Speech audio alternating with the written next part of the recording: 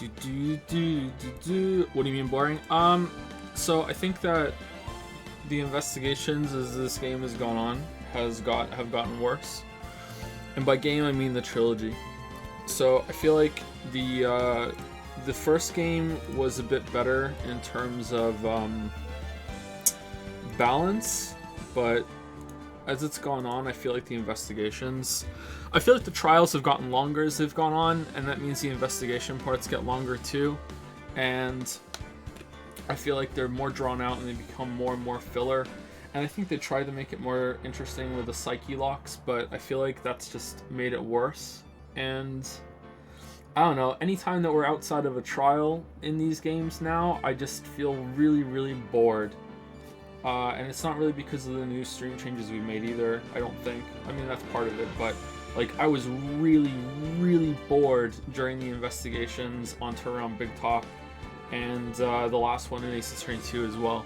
Like, just so bored. Like, they're just awful. So, like, that's too strong. Like, they're fine. I guess if you're playing by yourself, you don't have to read out loud, you can just skim through it. Like, but the way you have to keep going back and forth between finding things and like finding the set order they had planned. I feel like it's sometimes it's convoluted, but sometimes it's just nonsensical. It's just exhaust everything and then you can go through. I was really bored yesterday after the trial. Like, just, oh my god, just like reading through all that shit, and some of it doesn't make sense, and that it just exacerbates all the issues too. Like, usually it's fine, but like when we're already it's kind of like on the ropes, you're kind of like, fuck, like why didn't she clean the paint up, you know, like that sort of thing. Like, it's fine though. Like, I wonder too if because you're supposed to be along for the ride instead of trying to solve the mysteries in these games, that when you're collecting evidence in Danganronpa, it's fun to kind of try to piece it together, and it's like a piece of the puzzle. And to some extent that's how it is here, but because there's so much information that's kept from you that you can't really figure it out until you've gone through the trial and had the big like twists. And that's good narratively. Like, there's some strength there, there's some plus there for like having a reveal in the trial that they keep for you for the big narrative moment. But that comes at the cost of you not really being able to enjoy the pieces of the puzzle that you're getting. You know, you can just kind of speculate, and that can be fun, but I don't know. I was pretty bored yesterday. The other thing I think isn't helping is the fact that the three games feel like one big game, and like, could you imagine if Danganronpa 1, 2, and 3 all took place in the same place with the same characters pretty much? Like I'm like Maya is all right, but just like 3 games with Maya, you know? Like, imagine 3 games with just the same cast of Danganronpa 1. Like, I'm sure that you might enjoy that for 2 games, but a 3rd game as well, you know? Like, like they try to switch it up with the different prosecutors and shit, but I don't know. I feel like there's more variety, sometimes for better or for worse, you know, in the games, in Danganronpa. Oh,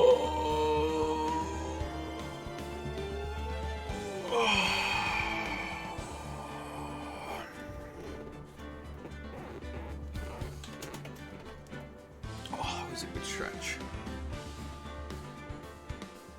Alright, it's been 2 days, let's have a talk.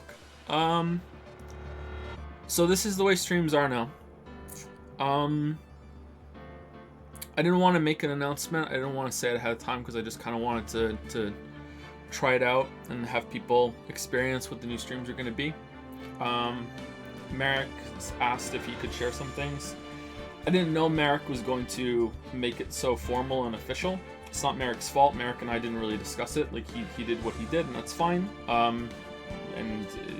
What Merrick has been doing in Dragon's Den has been of value to many of you, I think.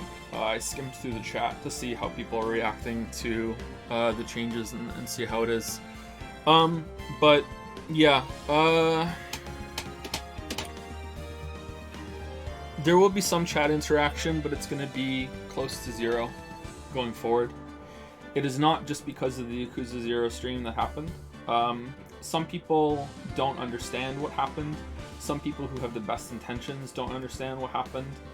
Some people don't understand the problem. I think some people do understand the problem, and some of them are being respectful, some of them are still not being respectful. So let me address the big thing that is being brought up a fair amount, which is, why don't we just increase moderation or change how moderation is handled on the stream in order to fix the problem? What is the problem? So that's linked to it. The problem is that I have trust issues. The problem is that I absolutely cannot stand feeling like I'm being exploited, and I cannot stand two-faced people. I cannot stand it. So if someone reveals themselves to me to be a liar, or if we're going to be really dramatic, a charlatan, like the feeling of being fooled and having like the wool pulled over my eyes is one of the worst things that I can experience. So if you ever really want to hurt me, you can do that. Maybe some of you do understand that, and that's what part of this was about. So the issue is that we had a very interactive chat experience here on the stream.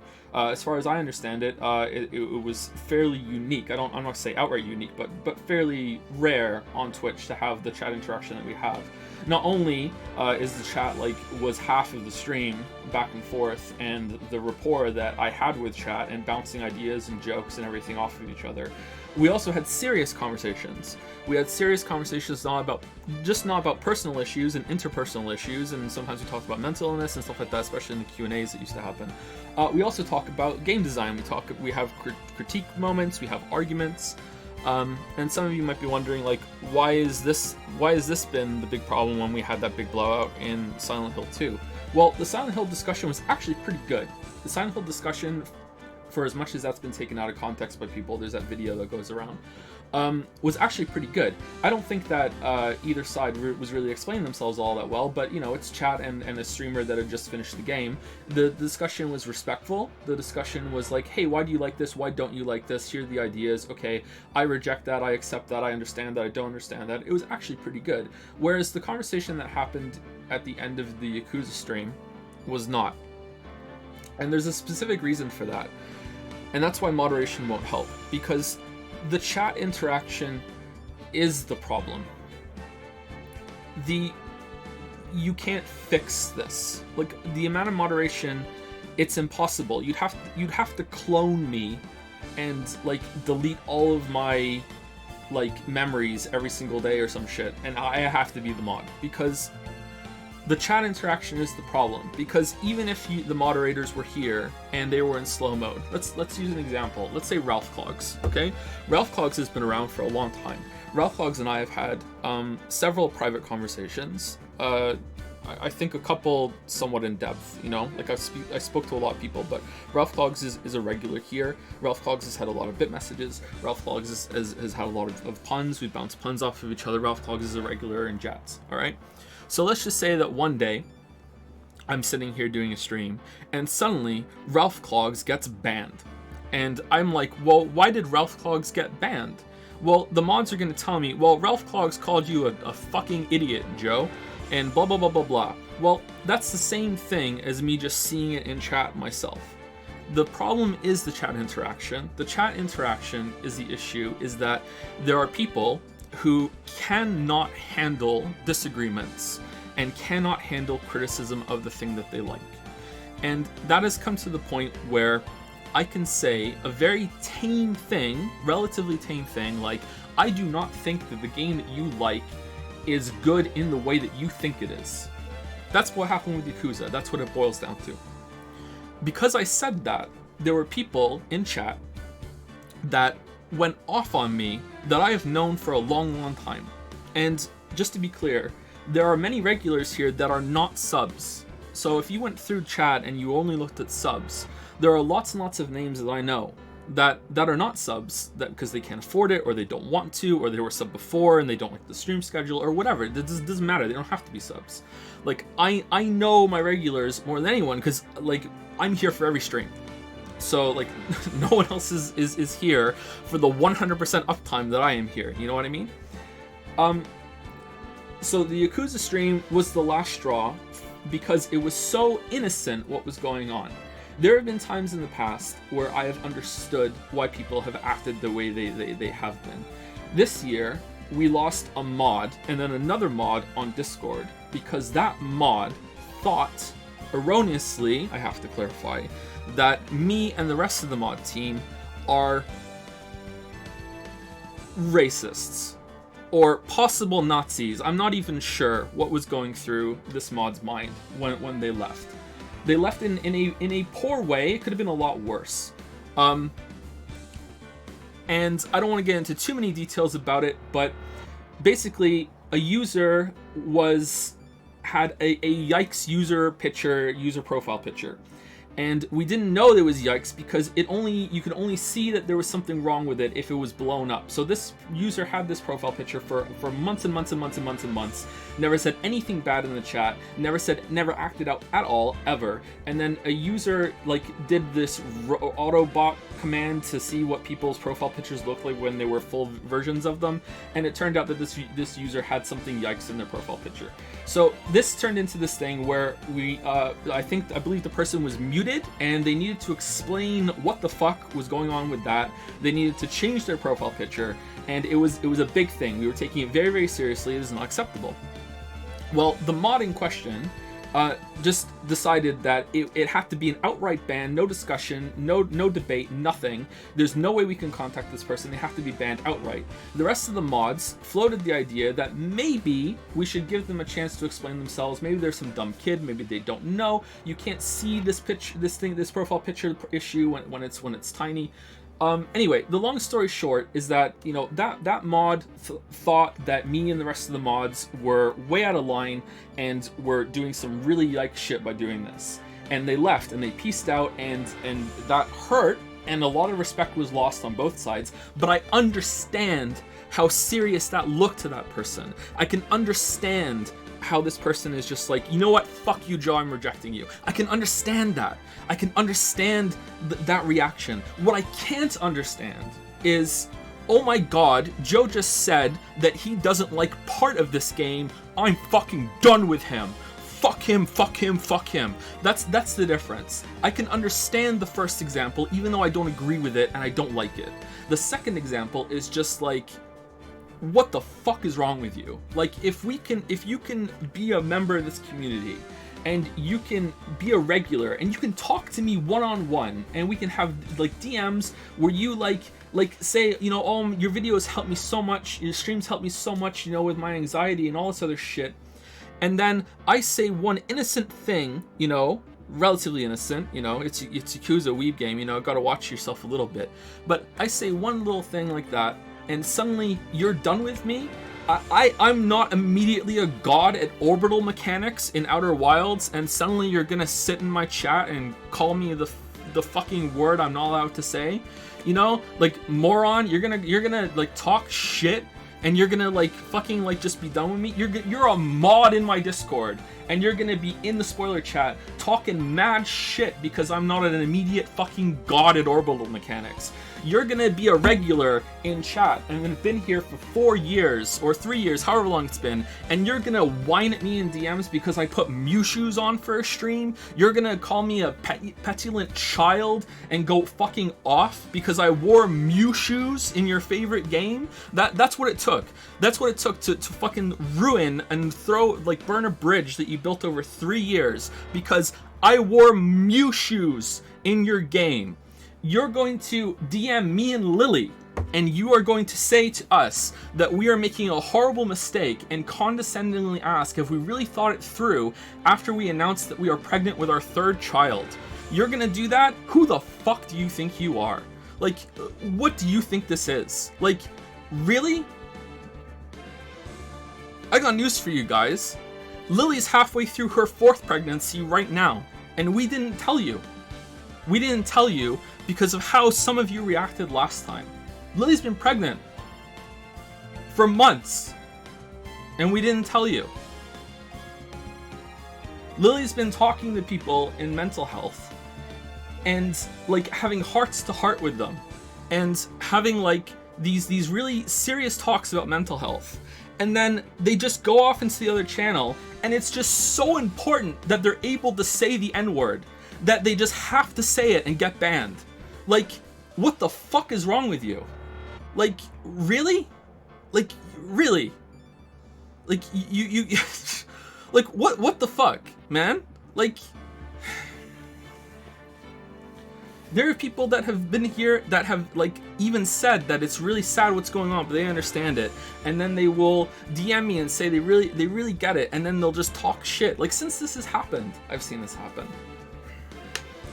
So I'm sorry, guys. Like, most of you are great. Most of you are fine. And I hate to be this person. I hate to say this boomer shit that I'm about to say.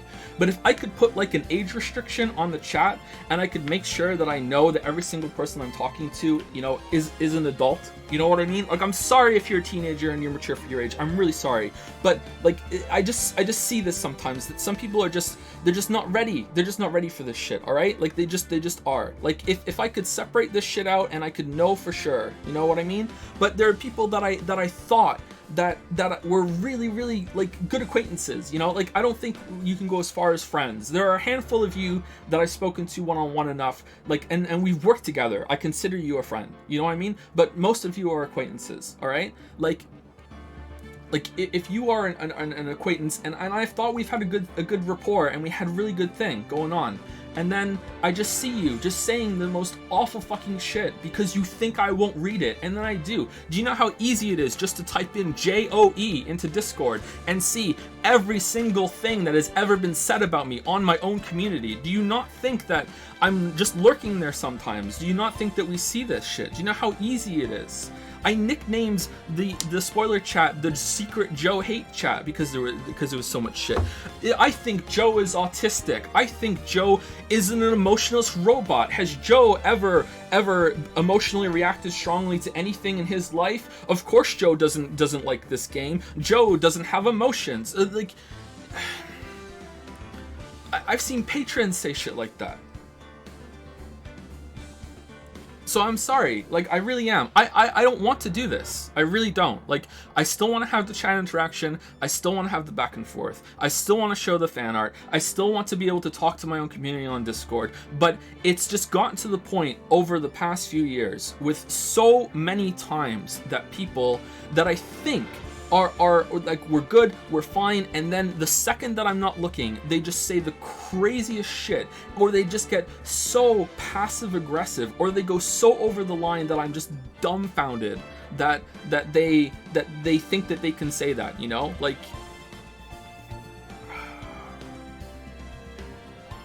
and I just can't do it anymore. I'm sorry. I just can't do it anymore because I hate people being two-faced. I hate lies, you know? I just can't. I'm sorry. So I'm still reading chat. I will still, if I see something funny, I will say it. The past 2 days, I've been trying my best not to read chat because I'm trying to get used to this new routine. It's kind of automatic. It's instinctual to read chat and bounce the things off. That's how it is. That's how streaming is for me.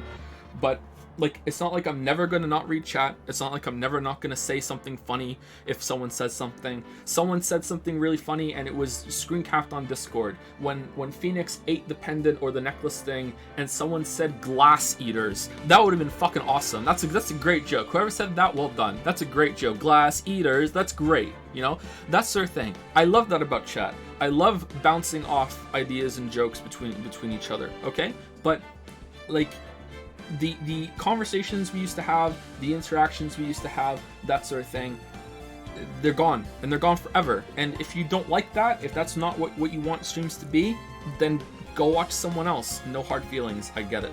I really do. I really get it. I'm sorry I told them that you were pregnant, Lee. I know we didn't discuss that. Sorry. If you're listening, I'm sorry. It just kind of came out in the moment.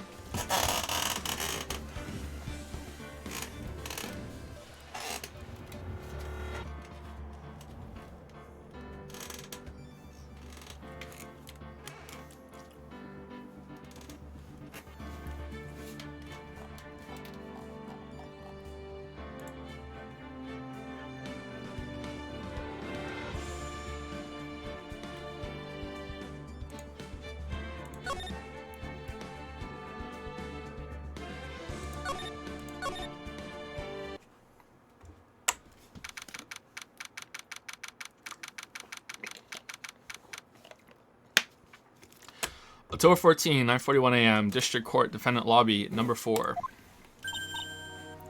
Hey, Nick. What is it this time? Oh, also, like, I said at the beginning, and most of you weren't here, like, the investigations in this game are, like, really fucking boring. Like, I almost don't want to play this game. I'd rather try out the Immortals game that just came out. I've been playing Ghost Runner a bit on my own time. That would be fun. Like, I just want to get through this. I know that most of you do enjoy this game, but, like, we're just gonna have to get through the investigations together. Like, it's just... sorry, it's just kind of dull. Like, I was really bored yesterday after the trial. I loved the trial, but, like, I was really goddamn fucking bored yesterday during the investigation.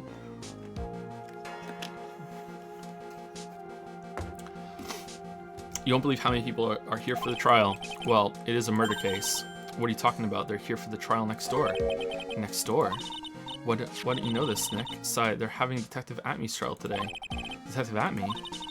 They say they're going to try him as Mask the Mask. Okay, is that going to be linked somehow? Already, that was fast. Boy, I'd love to see Mask the Mask's trial. I know. By the way, where's Pearls? Oh, she was back home. She said she can't neglect her training anymore. I know you don't like me. Pearls has really gotten into her training lately, huh? What? How? Yeah, ever since that institute last year. Please, don't ignore... Oh, the red was like him being whispered? Okay. Oh, Mr. Delight, good morning. No one likes me. No one would notice me, even if I killed someone. Come on, don't be silly. Wait a sec. You don't mean you're the murderer? No. I'm just a poor thief. No, wait, that's not right. A thief can't really be poor. Now, let's see. According to Mr. Delight, from his second crime on, he was following a bunch of set plans that someone had been sending to him to help him commit the heists. Do you really think there's a connection between the thief and the murder, Nick? It's possible, but today's trial is a race against the clock. Huh? How come? Let's just take our time like always. I'm afraid that's not an option. October 14, 10 a.m., District Court. Courtroom number 6. Is there another judgy in the other courtroom going on right now? I hope so. Court is now in session for the trial of Mr. Ron Delight. The defense is ready, Your Honor. You're ready. Preparation is the last refuge of the weak. Okay, settle down, everyone. Let's begin with your opening statement. Mr. Godot. He's got the judge in the palm of his hand yet again. Ron Delight is simply too young to be sent to war. That's all. I'm afraid I have no idea what that means, Mr. Godot. Ha, then you need to get out more, Your Honor. Life is war, but that is exactly why you must be more precise in your wording. That's all my statement means. You understand now, right? I really want to know who this guy is and how he's connected. Yes, well then. Let me briefly summarize the details of this case. Wow, the judge is taking charge like he knows what's going on for a change. The victim is Kane Bullard, CEO of KB Security. Wasn't very secure, was it? His body was found in a safe at approximately 9 a.m. on the morning of the 13th. However, the time of death was estimated as 1 a.m. That's fine, of the previous day. And that's when our little lost kitten dropped the ball. That little lost kitten is, of course, the defendant. Very well then, Mr. Godot. Please call your first witness.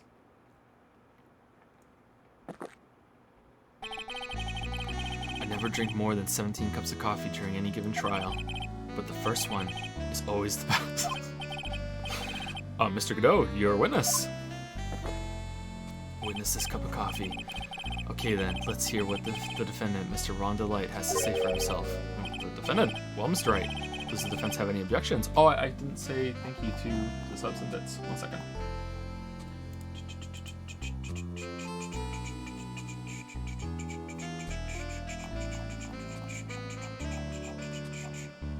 Sorry, I had to refresh. Thank you, Big Ol' Ryan, for the resub.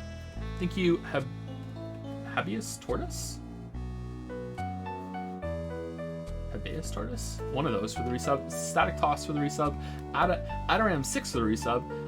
UTEM-T6 for the resub. Happy Pie. Thank you, Happy Pie. Thank you, Y'allstar. Thank you, Me Yeesus, for the 300 bits. Zyriel for the resub.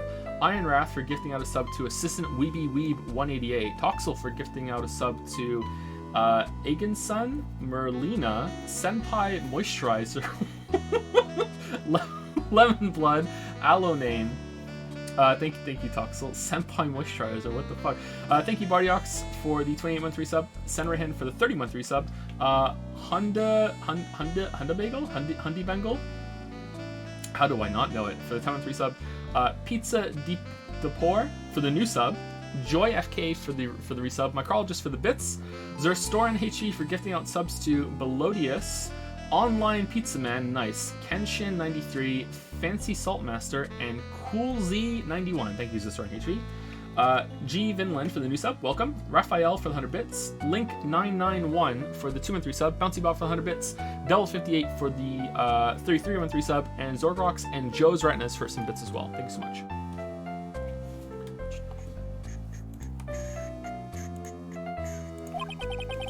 Maybe a bit of a disadvantage having the defendant testify, but I remember when Mia was defending me. She allowed me to testify so she could do the cross-examination. Oh, this is relevant? She put a lot of trust in me back then. We have no objections, Your Honor. The defense will allow Mr. Delight to testify. Ah, you've got guts, Trey. Alright then, Mr. Ron Delight, please take the stand. He's already there.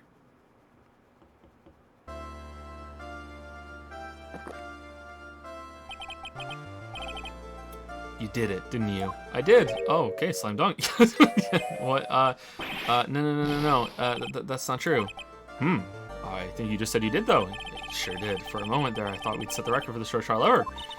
Sigh, well, Mr. Delight already looks plenty guilty with that face he's making. And once he opens his big mouth, he'll probably put the last nail in his own coffin. Ah, very well. Now then, can you tell me something? If you didn't kill Bullard, why did you go to KB Security? Well, that's kind of hard to say. Boy, I wish I could go home. He's adorable. Now then, let's hear some testimony about what happened.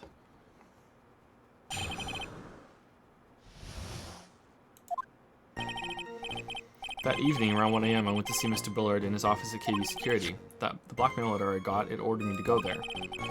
I'd been working for KB Security until a year ago, so I knew where his office was. 1 a.m., the exact time the murder took place. The weak get washed away by the tides of fate. The strong drink it up. Godot Brew 104. It's bitter today too, just like my destiny. Who are you? You'd never know that from the way he's chugging it down. Mr. Wright, your cross-examination, if you please.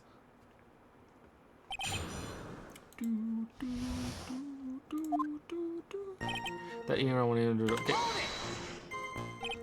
1 a.m., huh? You're absolutely sure about that? Yes, that's what my watch said when I was entering the CEO's office. No. Actually, I'm not really sure. My watch was slow and my internal clock was also a bit... 1 a.m., that's the exact time the victim, Mr. Bullard, was murdered, correct? It's too late for a coffee date, that's for sure. The blackmail letter I got ordered me to go there. It ordered you there.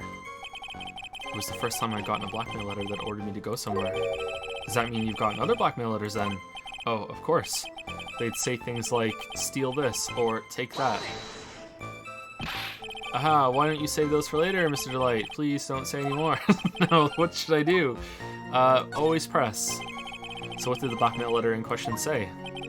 It said to bring 50,000. Money, eh? A perfect motive for committing murder. Oh, but wait. I never intended to pay that money anyway. Oh, is that right? Yeah, I was just gonna kill him when I showed up. After all, he had nothing to hold over my head. I had nothing to be afraid of. An important point indeed. Then why'd you go? Witness, let's have that added to your testimony. Yes, sir.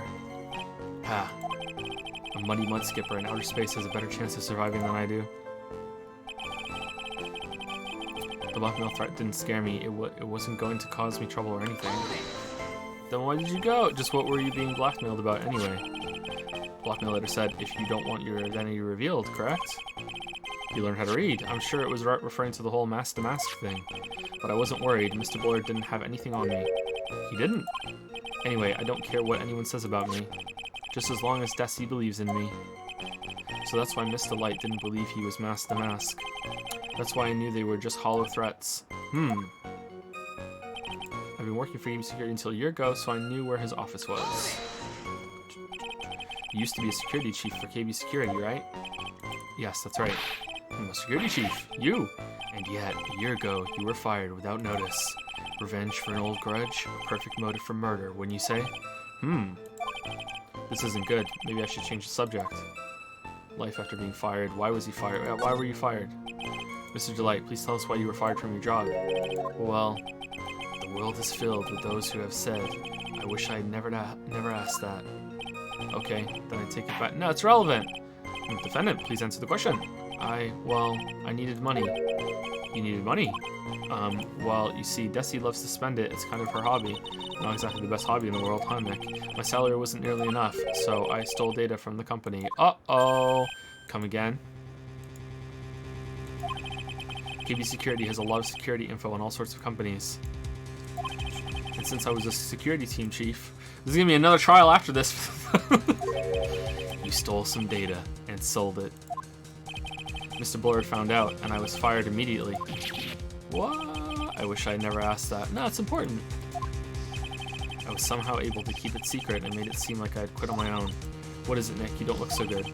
Someone who brings harm to their company is fired as punishment. You do well to remember that. He sure told you. So you admit that you stole data from your company, is that correct? Yes, I'm sorry. This is a very important fact. Please add it to your testimony. Oh man, this whole thing just took a big turn for the worse, crashed and blew up. It's gonna take the jaws of life to rip this case from the clutches of disaster.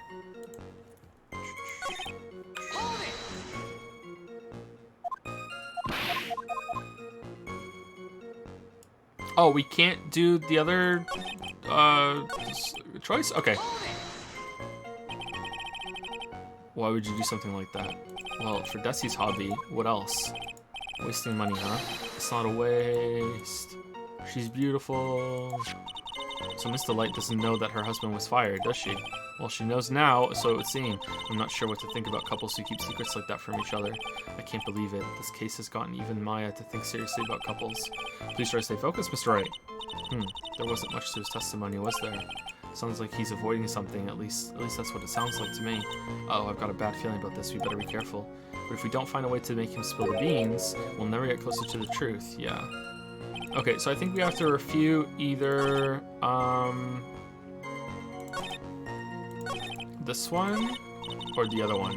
Okay.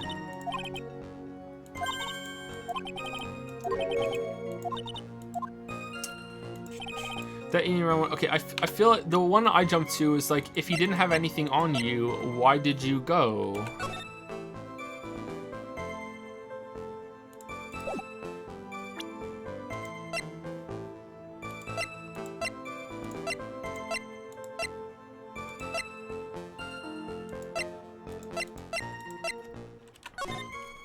This?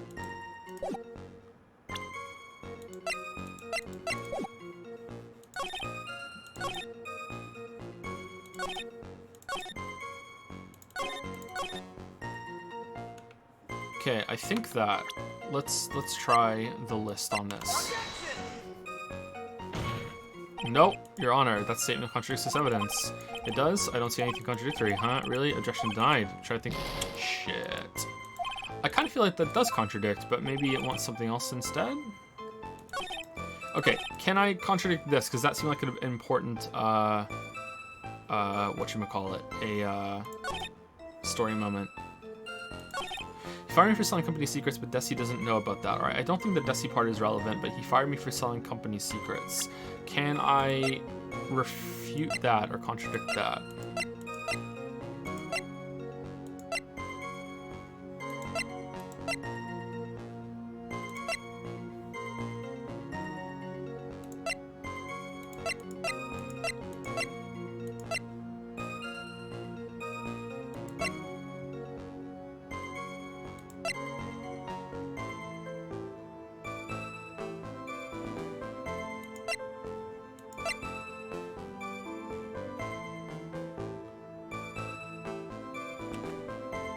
This maybe? Stealing from the blackmail letters?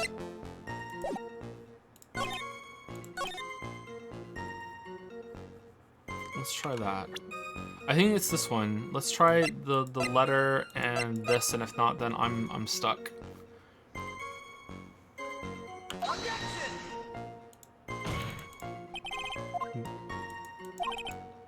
Nope. Okay. Oh, we're gonna lose. Shit, let's save it. Let's save it.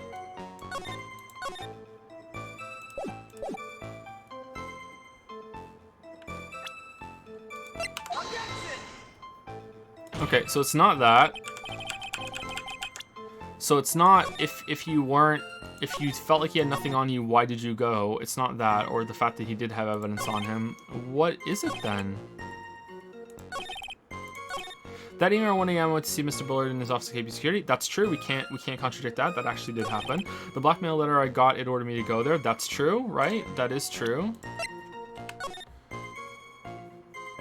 Yep, that's true. Okay. The blackmail threat didn't scare me. It wasn't going to cause me trouble or anything. Okay, well that isn't true because you went, but like I can't. I don't know how to refute that. Like maybe this, like, hey, well, why was your wallet there then? Or no, I don't think so. I feel like it's something else instead, and that's just that is a contradiction, but it's not the contradiction it wants.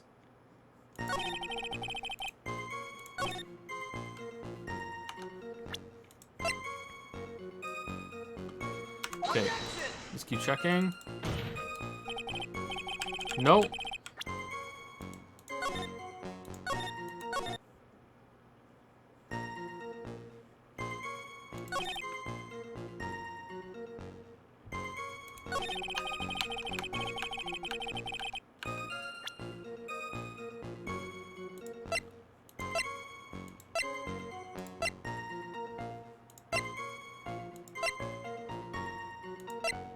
We did that one already.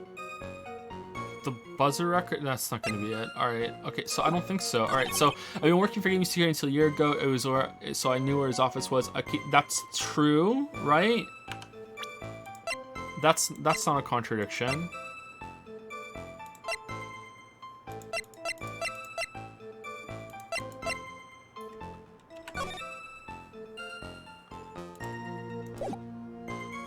Is it something about he still had his uniform, or he fired me for selling company secrets, but Desi doesn't know about that. All right, so I don't think I can refute that Desi knows about it because she doesn't know about that. So that's not it. So he fired me for selling company secrets. Can I contradict that? I don't think there's anything about the company secrets in here.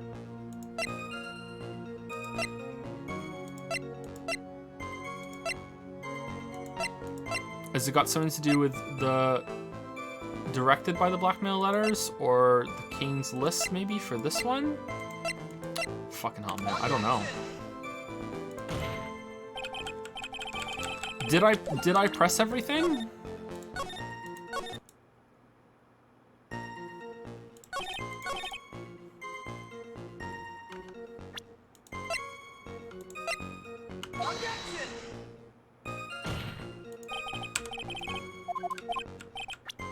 All right, let's press everything again. Maybe I didn't press one part of it.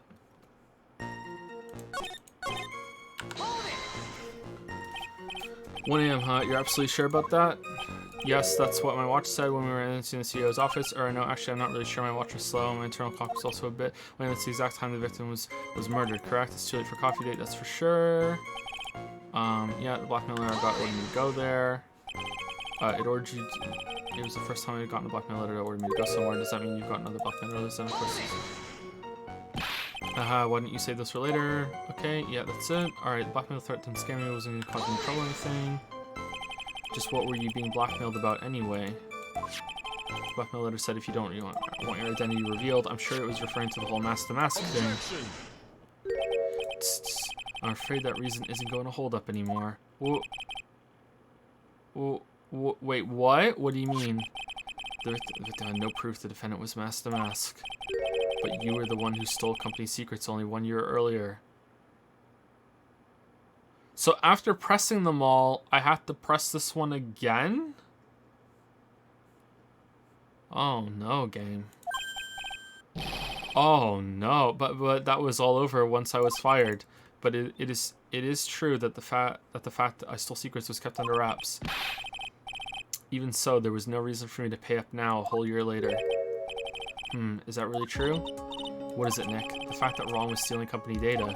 I wonder if he would have had a problem if that ever became public knowledge. Not especially. Yes, he would. Mr. Delight, I believe you would have been in considerable trouble if your identity as a company data thief was made public. Oh, Mr. Wright, what are you trying to do by bullying your own client? Men are like colonies of bacteria. The more heat you apply, the faster they grow. Right, that's exactly right. Well then, feel free to keep up the heat, my little lawyer amigo. Yes, now come on. Provide some evidence to back up your assertion. Why would Mr. Delight want to keep his data stealing secret from going public? Because they match all of the things that he stole, right? Shit, I can't save it. Like that has to be it, right? Like all the data that he stole matches all of the things that he stole from, or no, he got lists from that shit, right?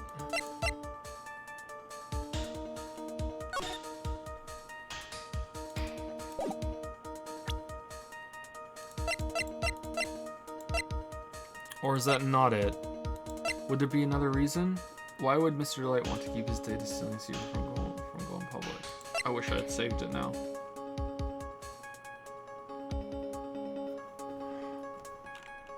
For some reason, I think not, because he got more information about... Why else would he have stolen it, though?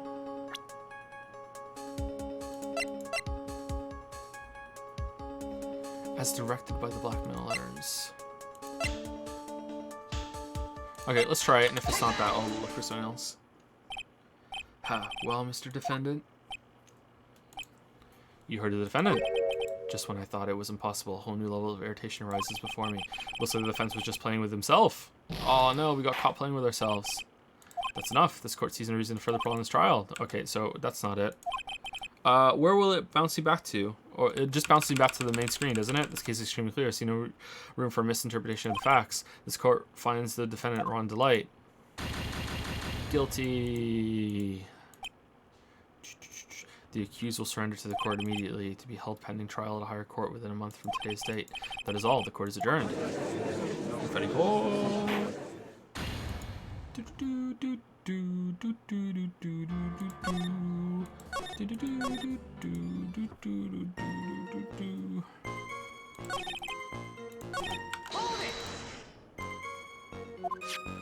Objection.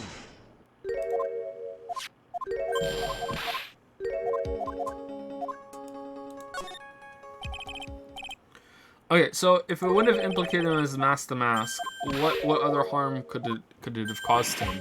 Is about him. It would also coincide with him losing his job, and I guess that, like, he wouldn't know that, right? What's his face wouldn't know that. Keith wouldn't know that the fact that he lost his job would make it an issue. It's just a side effect of releasing that he stole company secrets. So it's that Desi would find out that he lost his job? Or is it that Desi would hate criminals?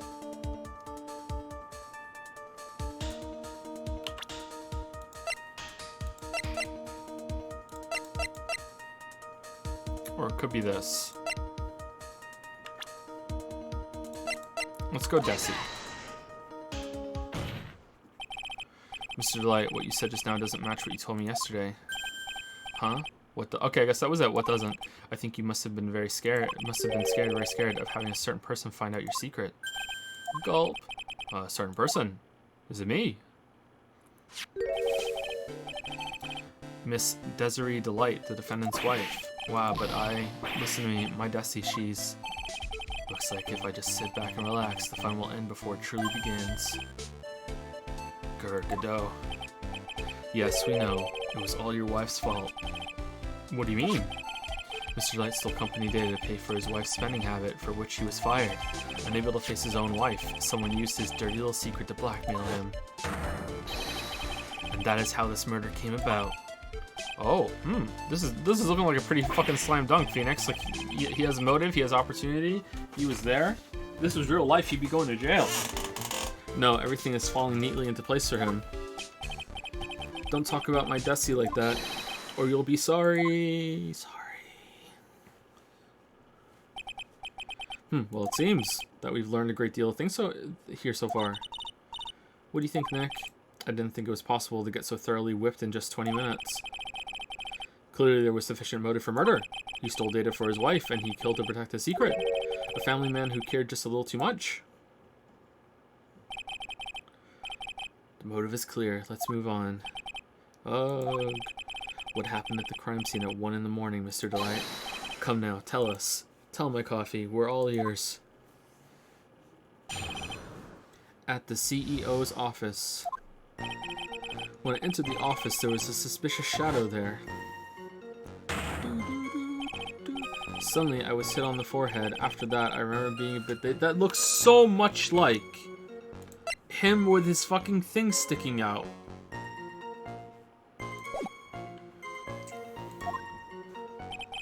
If I hadn't been wearing that, I would have been killed. When I came to, Mr. Bullard was lying there dead.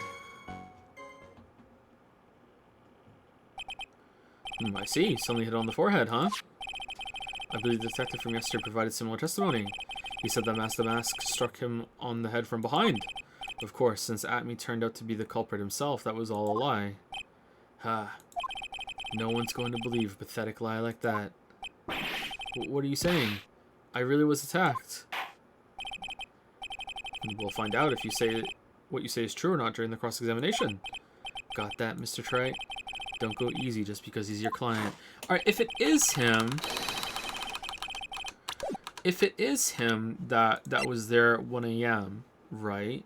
Then he set this whole thing up to give himself an alibi, like, and he made it look difficult. Like, he didn't just make it easy. Like, look, this is where I was. That's really convoluted. Like, why didn't he just say, you know, I was knocked out? But then, I guess it makes it more believable this way if he was brought out in court. But how is this here? Is there a string? Is this a cardboard cutout? Like, what is this? How is he? I know he could tamper with the with the computer program, but he can't tamper with the camera. Did he have an accomplice? Who would the accomplice be? There's only 2 other characters. It's either Desi or Adrian. Or Larry. It can't be Larry. I don't see Desi or Adrian doing it either. So who? Maybe he's not masked them. Huh. Alright. If I see any sign that you are, I'll treat you to another cup of my special blend. You don't need to worry about that, Mr. Godot. I have faith in Ron. I know he didn't do it. At the CEO's office. When I entered the office, there was a suspicious shadow there. Who was this suspicious shadow? If there were 1,000 of me, and if even one knew, I tell you, trust me. That was a weird way of saying that. His dodging all of our questions is not helping us win this case. His dodging of all of our questions? That's fine. Okay, then how was the victim, Mr. Bullard, at that time? He was dead. What do you mean by how was he? Was he already dead? Was he still alive? Maybe he was the one who hit you in the first place. That's a good question.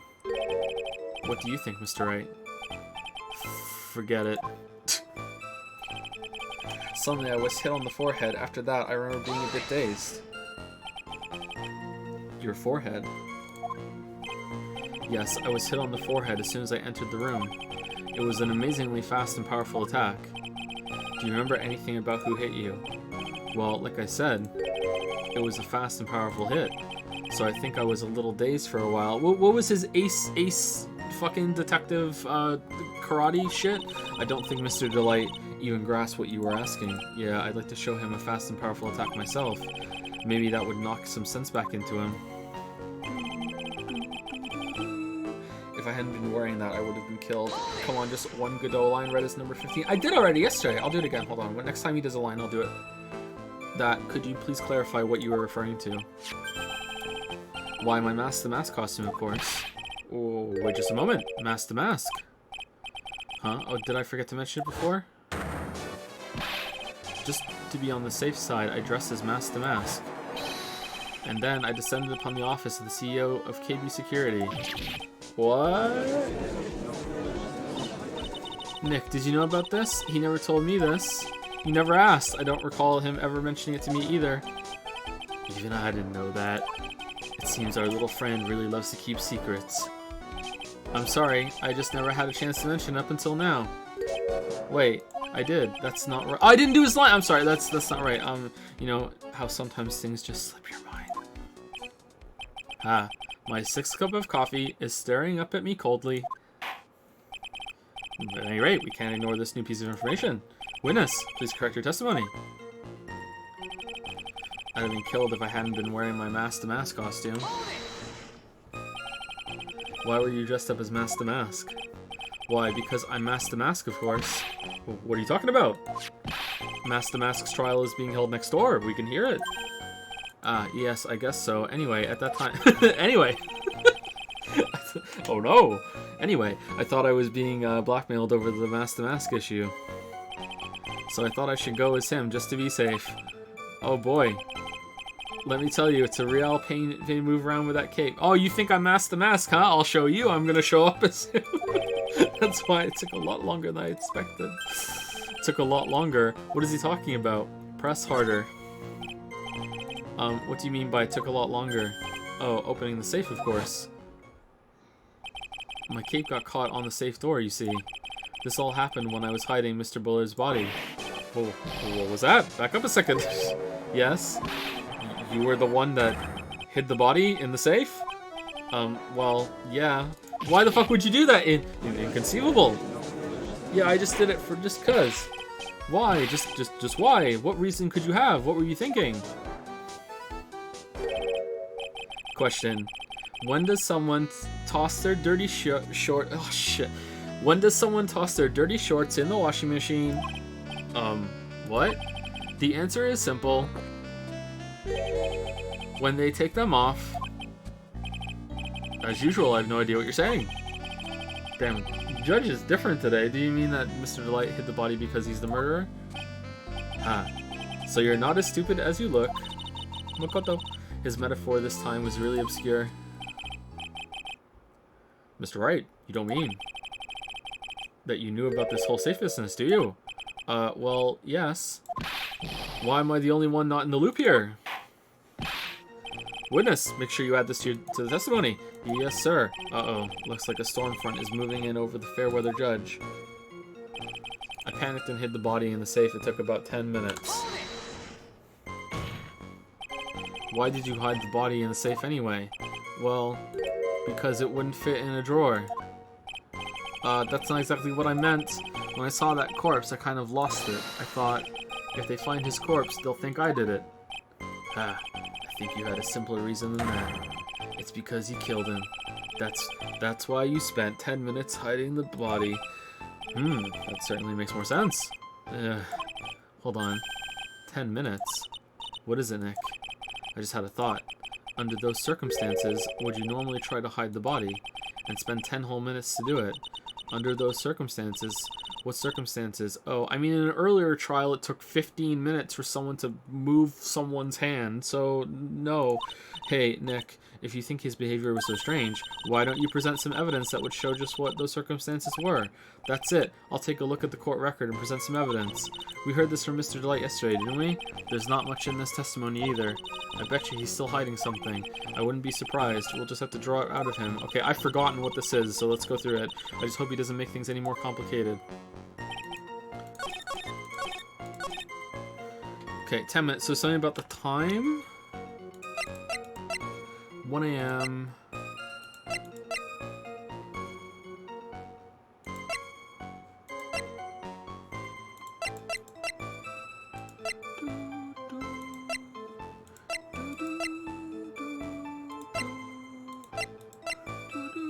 Is it something to do with the fact that if he was knocked out, then he couldn't have been the one to kill him or something? Like 1 a.m. took 10 minutes, and there was an alarm buzzer went off at 1:02, something like that? Fuck. Alright, let's save it.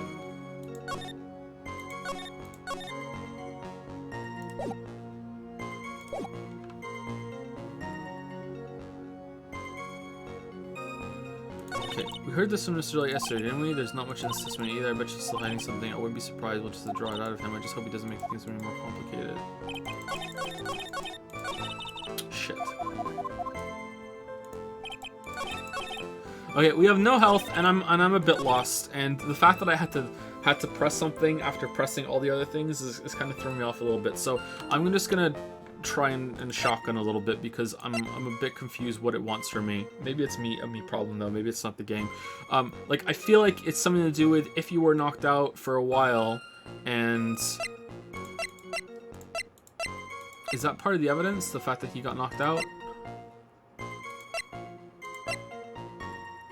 That it's that if you were knocked out at 1 and the alarm went off at 1:02, then you must have been knocked out for that. So you couldn't have been the one to kill him. I think that's what it wants me to do. If everyone's on the knife crime at 1 a.m., a shot of mass striking a pose, found in his torn off something, time of death, 1 a.m., caused cerebral hemorrhage and blunt trauma to the head. At first, heist guard, on the light connected to the basement security guard, there's no fingerprints on it. Found on a table at the crime scene. No fingerprints if Mask the Mask hit it with his gloved hands though, right?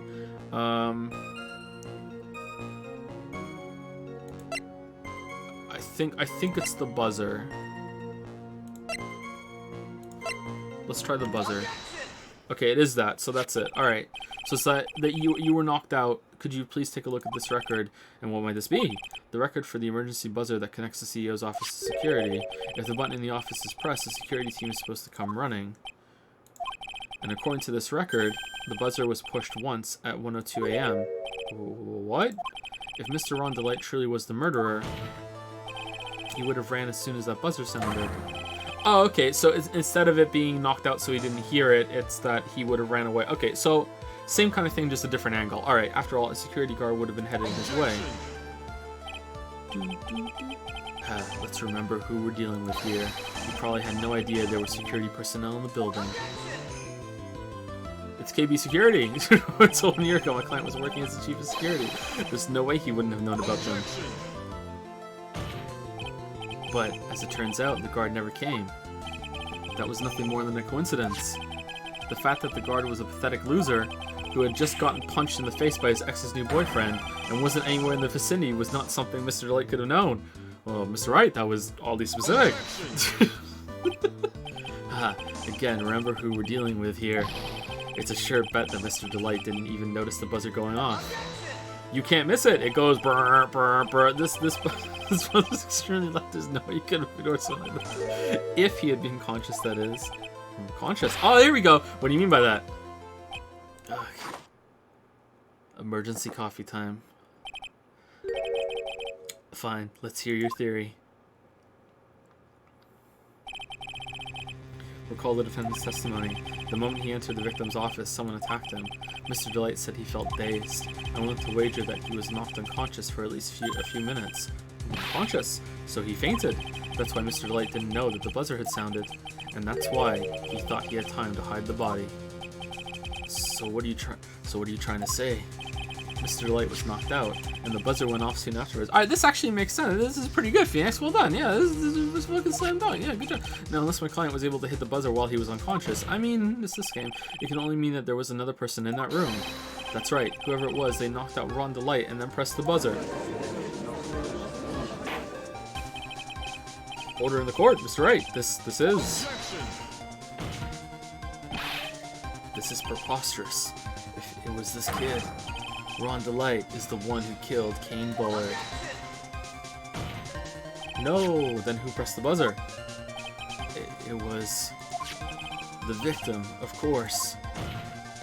He pressed the buzzer when the defendant attacked him. No fingerprints. He didn't die right away. He must have held on long enough to push that button. So Kane Bullard sounded the buzzer himself. What is your opinion on this, Mr. Wright? I need to prove that the real criminal was there at the scene, but how? Can I prove that it wasn't King Bullard who sounded the buzzer? I can prove it. Or I think it's the fact that there were no fingerprints on it. But like, was he wearing gloves? I don't think so. I mean, like, he could have took the gloves off. It doesn't prove it definitively, but maybe it'll prove it enough. Defense's opinion is this, Your Honor. This piece of evidence proves that it wasn't the victim who sounded the buzzer. Okay, so it's either the fact that the buzzer went off at 1:02, but he was killed at 1 a.m. But, like, 1 a.m. and 1:02, I don't know. Or it's that there were no fingerprints on it.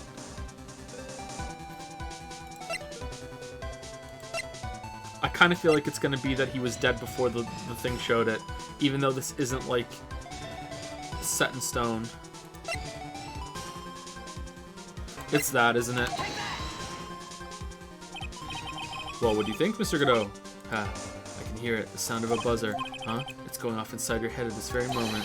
The emergency buzzer of your heart. Is it really? Maybe just a little. Mr. Wright, you need to think more carefully. Oh shit, it wasn't that! It is the fingerprints! Oh no!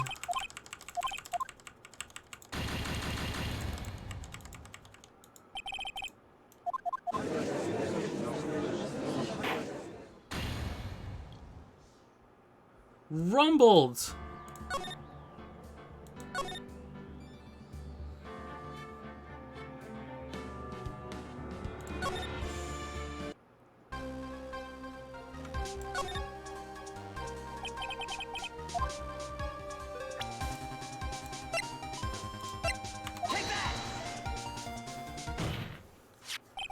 I believe this is the piece of incontrovertible evidence you were looking for. The emergency buzzer. Is there some kind of clue on it? Absolutely not. Hey, come on now. At least give some thought to what you say before opening your mouth. The fact that there are absolutely no clues is itself the clue. Oh, you got me interested. Now I'm the one who's clueless. Clueless, this button has no fingerprints on it. If Mr. Bullard had really pressed it himself, naturally, he would have left his fingerprints behind. Phew! Yeah, alright. Should have went with what I thought. Fuck. Ron DeLight obviously wiped them off.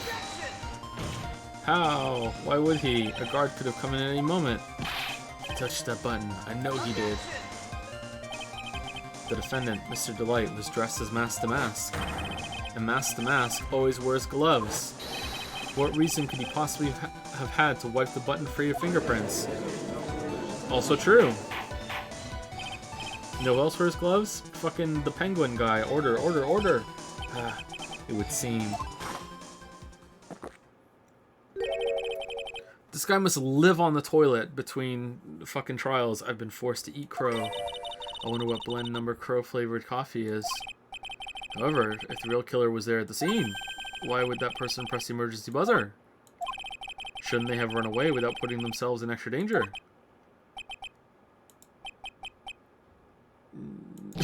What's with this awkward silence all of a sudden? Ah, it looks like you're fresh out of parlor tricks. They're onto you, Nick. Just give me a minute to collect my thoughts. The real culprit killed Mr. Bullard at around 1 a.m. And Mr. DeLight just happened to waltz in when the murder was taking place, right? It's the frame M. The killer clobbered Mr. DeLight and then sounded the buzzer. Even though security was supposed to respond right away if the buzzer was pressed, security was supposed to respond. Time's up, Mr. Wright. Let's hear what you have to say. Very well, then. Oh ho, you've got some guts. I like that in an opponent. Speaking of guts, all this coffee. Why did the real killer sound the emergency buzzer? Didn't he mean to call the security guard to find out what it did? To call the security guard. Yeah, to frame him. The killer knew that if they pressed that button, a guard would come running. And that was exactly what they wanted. Do you mean to say the killer called the guard on purpose? Yes, although as it turned out, he never showed up, because he was getting his clock cleaned at the time. Ah, what a touching story. You're saying the killer had a change of heart and called the guard to turn himself in? No, I'm not. When that buzzer sounded, there were 3 people in that office. The victim, King Bullard, who was already dead. The defendant, Ron DeLight, who was out cold. And the third person, the real killer. Hypothetically, yes. Now then, in this situation, if the real killer made an escape, what would happen? The only ones left in the room would be the victim and Ron DeLite. And if any security guards came running in at that time, I love this sprite. I don't know why, I love this sprite so much. They would think that I was the murderer. Yes, that was precisely the real killer's objective. To frame Ron DeLite for the murder.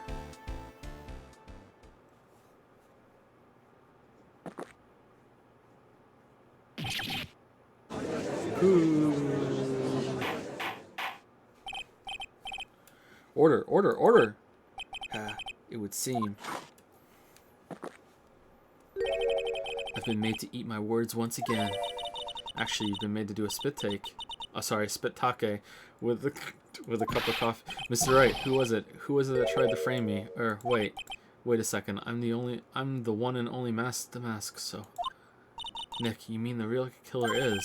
We're going to drag that person in here right now. But who is it? I don't have any solid proof yet, but think about it. The killer knew Mr. DeLite's identity, and they also knew that he had been called to KP security that night. So the killer used him to execute a well-crafted plan to murder Kane Bullard. But why? Now then, let's hear your accusation, Mr. Wright. Who was it that framed Mr. Ron DeLite for the murder of Kane Bullard? It was Luke Atme. Detective Luke Atme. He's the only one who could have done it. Ace Detective. Luke Atme. You mean Master Mask did it? Your Honor, the person being tried in the court next to us is not Master Mask at all. He is, in actuality, not Master Mask, the true murderer of Kane Bullard. Oh shit, bring him in, ignore that trial. Hello, fellow judge. Just like looking in a mirror. Yes, we need to borrow your defendant. Oh yeah, don't worry, go ahead. I'll see you at the restaurant later. Order, Mr. Wright, explain yourself. Theft and murder, which is the more serious crime? They're not even close. Murder is the more serious crime, of course. It's a capital crime subject to a capital punishment. Please remember the trial from yesterday, if you would. When Luke Atme confessed, there was a huge commotion in the courtroom. Of course, a famous detective was unmasked as well as Master Mask. Instead of being convicted of murder, he was found guilty of grand larceny. That was his true objective all along, to be found guilty. Master Mask had the perfect alibi for when the murder took place. He was stealing the urn at Lordly Taylor. In other words, being found guilty as Master Mask was Luke Atme's airtight, watertight, and unassailable alibi. Well, a guilty verdict, a guilty trial, as an alibi.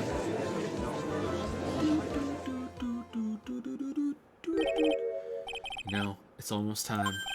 For what? For Luke Atme's verdict. It was a pretty simple trial, after all. If we're going to stop this trial and stall that one, we need to do it now. Of course. That's assuming you have proof that the detective was the one who committed the murder. Shit. Mr. Luke Atme's trial has indeed attracted the attention of the entire country. If we were to intrude and fail to provide adequate proof of his true crime, Mr. DeLite would be left with no grounds for appeal. Am I really sure about this? A bet's only good when your life's the ante. Mr. Wright, I believe in you. Mr. DeLite. So please, I'm begging you. Thanks, but my decision will determine the rest of your life. Can I really risk your life like this? Oh no, Phoenix. Phoenix? What was that? Think crazy. Don't stray, Phoenix. For your client, take the path of trust. Even though last time they were guilty as fuck. Always believe them, even if they're guilty as fuck. Matt on guard, guilty as fuck. That voice, it sounds like... Mia. Your Honor, the defense requests an immediate recess. So that's your answer, huh? Very well, I've decided as well. This court will now take a 20-minute recess. Don't take a dump, Mr. So give me some of that coffee, Mr. When you return, please tell Mr. Luke to stand. Well, same joke every time, I don't know why. Yes, Your Honor. Victoria 14 court number 5. Oh, Payne is in there. Hee hee hee. Well, Sir Detective at me. I have to say, Mr. Payne, you performed splendidly. Who is the defense attorney here? Oh no, Sir Detective at me, you were the one who...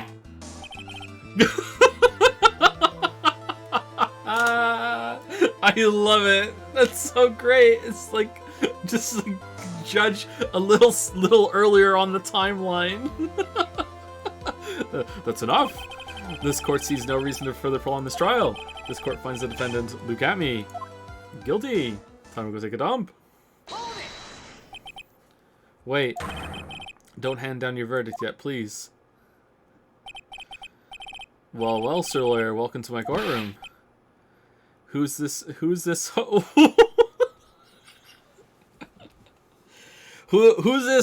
eh? My name is Phoenix Wright, attorney at law, and I wish to file an accusation against this man, Luke Atme.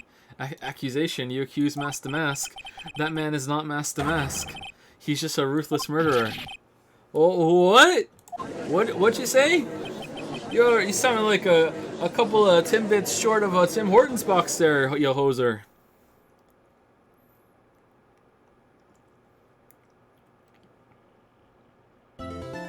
Couple of curds short of a poutine there coming into my trial like that.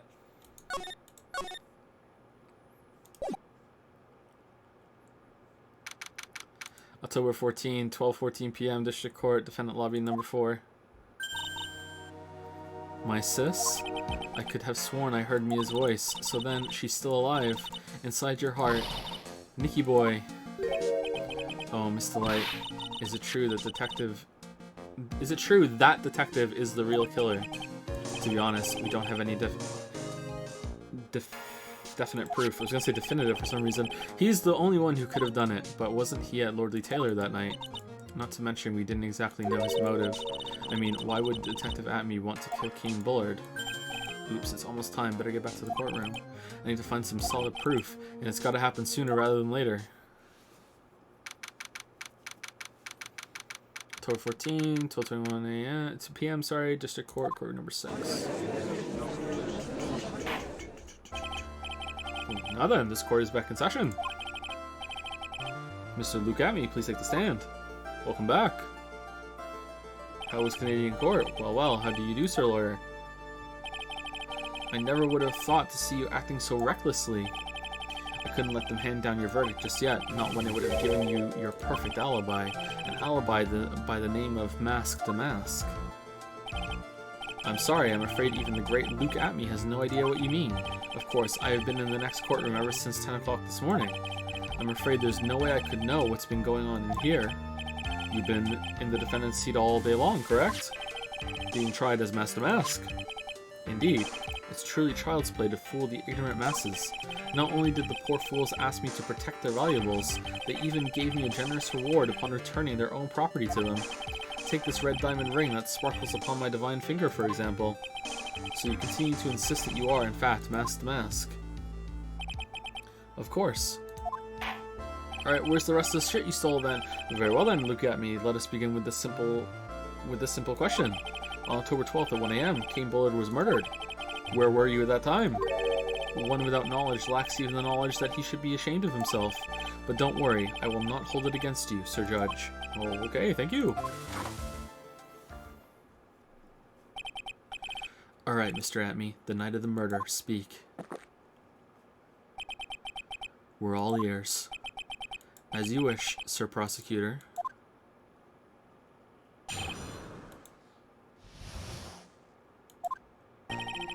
I was stealing the urn as Master Mask, just as I announced I would. I had more than enough time to prepare. It was a pathetically easy job. A photograph contains no words, but in this case, one turned out to be my witness. The time at which the camera captured Master Mask was the same time as the murder. How convenient. It seems the main point of discussion will be this photo of the crime scene. Okay, is it gonna be some shit like it doesn't say what day it was?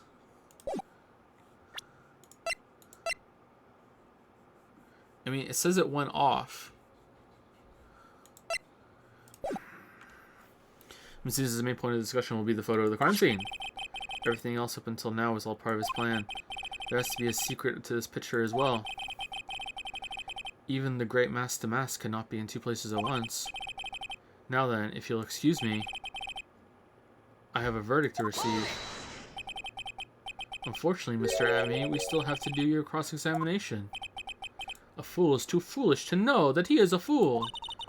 He's trying to say that you're full of it, Nick. It's Von Karma and a mask. This is another test for your first time in Undercourt. Welcome to the League of Lawyers. You saw through it. The only thing that's full of is alibi. The alibi. Alright, let's cross-examine. Fucking press everything. So this photograph is the proof, correct? Indeed it is. And the man in the photo is certainly wearing a mask. This is why I am called Mask the Mask. But conveniently, that also means that there is no way to tell who this really is. What do you mean? Are you saying that this is not in fact Luke Atme? That it could be an accomplice dressed up as Mask the Mask to create an alibi? Oh ho, what an interesting idea. Glad I thought of it. Are you saying that I, Lone Wolf Luke, had an accomplice? Name the accomplice. Give it up. Okay, I can't name the accomplice, so no, give it up. If Luke Atme was at KB Security during the murder, then the Mask in this picture has to be a fake. Then there really was an accomplice, but right now I have no idea who it was. I don't have any idea right now either. Baseless objections are just what that guy wants. There's got to be another way, and I'm going to find it. I don't think we've saved it for a while. Let's save it. I had more than enough time to prepare. It was a pathetically easy job. I believe Adrian Andrews hired you at one point. That's right. That was over 20 days ago, if I'm not mistaken. You sent the calling card to Lordly Taylor 10 days before the heist. That would mean you sent out the card after you began your security watch, right? Indeed, there was no reason why I couldn't do both jobs at once. It was the perfect opportunity to steal my latest target. I see, you truly are evil, aren't you? Yes, evil is what I am. Send me to prison. Hey Nick, isn't there something odd about this? Detective Atme was always proud of his ace detective skills, right? But if the urn was stolen from Lordly Taylor while he was the only one watching it, he'd have no way to maintain his perfect ace detective persona. You know, that's true. It is kind of odd. A photograph contains no words, but in this case one turned out to be my witness. So by photograph, you mean this piece of evidence here, is that correct? Indeed it is. That is it. The very thing that proves I committed the crime. The very thing that proves you committed the crime. Ooh, when you think about it, it's really odd. You say that almost as if you had this picture taken on purpose. He was simply caught by the very camera that he had set up. What an idiot. We all have days like that. Indeed, it turned out that there was no such thing as the perfect crime after all. Life is truly an ironic thing, a sad, blue melody. It looks like I'd better gather more information for now. If he's truly the killer, there's got to be something phony in that photo. The time at which the camera captured Mask the Mask was at the same time as the murder. About the camera that took this photograph. Oh, come now, it's all too clear what you're thinking. Huh? You think I altered the timestamp on the photograph, don't you? I'm afraid that's impossible. The camera was set up by Lordly Taylor, and on top of that, it was Lordly Taylor's staff that printed that picture's data. Unfortunately for the defense, there's no way that picture could have been altered. I see. It looks like I'd better find something else that could be suspicious. So, this alibi is false? It has to be, or he couldn't have killed Mr. Bullard at KB Security, but I'm not really spotting anything unusual. There are two possibilities. Either the mask in this photo is a fake, or the photo itself is. Okay, so we have to press something about the photo. Okay, so... I mean, it doesn't say the date, but Godot just said that it was printed out, right? Like, something about this in the picture seems weird to me. Like, the statue was moved, but the statue was already moved, right? And, like, the box doesn't have any paint on it, but what part of the box didn't have paint on it?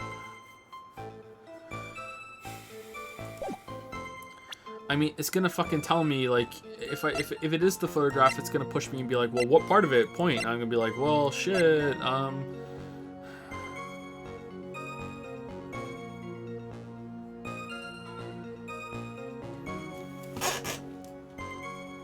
1 second.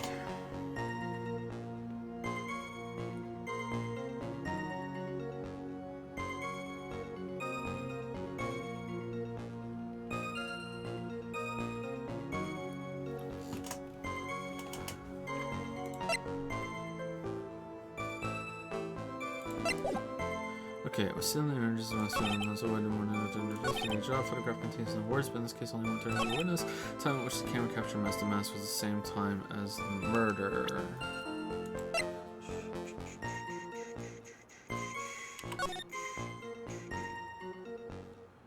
AM, yeah. So very close to 1 in the morning.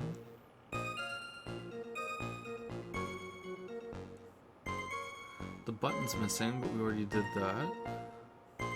Looks like he's wearing gloves. I wish I could see the crime scene to see this again.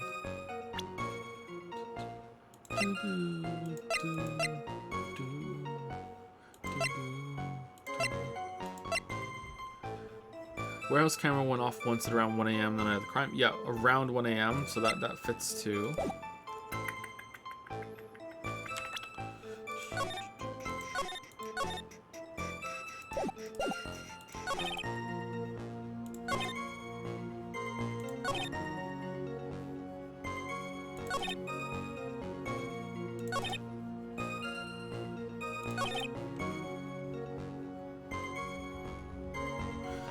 I mean, I'm not seeing a contradiction here. Like, it seems like it wants me to prove that either the photograph is a fake or the Master Mask in the picture is a fake. But I guess I can show the photograph and be like, no, this isn't Master Mask. Or, okay, is there anything in profiles? Let's see if it is the photograph, and then we can push. Your Honor, that statement contradicts this evidence. It does? Shit. Okay, no, it's not that. Alright.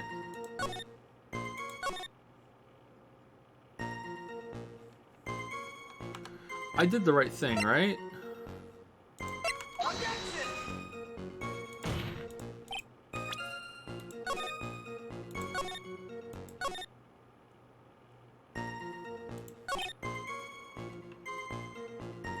Is it this one?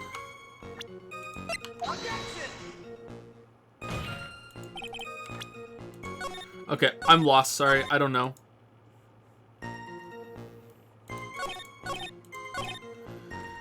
Maya says that I have to prove that it's either the photograph is a fake or I have to prove that the Master Mask in the photograph is the fake.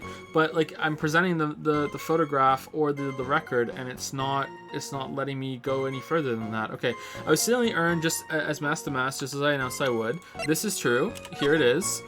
Yeah, that's true. Okay, I don't think I can refute that. I had more than enough time to prepare. It was a pathetically easy job. It doesn't really seem like there's anything there that I can press, unless I'm pressing the fact that he set something up. Is that it? That he did the coding? Is that here somewhere? Where is the camera? The head. For the story mentions with the camera line of crime. Written in the fountain pen. Found a QC of one man of the crime. Striking a pose.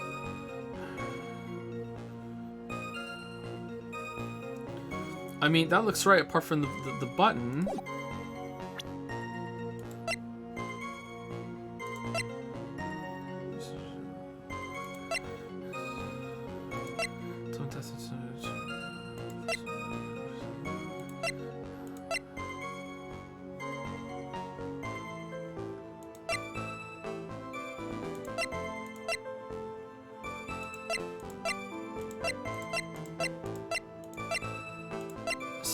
The box doesn't have paint on it? Like, I don't want to make an easy job. The photograph contains no words, but in this case, the times of the same time as the murder.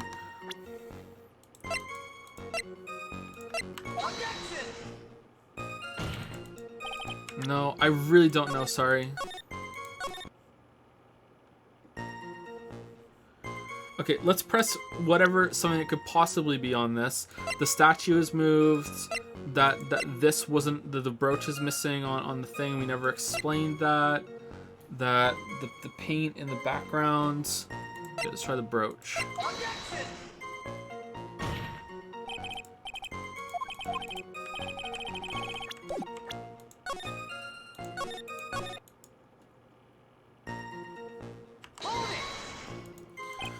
About the camera that took this photograph. Oh, come now, it's all clear. You're thinking, huh? You think also the time step in the photograph, don't you? Okay, yeah, it's impossible. I'm afraid it's impossible. The camera's Taylor, unfortunately, I see.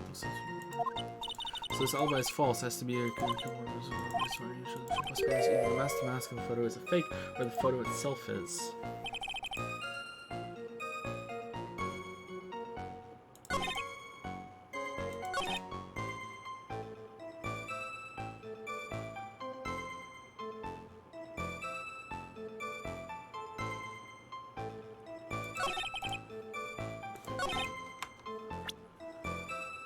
Did I do the statue?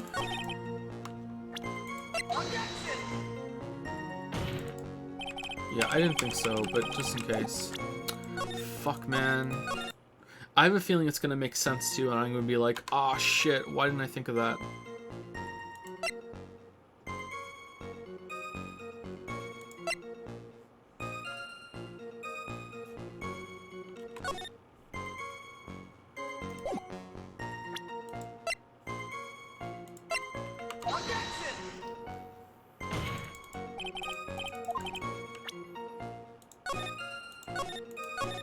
Okay, is it that I have to press all the rest of the shit again?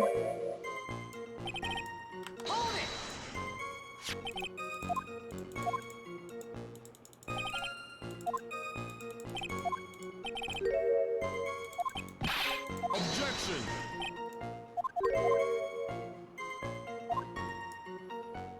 I can't name the accomplice because I have no idea.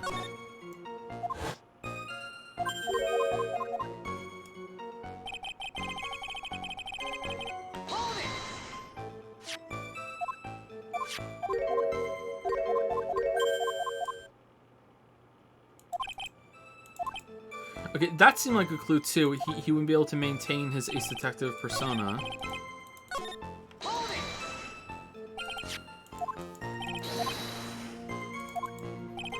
Should you understand by now? Lloyd Taylor for his cameras so I could tamper with it means I could not have killed Benny Bullard. Come on, think long and hard about that night. The basement warehouse in this picture that supposedly captures it. It's got to be here. Isn't there something? Wait, what? You bet that.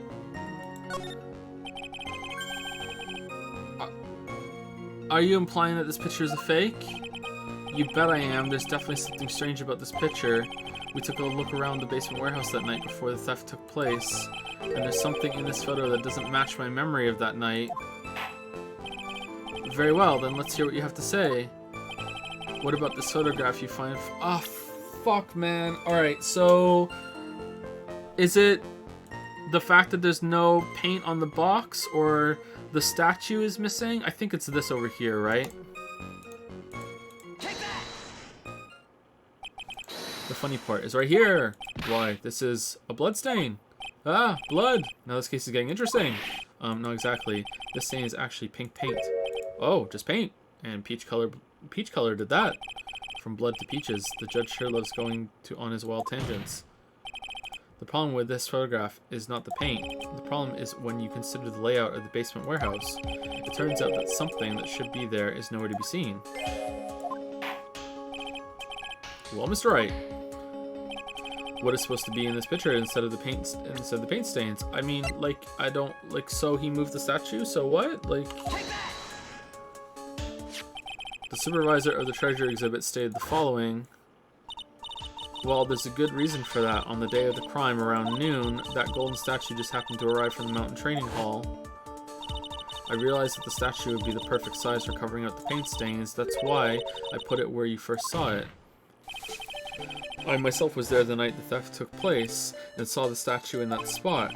If this picture was truly taken on that night, then the statue should have been there. Objection. So he just moved the statue, Fine. But when I went there the day after the theft, that statue of the old bag was sitting in the corner. Perhaps it was somehow pushed there accidentally. Yeah, Judge making sense, Your Honor. The statue is slightly larger than yourself and quite heavy. It would take more than an accidental push to move it that distance. Ah, in that case, can you prove it? Can you give us the rhyme and reason as to why that statue was moved that night? Can you do it, Nick? Never mind who moved it.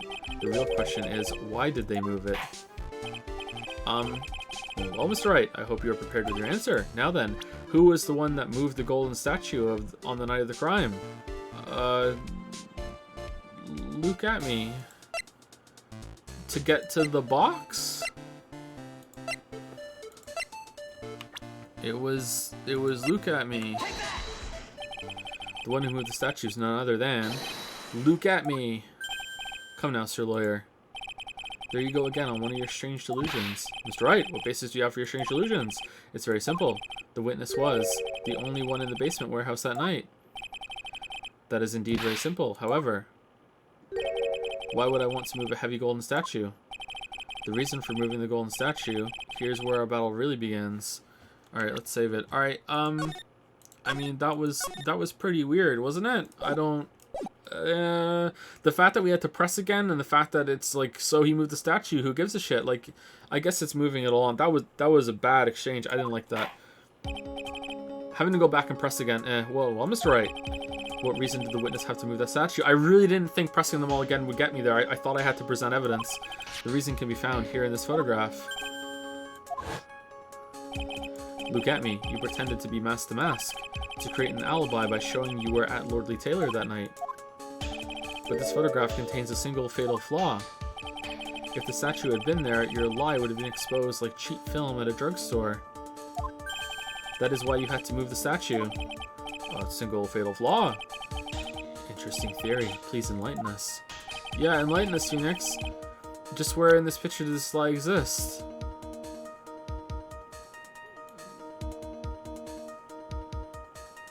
The box. This. The time. The statue.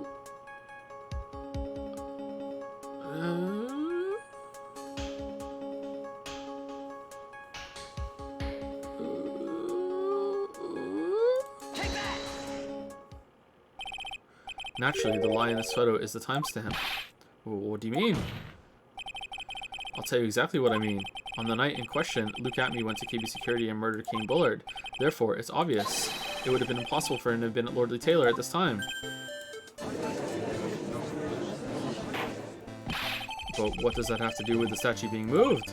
Remember, if you will, Your Honor, when was the statue placed besides the warehouse door? Besides? Well, the statue was taken down to the warehouse on the day of the crime, and it was placed there in order to cover up the paint. Exactly. Luke Atme had already decided on the time when he was going to kill the victim, and so in order to create an alibi for that time, he took this picture days before the murder took place. What the... Of course, the statue hadn't yet been brought down to the basement warehouse yet. Ah. So on the day of the crime, Mr. Atme must have been quite... Okay, so is it that the date isn't on there, or did he like fake this photograph and then fucking like tape it to the camera? So when the camera took the shot, it captured the photograph of the last shot.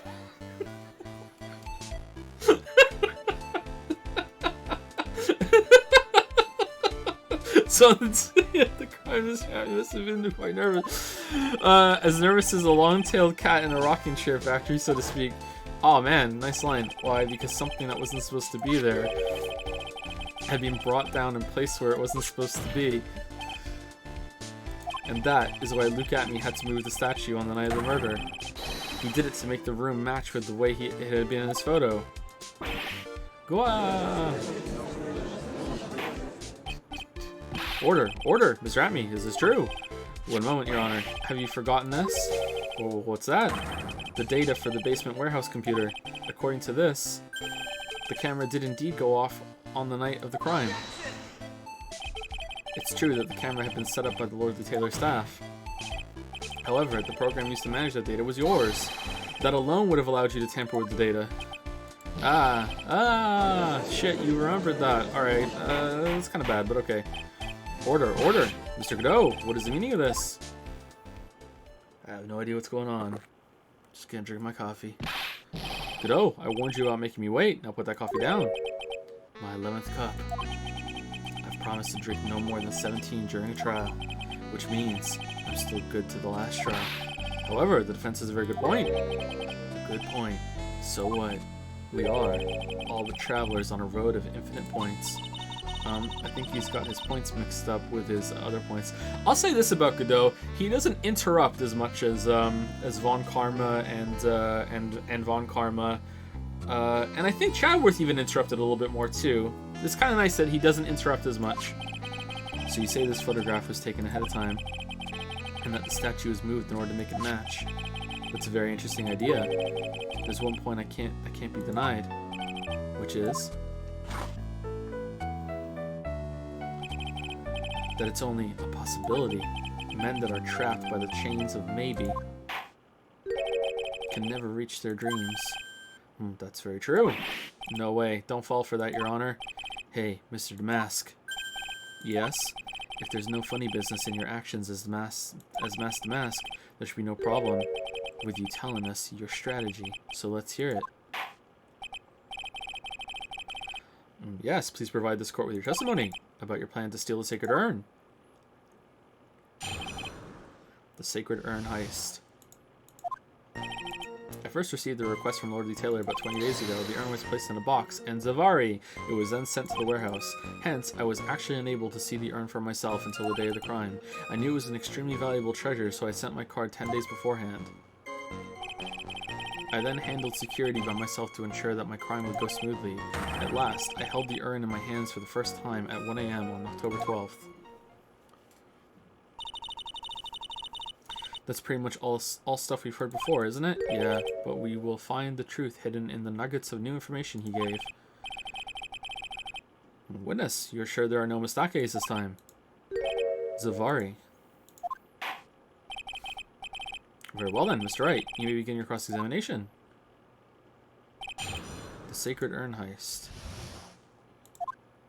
I first received a request from Lord Taylor about 20 days ago. Okay, shit, we did. You were asked to guard the urn by Miss Adrian Andrews, is that right? Indeed, it seemed that they had heard of my new sparkling reputation. I see. Miss Andrews is still attracting the weirdos. You better watch out too, Maya. The urn is placed in the box. You mean... Oh, excuse me, you mean this box? Yes, that pathetic box. Lady Andrews was especially taken with that urn, and she wouldn't let anyone enter the storeroom, not even me. Huh, interesting new tidbit. Hence, I was actually unable to see the urn for myself until the day of the crime. So you're sure that you had never seen the urn before? Indeed. You may ask Lady Andrews to confirm it for yourself. My security was focused entirely on the entrance to that warehouse. However, I, Luke Atme, let no information whatsoever slip through my fingers. I knew it was an extremely valuable treasure, so I sent my card 10 days beforehand. You mean this calling card? That's right. That is, without a doubt, my calling card. I guess Mr. Delight didn't make this after all. Of course. But how did you know? Because Atme knew about the emblem.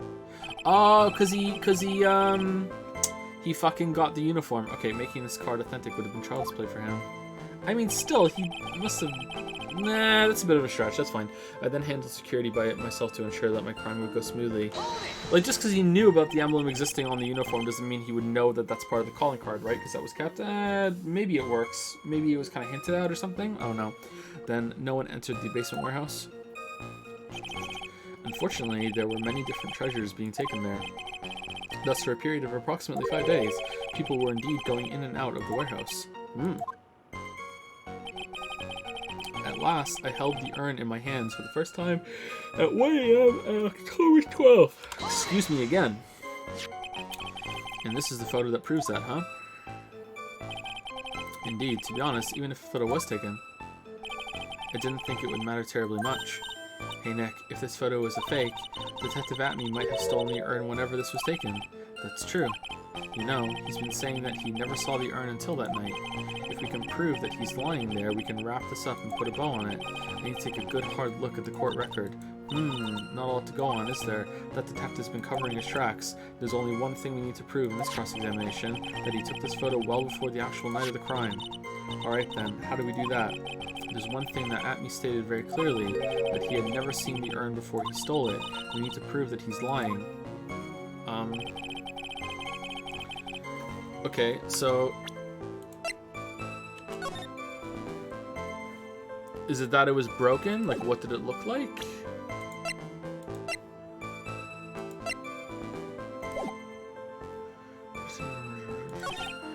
In a box in Zavar, it was unsent to the warehouse, hence I was actually unable to see the urn for myself until the day of the crime. I knew it was an extremely valuable treasure, so I sent my card 10 days beforehand. It's not, though. I then handled security by myself to ensure that my crime would go smoothly. I have no idea. Seems that the hint is to prove it, but do I have to press everything again? Fucking hell.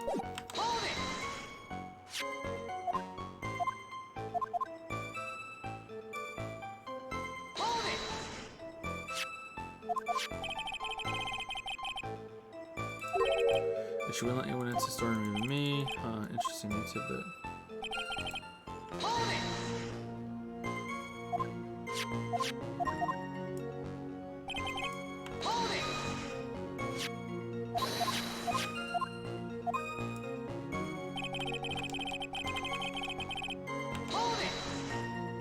Okay, sorry to have to press everything again, but that might be the answer. It's been twice so far in this trial, is pressing everything for a second time after you press the first one.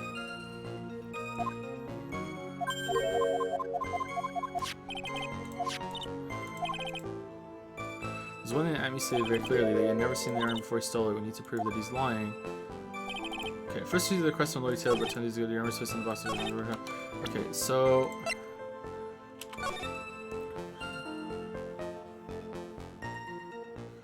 Like, how did you know about it before? To send the card, or because you saw this flyer? So the urn for myself. Does he mean him person though? This might mean he's never seen it in person. I knew it was extremely valuable.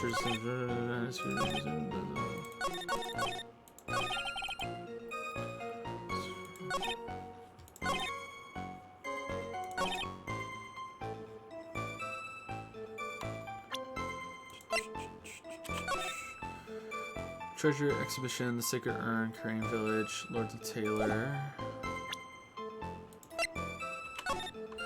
Student to Portland, the West Places working for on displaying your church's Korean exhibit, taking care of the speckled urn.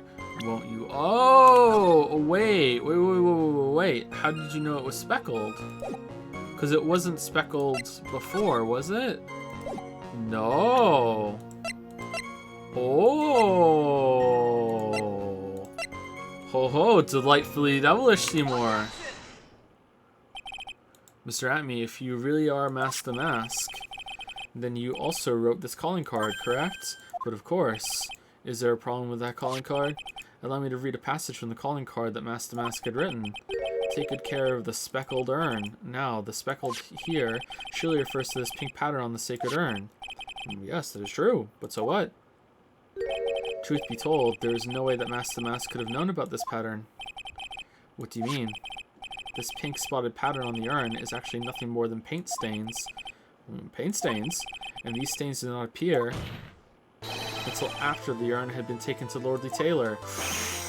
Oh shit. Cup number 12. I'm not finding this joke to be very funny, Mr. Trey. The day that the sacred urn was taken to the warehouse, the urn was broken due to human error, or should I say an error-prone human. And that's when the pink paint got on the urn, and she didn't clean it up for 2 weeks. You can't be serious. And yet this calling card clearly mentions the paint pattern, which means Detective Atme had seen this urn long before the crime ever took place. In fact, he saw it when this fake photo was taken. Phew! And because this photo is a fake, your alibi for the night of the murder is no longer holds water. Guac.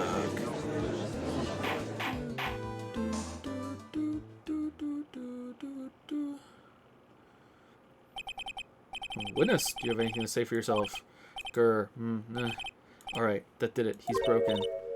Nick, I think it's still a little early for a victory pose. Yeah, we have to go through the fate, huh? Number 13. Burger King. It's so sad. No one has any conviction these days. Conviction, you say? Yesterday, we all decided unanimously that this man was mask to mask. And now, we're calling him a murderer. You don't think we're being a tad fickle? That's a good point. No way, don't fall for that too, Your Honor. You say that Luke Atme was the one who killed Kane Bullard. But let me ask you this. Why would he do that? That's a good point, actually. Yeah, excellent. Yeah, why? Yeah. Why, Phoenix? Motive's the right motive. Might you, my merry murderous motive manifest? Again, you're just Captain Turbot from fucking Paw Patrol. Nick, he's getting his second wind. If you prepared an alibi and pinned his crime on Rondelite, as you say, he must have had a very strong motive for murder. The only one with any motive we've seen is Rondelite. Isn't that right, Detective? Indeed. According to my own research, the boy's motive is clear. Without motive, it's nearly impossible to prove guilt in a murder case. Now then, maybe you can enlighten us as to what the defendant's motives were. I'd be honored to, Sir Old-Timer. They're doing everything they can to make Ron look suspicious. Despite our lack of hard information, this may be our only chance. Motive for murder. I don't have one. I, Luke Atme, had no points of contact with the victim whatsoever. Kane Bullard decided to investigate mask to mask and simply mistook who he was. It was Mr. Bullard who wrote the blackmail letter and sent it to Ron Delight, and it was again Mr. Bullard who harbored a grudge against Mr. Delight for his betrayal. Mr. Bullard's mistake is quite excusable. Yeah, but he still had information on mask to mask, so if you are mask to mask, you would have motive. But if you're not mask to mask, that means that you wouldn't have motive. But that means you weren't at the museum stealing the thing, which means that you were the killer. but then what's your motive? That's great. That's like just a fucking one big circle. Mr. Bullard's mistake is quite excusable. The defendant truly believes he is mask to mask. This is why Mr. Delight saw it fit to kill Kane Bullard. Truly a tragedy. So the victim, Kane Bullard, blackmailed the defendant. This is the blackmail letter found in the defendant's apartment. A handwriting test confirms that Mr. Bullard was indeed the one who wrote the letter. What? Blackmail letter updated in the court record, written by Bullard. Very well, Mr. Wright. Begin your cross-examination.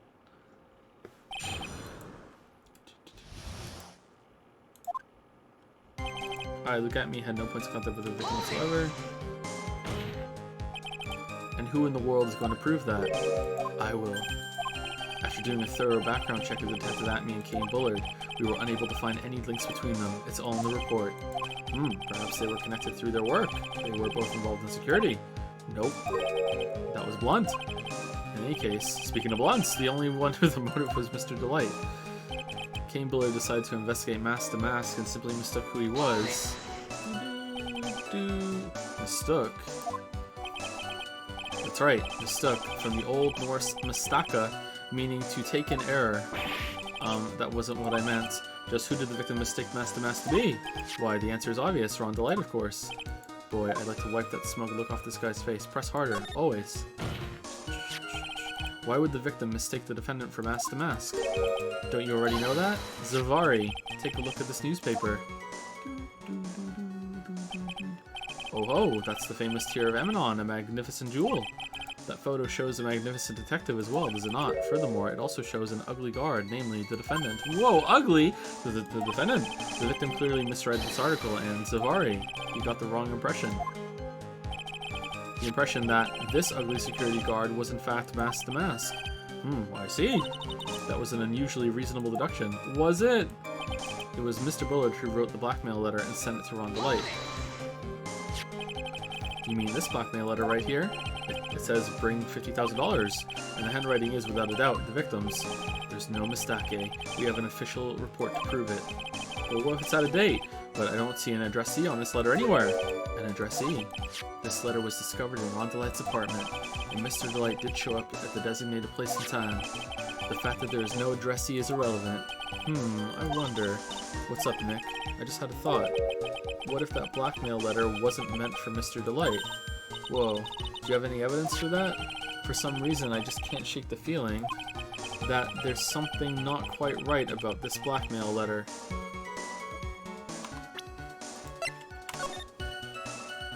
Oh, yeah, it doesn't say anything about Mask the Mask or anything. If you don't, I'll take that red diamond you see the other day and said, ah, okay, so this was for, that's what it's about. Okay, so that's what it was for. It was for Penguin. All right, it was for Look at Me, huh? He passed it along because he knew he was Mask the Mask. Okay, interesting. Well, everyone, are you quite satisfied? I remember reading about the red diamond and wondering when that would come back up, and it was again Mr. Bullard who harbored a grudge against Mr. Delight for his betrayal. What do you mean by that? Oh my, I was certain you were already aware. Zavari. Keep Security has a lot of security info on all sorts of companies, and since I was a security team chief, I stole data from the company. Kane Bullard had yet to forgive young Mr. Delight, which is why he sent him that letter upon mistakenly believing he was the thief. Here is a file that we discovered in Mr. Bullard's office. Evidence that Mr. Bullard was receiving money through blackmail. However, isn't this a bit odd? Why did the defendant pay Mr. Bullard the money, even though he wasn't actually Mask the Mask? On that point, there was an unfortunate bit of chance. Mr. Bullard's mistake is quite excusable. The defendant truly believes he is Mask the Mask. Do you really think that story is going to hold up? That assertion is not merely my own, I'm afraid. What do you mean? I have here a memo from Ron Delight's wife, Desiree Delight. Number 14. Ronnie thinks he's Mask the Mask. Don't you feel sorry for him? Please don't think too badly of him. Wow, what a slam dunk. How well, Mr. Trite. Was he trying to act like Miss Delight just now? I thought he was actually pretty convincing. Whoa, Maya, whose side are you on? This is why Mr. Delight saw it fit to kill Kane Bullard. Truly a tragedy. No, it's just your imagination talking. Come now, Sir Lawyer. I'm afraid imagination isn't the right word for it. This is a deduction, the result of carefully applied reasoning. Can we hear that careful reasoning for ourselves? No, it's a long story and better saved for another time. Alright, good enough for me. Very well. Those so-called long stories aren't usually all that long. At least not in my experience. So you're going to try to connect Detective Atme to Mr. Bullard, right? Yeah, that's right. Hopefully it won't require surgery either. In that case, you'll have to talk about the blackmail. That's true. Was that blackmail letter really intended for Ron? Since we don't have enough information, you should press him for more testimony. Maybe I'll be able to shake some contradictions loose that way. Okay, so I have to press everything again?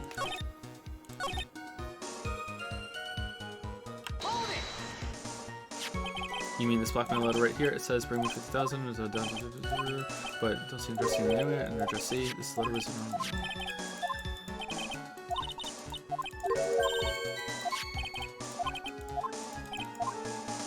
Oh no. Okay, so this time we don't press, we present. Mind if I ask you a few questions, Detective Atme? Well, if it's just a few, I guess it's alright. When you said that this letter was addressed to Ron Delight, I couldn't help but notice one major contradiction. Contradiction? I don't know where a walking contradiction like you gets off saying things like that. You're one to talk. At times like these, men are made to express themselves with their fists. Why don't you show us what you've got there, Junior? Indeed, time to man up, Mr. Wright. Alright, I'm gonna man the fuck up. Show us the contradicting evidence in the content of the blackmail letter.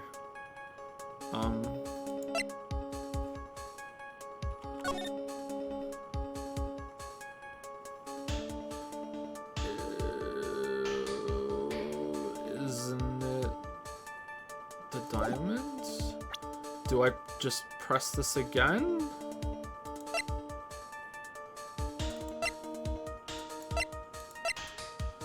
Do we have a picture of the blue diamond, the tear? Was that even a diamond? Shit, man.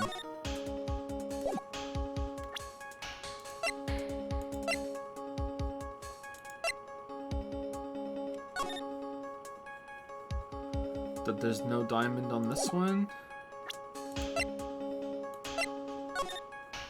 No diamond here. Fuck. I don't know. I kind of feel like I know what to say, but again, I don't know how to say it. Okay, it's not here. The newspaper clipping?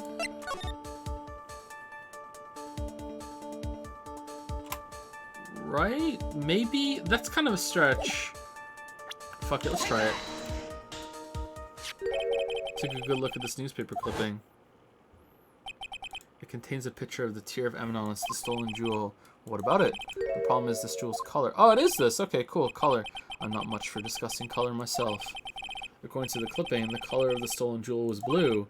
However, in the blackmail letter, a totally different jewel is mentioned. I'll take that red diamond you received the other day. Red.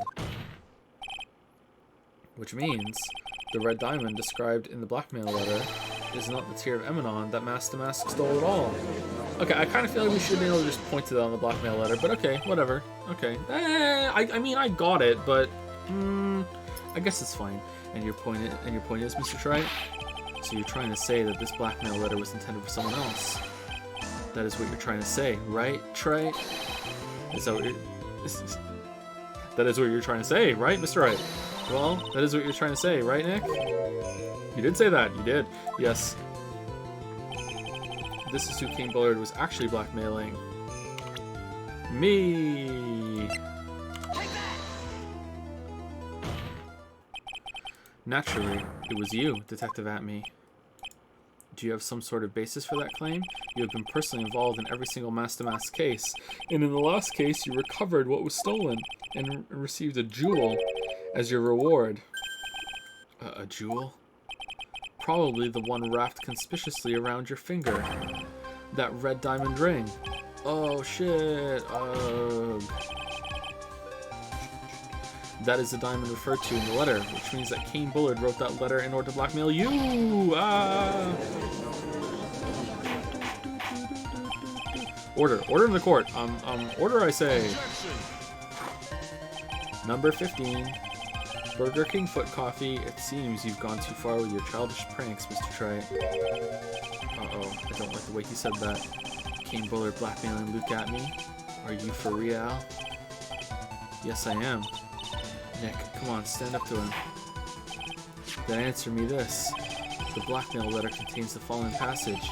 If you don't want your identity revealed to the world. And yes, it certainly does. Kane Bullard threatened to make Luke Atme's identity public knowledge. An identity he wanted to keep a secret. So just what was that identity? Atme killed Kane Bullard because he was afraid of the secret becoming known. What was the identity he wanted to keep secret? This is what it comes down to, Nick. The identity that Luke Atme wanted so desperately to keep secret was his identity as an ace detective, Master Mask, a blackmailer. I don't know. Okay, well he's not Master Mask. An ace detective? He wanted to make sure that that people kept believing he was an ace detective? Or he was a blackmailer? I don't think he was a blackmailer. I think an ace detective. Luke Atme was an ace detective. Thank you for the kind introduction. I am Luke Atme, ace detective. One embodies the nefarious forces of darkness, the other the angelic cherubs of light. I'm completely lost. Someone get me a translator. Ahem, but anyway, everyone already knows you're an ace detective. Oh shit.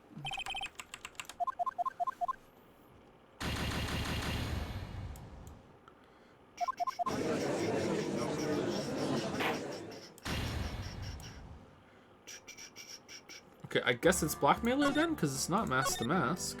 I thought like sometimes they word these a bit oddly, so it's like, yeah. He wanted to know that there was no evidence. Whoa, what do you mean there was no evidence? Exactly, it's good there was no evidence. Oh, what the fuck do you mean? You know? So okay, let's go blackmailer. Luke Atme was a blackmailer. Objection. Hey now, you're an all-star. Isn't that a little different from what you've been saying? You said that Kane Bullard was the one blackmailing Luke Atme. Are you saying that Atme was blackmailing someone else on top of that? Oh, was was Atme blackmailing Ron? I thought Kane was blackmailing Ron with all this information. How was Atme getting the information to get through for the stealing? Okay. Or is it a different blackmail? You have to admit that does sound a little odd. It's not odd. It's the only thing that makes any sense. Kane Bullard was blackmailing Luke Atme, but Ron DeLite was also being blackmailed by a certain someone.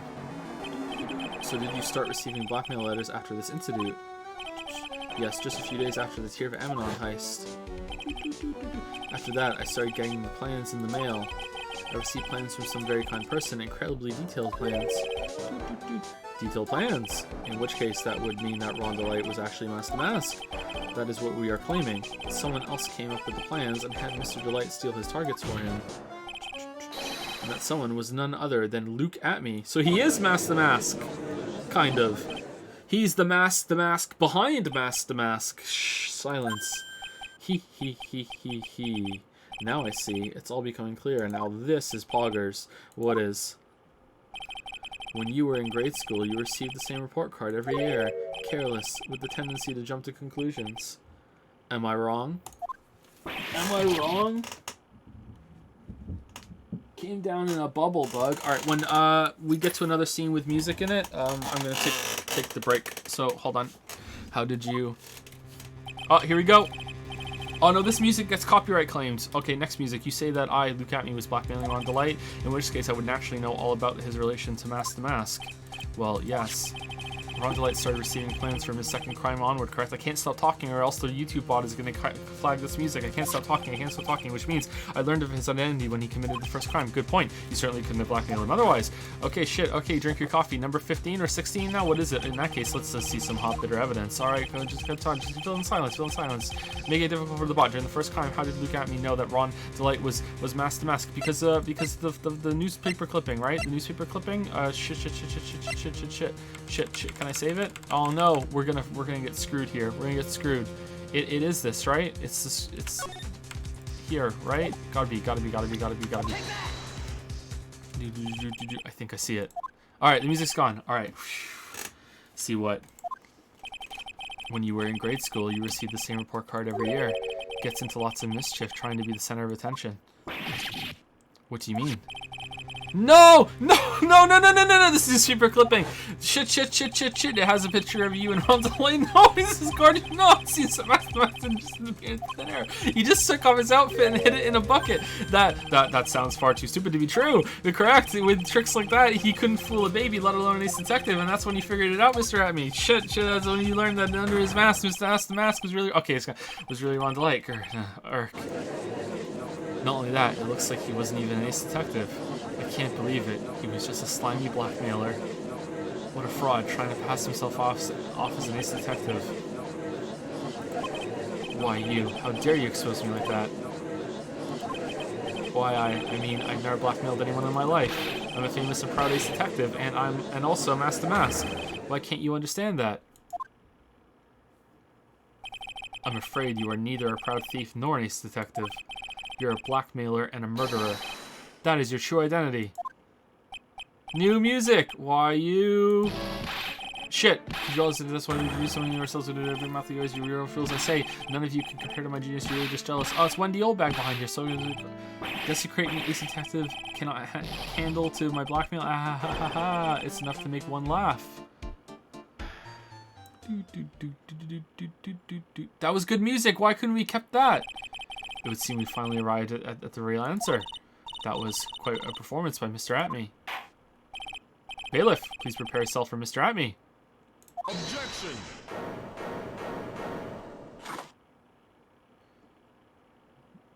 Is that 17? The hammer that strikes too fast has no time to aim. There we go. All right. Time for a break. Back in 5-10 minutes.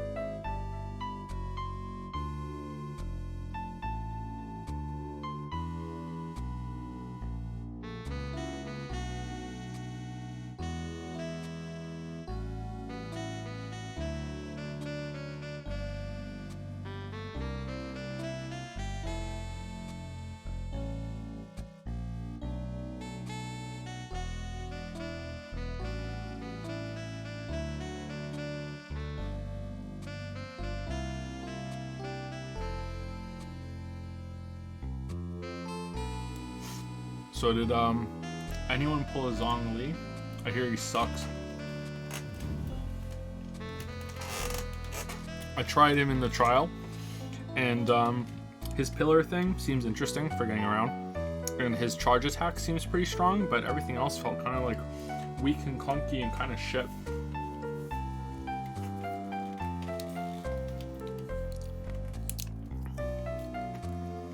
Is this Genshin? Yeah. I did not get Zhongli, no. I got Child, but I didn't get Zhongli.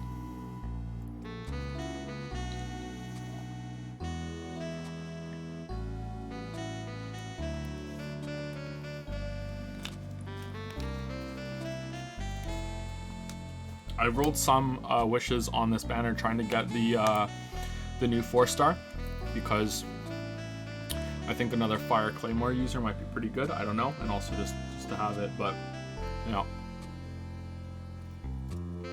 I don't have a Child leveled up or anything yet.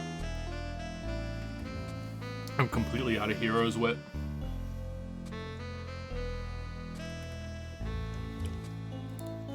You spend money? I have spent a bit more money in the game because I bought the Battle Pass.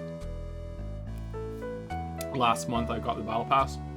I didn't buy the Battle Pass this month yet because I'm filling up the whole Battle Pass, and then I'm going to record buying it when it's completely full up for the video. Kind of surprised you're still playing Genshin. I'm gonna make a video on it. I don't know when the video is gonna be, but yeah, I'm gonna make a video on it for sure. I find it really interesting.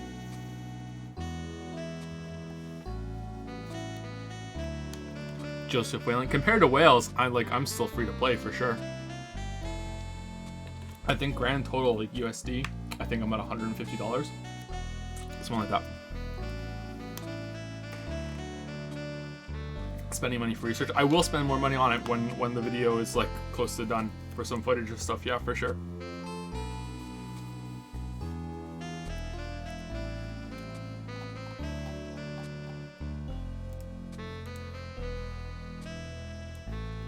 And then I get to write it off, right? Because that's how it works. Dolphin.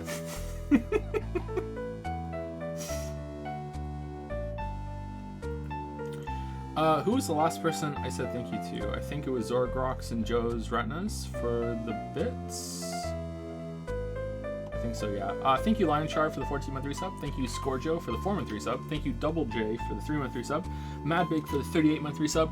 Ammo Warashi for the 14-month resub, Vilve, or some say Vile, for the 16-month resub, Teef for the 7-month resub, Fresh Bochen, hope I'm saying that right, for 2-month resub, Whale Ears, oh no, did you hear us talking about Genshin?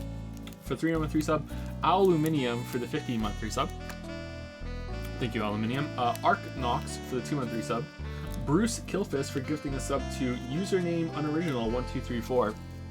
That's so unoriginal that it loops back into being original. Hold on. Some Blind Squirrel, also original, for the 19-month resub. Horox F for 7-month resub. Bobby Bob 188 for some bits. Ununoctium, hope I'm saying that right, for the 18-month resub. And Toxel for gifting out 5 subs to Royal Rovane, Delivery Ketchup, nice. Grip Hail, Ryokin9, and KatieBot. Interesting names, thank you Toxel. And Top Lolly right now for 100 bits. Thank you for the 100 bits, Top Lolly.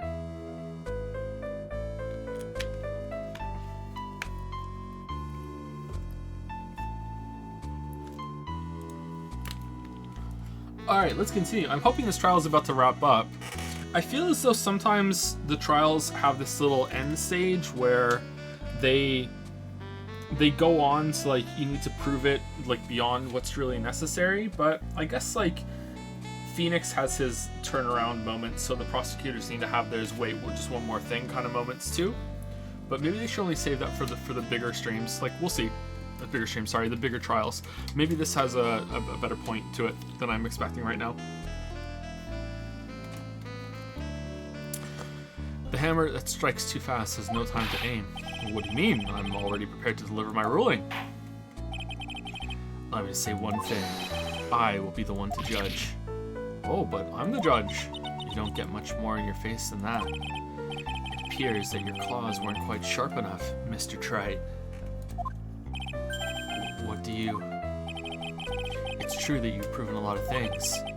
Things like Luke at me was a filthy blackmailer, and that he wasn't at Lordly Taylor the night of the murder. That's right, that's why he's the one who killed Mr. Bolt. But there's still one thing you have yet to prove. What's that? Just because he wasn't at the warehouse doesn't mean he was at the murder scene. Therefore, if you can't prove that this pitiful excuse for a man was at KB security, then I don't see how a verdict can be delivered. No way. Judge, is this true? I mean, like, at this point, we've kind of proven that Ronnie isn't it, though, right? Order in the court. Well, Mr. Wright, this is it. This is the final round. I've got to prove that Atme was at Mr. Buller's office that night. But can you really prove that? Oh, he took the sword, and that's how he... Wait, did he carry the sword all the way across fucking the city? And then put it back in the warehouse? There's no way he did that, but can you really prove it? That's long enough. Mr. Trite, I want to hear your answer. That night, Luke Atme was at KB Security, and the defense can prove it. Sure, we can prove it. The defense can prove it with evidence. Are you sure? Ha. Don't you worry, I'll watch over you as you break down and fall to pieces. Very well then, let's see this proof. Proof that Luke Atme was at KB Security that night. Shit.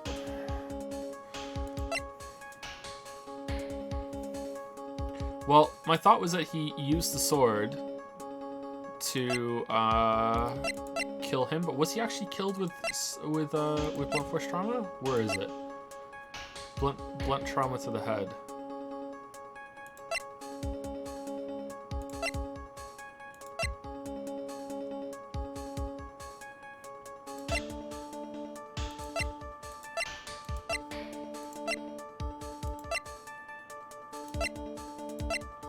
I don't think I can definitively, actually, huh?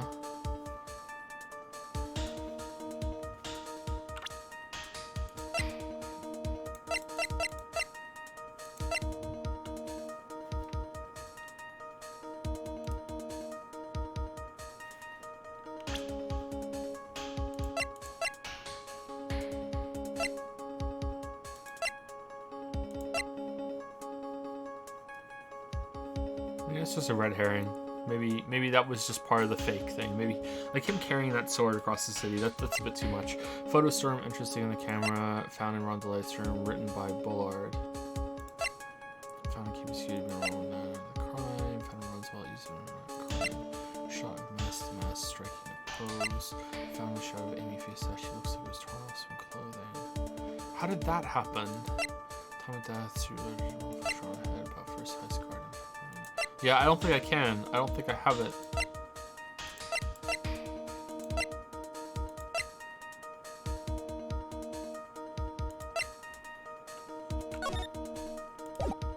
I can't remember my last saved.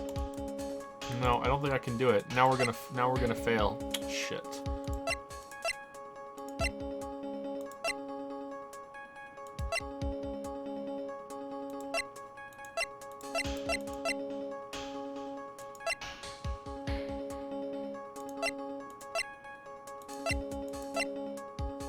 Maybe because the list of the stuff is here.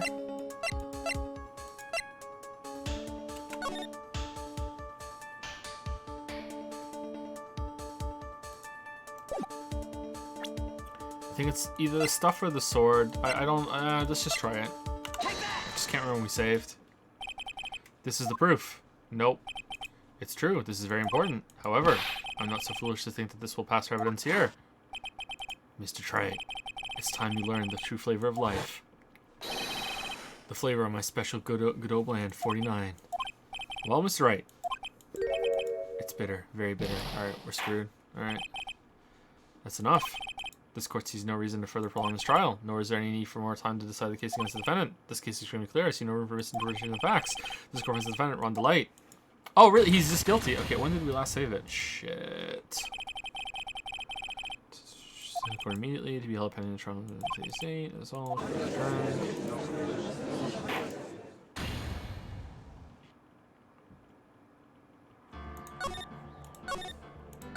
When did we last save?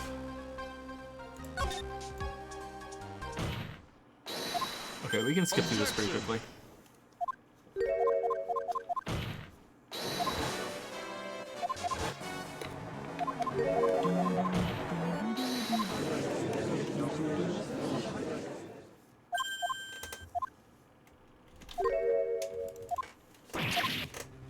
Oh no! Ah, it'll be fine. It'll be fine.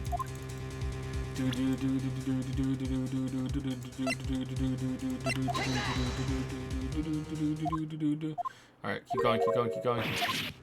Really wish I had saved it. Shit, dropped the ball. Yeah, we're almost there. Okay.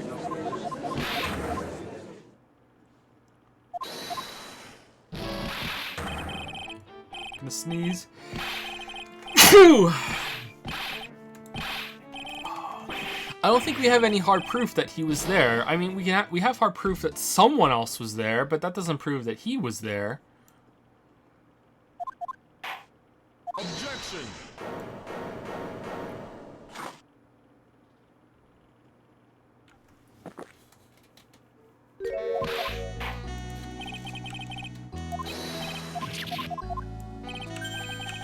Okay, let's save it here, and I'm gonna say no, I don't have proof, and then see if that results in them making me go through with it or not.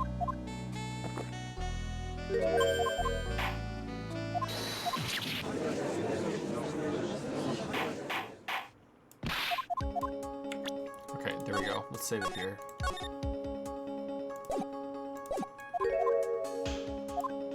I can't prove it.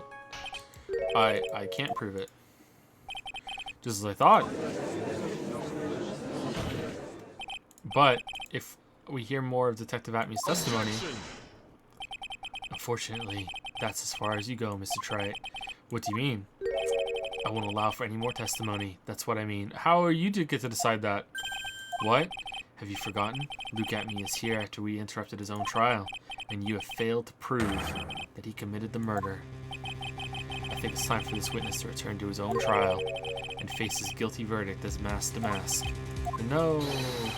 Well now, Sir Lawyer, it seems that love wins out in the end after all. I am the ace detective as well as mask to mask. My verdict will verify that. Just as Ron DeLight will verify that he is the true murderer. I declare that with the full force of my ace detectiveness. Order in the court. That's enough deliberation over this witness. I can't believe this. At this rate, Ron is... Don't give up now, Nick.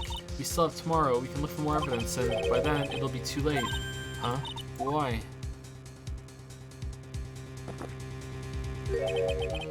Double jeopardy. One of the basic rules of any court of law. Oh, we're bringing this up? Double jeopardy. Should a defendant be tried and found innocent in court, that defendant cannot be tried again for the same crime. This is the fundamental rule of all courts, and it applies to this witness as much as it applies to anyone else. Mr. Atmey will be found guilty in a matter of minutes. Guilty as mask to mask, which means he will be innocent as far as the murder of Kane Bullard is concerned. I mean, no, but okay. No way. The fact that you were unable to prove Mr. Atmey's guilt of that crime here means that he will never again be tried as Kane Bullard's murder. I mean, kangaroo court, who cares? Wow.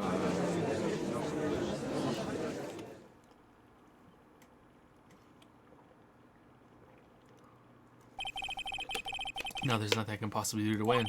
Even if Ron is proclaimed to be innocent, the real killer, Luke Atmey, will go free. Phoenix! Your cross-examinatory statement the witness has made here today. And as long as there is no more testimony, I'm afraid I have to declare that there will be no further questioning of this witness. Are there any objections? Think crazy.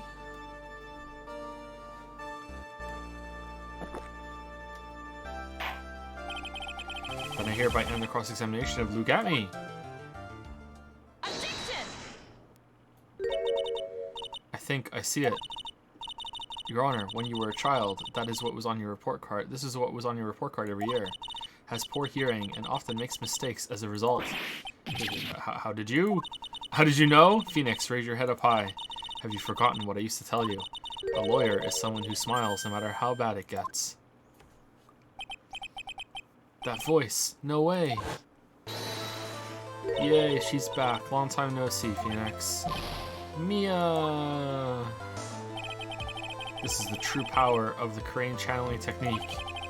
I know that it's really Maya who's standing before me, but right now she's my mentor, Mia Fey. Now, let's do this. But there's nothing more we can do, Mia. Without any more testimony, I can't cross-examine. Not yet. The testimony's not over yet. What do you mean? Your Honor, just now you said something very interesting. You have cross-examined every statement the witness has made here today.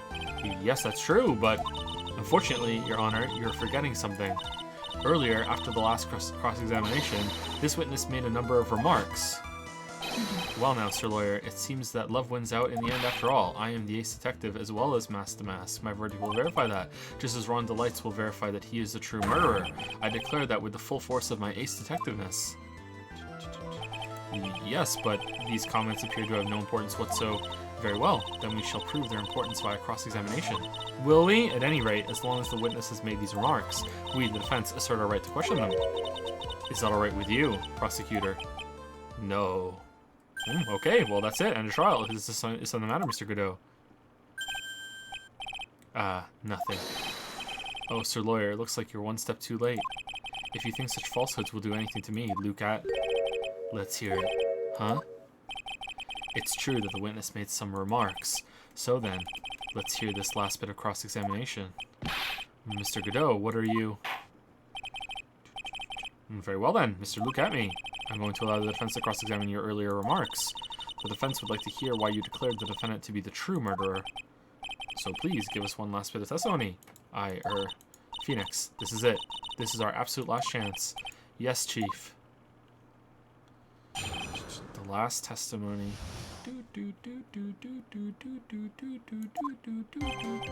Indeed, it is true that I was not at Lordly Taylor. I had to leave to see about another vitally important job request. I had known about the date beforehand, so I had this photograph readied. What?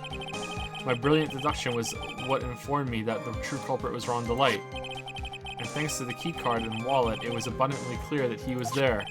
And I was also able to make a deduction from the buzzer, which only sounded once.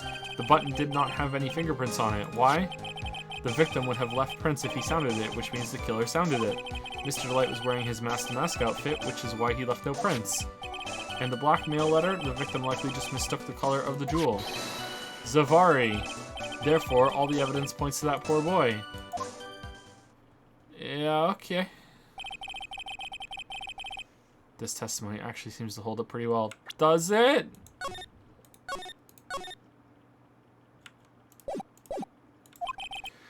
The witness's earlier remarks do not appear to have been hastily prepared. All of his points have been explained, and none of them seem to contradict anything. But of course. But how did you know about the emergency buzzer?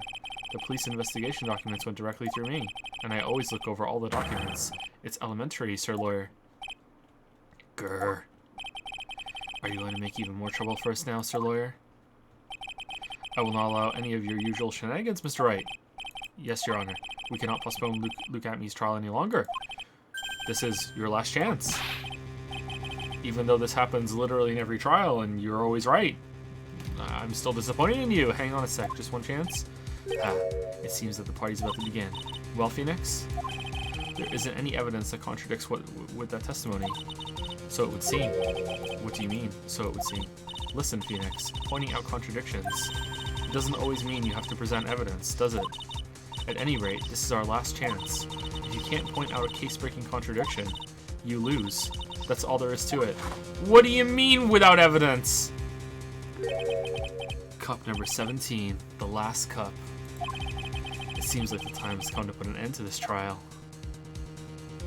Forgive me, Mia. I have to go all out just this once. I have to find the fatal contradiction in this testimony, and I need to point it out without presenting evidence. Okay, so I present a profile? Which means all I can do is find the contrary remark and press it. Remember, you only get one chance.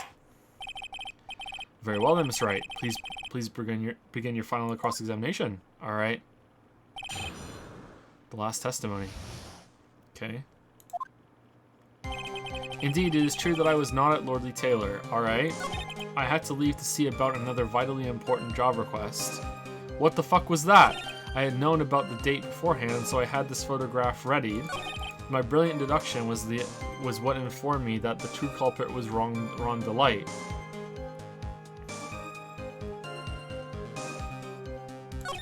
And thanks to the keycard and wallet, it was abundantly clear that he was there.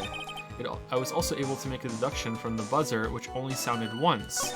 The button did not have any fingerprints on it. Why? The victim would have left prints if he sounded it, which means the killer sounded it. Mr. Delight was wearing his mask-to-mask outfit, which is why he left no prints. How do you know he was wearing that? Were you overhearing the courtroom earlier? And the blackmail letter to the victim, just like the mystic color of the jewels of art. Okay, I think it's that. This cross-examination is the only chance I have to nail him. Somewhere there's a huge contradiction. I've got to find it. So as I can see, there's no evidence that contradicts his testimony. All you can do is press him, you get one shot. All right, I think it has to be that. How did you know?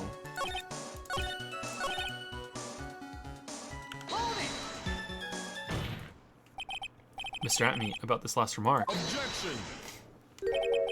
You still don't get it, do you, Trite? This isn't coffee I'm drinking. This isn't the time to be pressing the witness on every little statement. I'm afraid you're the one who still doesn't get it, Mr. Godot.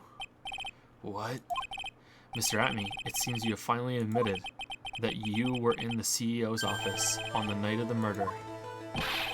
How can you say that? Let's review your testimony, shall we, Mr. Atme? The button did not have any fingerprints on it. Why? Mr. Delight was wearing his mask-to-mask outfit, is that correct? Indeed, that's what I said. My deductions are absolutely foolproof.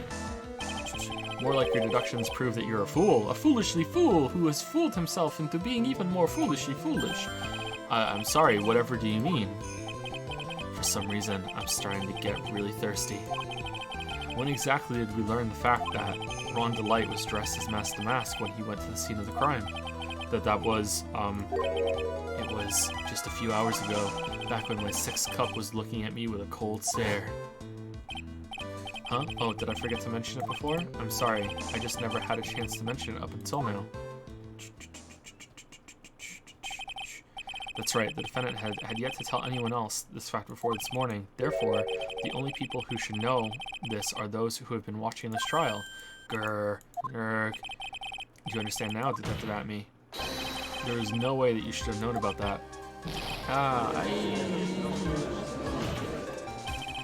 You were in the next courtroom being tried as Mask to Mask. So then, enlighten us, just how did you know about that piece of information? Well... Objection! Come on, this detective must have known about it. He probably had plenty of chances to find out beforehand. And it's those chances that I want to discuss next. That night, Mr. Delight was wearing his mask-to-mask outfit. There is one and only one way for Detective Atme to have found that out. Only one? One way, you say? Please recall, if you will, Mr. Delight's testimony. When I entered the office, there was a suspicious shadow there. Huh, who could that have been? For a second, my client witnessed the Real killer. He kills for Real, but Mr. Delight never saw his attacker, so there's no way to tell whether or not the Real killer was Luke Atme. It's with that statement that I'll turn this case on its head. Just what are you implying? Mr. Delight saw the Real killer, correct? Now, if you turn that statement around, it stands to reason that the Real killer had also seen Ron Delight. Yeah, really? Really? What? What? What? Impossible. Yeah, my God! Detective Atme, you saw Mask to Mask at the murder scene that night. You saw him when you killed Kane Bullard and assaulted Ron Delight. That was the only way you could have known what Ron was wearing. Oh man, the coffee's coming up. Or coming out. Oh, is it a scheduled earthquake? Is On Camera coming back?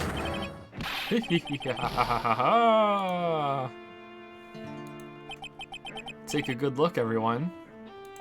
Unable to find a rival worthy of my genius, I was forced to create one by myself.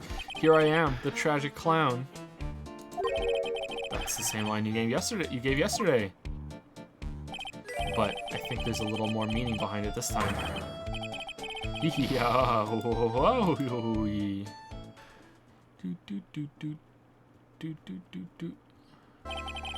What an awfully complicated incident. Kane Bullard was blackmailing Luke Atme, who was in turn blackmailing Ron Delight. And upon killing his blackmailer, Luke Atme tried to frame Ron Delight. He then claimed to be guilty as Mask to Mask in order to escape his true crime. And to that end, he came up with this plan. That's not the judge's line. To use the double jeopardy rule when making his alibi. At any rate, it would seem we finally found the truth. Excuse me. I came perilously close to besmirching the record of an innocent young man. I mean, he's still mask to mask, besmirching him with the title of murderer.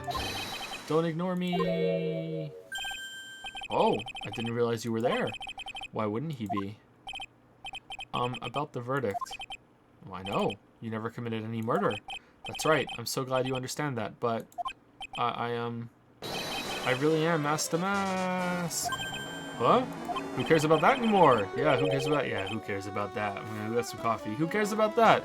You foolishly fool. So thanks to the trial yesterday, I'm innocent now, right? What was it you said?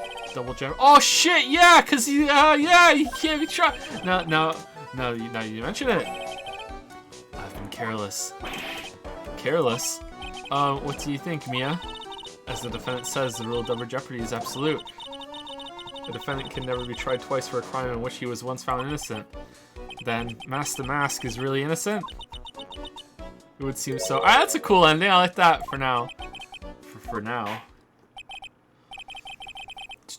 Now then, this court finds the defendant. I mean, like, he could still be tried for the different thefts, just not as Mask to Mask or whatever. Like, that's just a technicality, but it's a cool kind of turnabout. Not guilty. Confetti court. Woo! Confetti court. Boy, this is really lucky. Wait, this isn't so good after all. You see, the thing is, I still am mask to mask after all.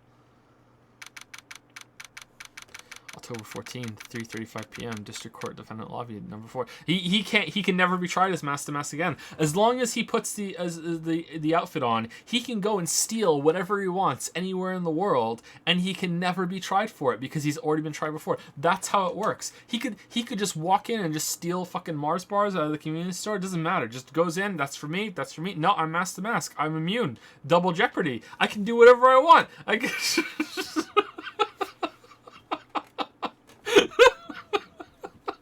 Oh, it's true. He stole my gavel. Damn, I can't do anything about it. Fucking. You didn't mean it. Thanks, Mia. It's been a long time, hasn't it? Yeah, it's because Maya doesn't call on me much these days. Oh, I'm just joking, Phoenix. Don't take everything so seriously. But on the other hand, Maya, she seems kind of torn these days. You mean about becoming the master of the crane channeling school? Becoming the master means saying goodbye to our mother, Misty Faye, right? Watch over her, will you, Phoenix? Of course. Well then, see you around in my swimsuit. Mia. Ah, Mr. Wright. I don't know what to say. Congratulations, Mr. Delight. Thank you so much. No, wait.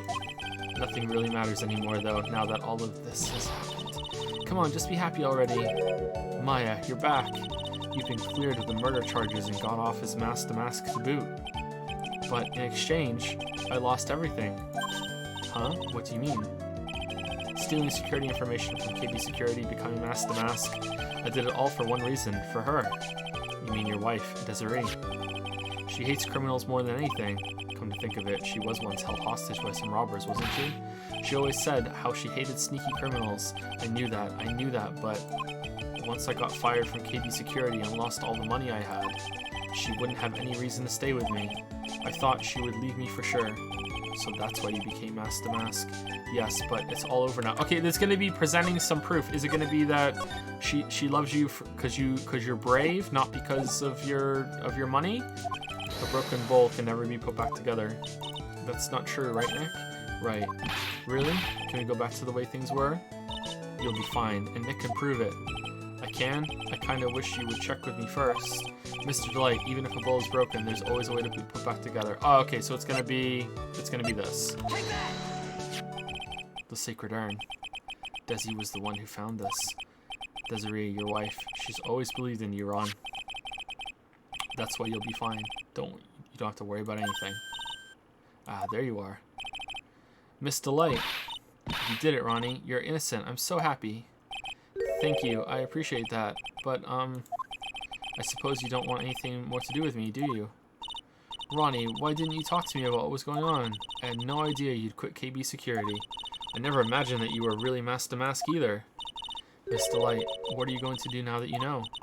You're not going to really leave him, are you? Come on, it's obvious, isn't it?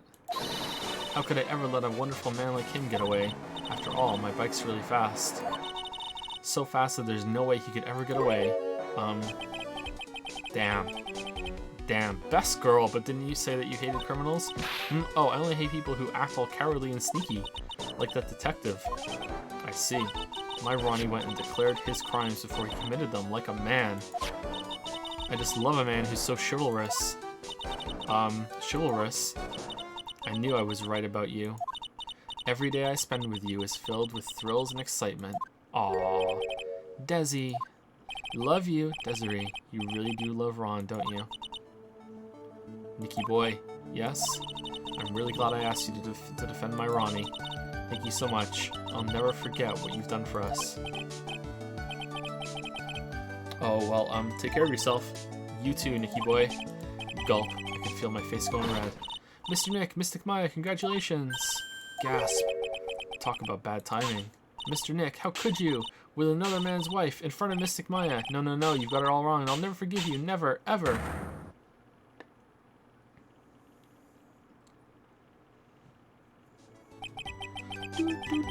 So just as this case came to a close, so too did my consciousness. Thank you, Tater Toga, for the 713 sub. Thank you, Peace of Mind, for the 313 sub. And thank you, Moana, for the 3713 sub. Thank you, you three. Thank you so much. I think this is the end of the case, right? We've been live for 2 hours and 45 minutes, so I think we should keep going until the beginning of the next trial, and then we can probably, like, do the next case tomorrow, going a little longer, maybe? I don't know, we'll see. Maybe it has a long intro, we'll see how it goes. So just as the case came to close, so to my consciousness, Ron said a broken bowl can never be put back together. How many cases in this game? 4 or 5? 4, right? But I know that's not true. I mean, just look. Oh, that's a pretty good picture. Here's a perfect example of one that was put back together even better than before. Oh, there are 5 in this one? Oh, shit. Episode 2. The Stolen Turnabout, the end. A brand new episode has been added. Is that Maya? Okay, so that was pretty good. I would say that is one of the better cases in the game. It wasn't exactly amazing or anything. It had a couple of cool moments. I enjoyed it. The investigation was boring as fuck, but that seems to be the trend now. Yeah, I wasn't a fan of the investigation, but the trial and the story and the mystery, like, it had problems. They all have problems, but like for this game, yeah, pretty good. I would put it in the high tier. Definitely not one of the worst ones. There have been way more boring cases than this, I think, in the series. I'm be curious to go through them again and rank them. I really doubt that there's anything that's going to be better than 1-4. I think 1-4 is going to be like top. Yeah, probably 1-4, then 2-4, or is it 2-5? I can't remember. Yeah. Brand new episode has been added. All right, recipe for turnabout.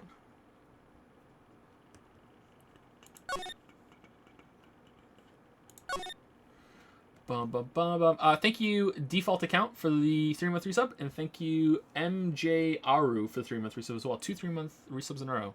Majaru, and Default Account. Thank you.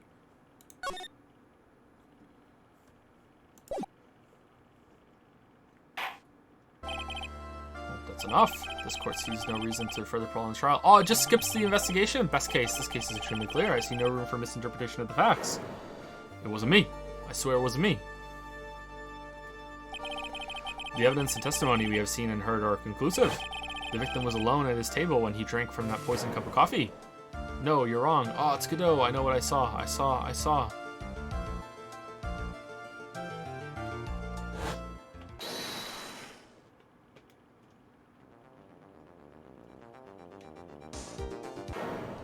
saw someone else there. A man. He's the real killer.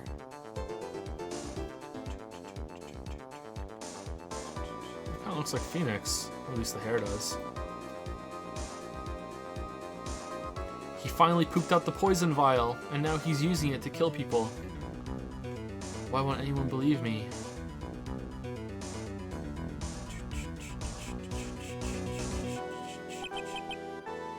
Well, I'd say that pretty much wraps this case up, wouldn't you, Mr. Wright? This court finds the defendant guilty. Oh shit! Still confetti court though? Like, this court is adjourned. Confetti court. Oh man, did Phoenix finally lose a case?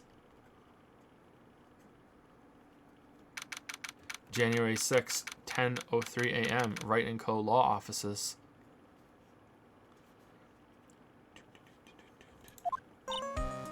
Ah, the start of the new year always makes me feel like I can take on the whole world. I bet it does, Maya. So I've decided that our resolution should be, oh, we missed Merry Christmas. Zavari, take on the world. What do you think? Sure, whatever, Maya, but I think maybe you've had more than enough mistletoe cake. Never. You've got to eat a lot of cake during New Year's. It's practically a tradition. Like watching the fireworks on TV or playing a board game. Hey, pal. Detective Gumshoe. Happy New Year, Detective. Likewise. Now listen up, right? Here's another fruitful year of lawyer-police cooperation. Yeah, me too. Alright, pal, you've got some explaining to. Have you got a holiday present for me, Detective? What? Well, here, have this. It's really nothing much, but... Yay, thanks. Look, pal, we need to have a talk. Take a seat. Hey, what about Pearlie? You haven't forgotten her present, have you? No, yes, no. Are you doing this on purpose? Haha, guess I'm busted. How did you like my first practical joke of the year? Very funny, pal. Now let's see how funny you think it is when I show you this. What is it? A magazine? Hey, I want to see. Deadly poisoning brings guilty verdict. Defense attorney Wright trounced. Trounced? Let me see that. The defense attorney gave an almost childishly amateur performance yesterday. What the heck is it? Imposter Wright?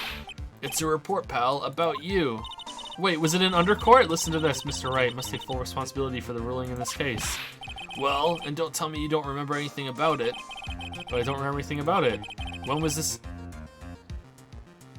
Alright, what? When was that issue from anyway? December of last year, which I guess makes it last month. Which makes it old news, you mean? But I wasn't involved in in a poisoning case in December. What do you mean? What do you think it's all about, Nick? If it wasn't you, pal, then that leaves only one possibility. You have a twin brother. No way, you don't mean... A phonix? A phony phoenix? This must be Gumshoe's idea of a joke. Guess he's starting off the year with one too. An article from December 5th saying I was trounced and my client was found guilty. So, what are you gonna do about it, pal? What do you mean, what am I going to do about it? Well, it's your fault that the judge found the defendant guilty in this case. My fault? How do you figure that? Because the Phoenix Wright is super famous now. Well, maybe only sort of. Yeah, see what happens when you hotshots start getting too full of yourselves? But I didn't do anything wrong, at least not that I can remember. You better make this right, pal. Now! And that makes taking the case back to court. Got it? Sounds like we've got our first case of the new year. Let's tackle it with gusto. But reverse double jeopardy, I don't know. The judge already issued a guilty verdict once in this case. It's not going to be easy to get it overturned. I guess that New Year's resolution is going to have to wait until next year. So you're taking the case, right? Good. I'm going to head over to the courthouse then. After that, I'll go back to the precinct. Drop by if you need something, okay, pal? Are you the real Gumshoe, though? Was that the real judge? Was it actually undercourt? I guess people are starting to know the name Phoenix Wright. If a client entrusted a case to me based on my reputation, I guess I am kind of responsible.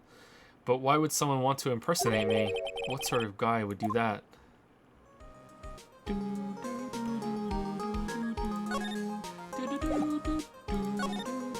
What to do? So what's our first move? I guess we go down to the detention center and talk. Wait a sec, Nick.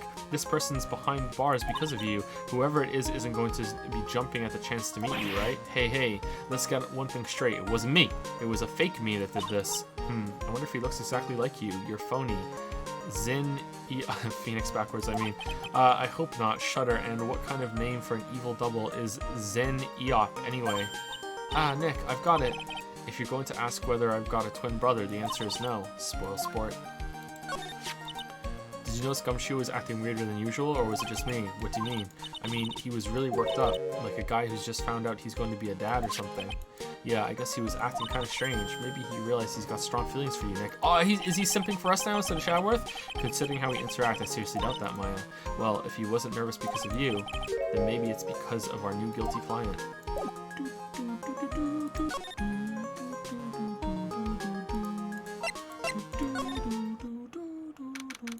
January 6th, police department. Oh, now there's 2 of them! And they're fucking kinky as fuck. Holy shit. It's been ages since we came down to the precinct, huh, Nick? Looks like Gumshoe isn't around. He's got it so easy leaving everyone else to do the work. No, he's out there somewhere. My bet is on the courthouse. He's probably trying to arrange the retrial of this case. Guess that means we should go to the detention center and chat with our killer, huh? After being convicted without a fair trial, I'm not sure killer is the right label. Hey, that's the police mascot, isn't it? It's so cute. That's the blue badger. It was my idea. I made it, and now it's the national symbol of the police force. So what's with the pink one? It's new, right? She's not an it, Nick. She's a she, right, Chief? Yep, meet the pink badger. So one's called Blue, and the other's called Pink, but they're both called Badger? You got it. They're married. Mr. and Mrs. Badger seem to be cuffed together, Chief. You got it. That's marriage for you. But whoa, a mascot that's deeper than the deepest of deep oceans. Damn, boomer humor.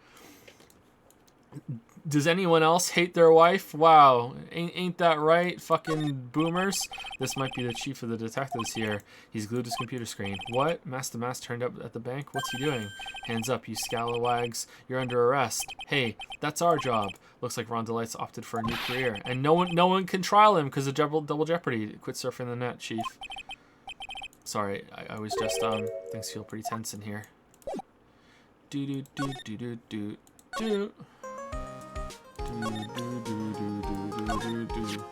So you still got that badge, I see, huh? Well, I'm a lawyer, aren't I? Yeah, but I guess I just didn't think you keep on being so long. Okay, same thing, same shit. Alright, what do you think about this? I can't believe you got an impersonator. I can't either, sigh. But look on the bright side, only famous stars have people impersonating them. This isn't funny, Maya. It's not just an impersonation. This guy stole my identity, and someone may have been wrongly convicted as a result. Guess you should have gone to showbiz, huh, Nick? Sigh. I will never understand how your mind works, Maya.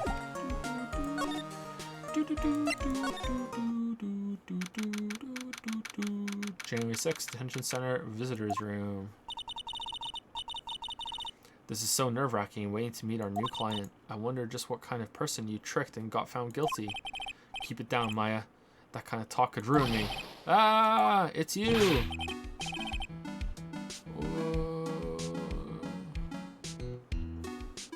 What? How could you, Mr. Wright? How could you do this to me?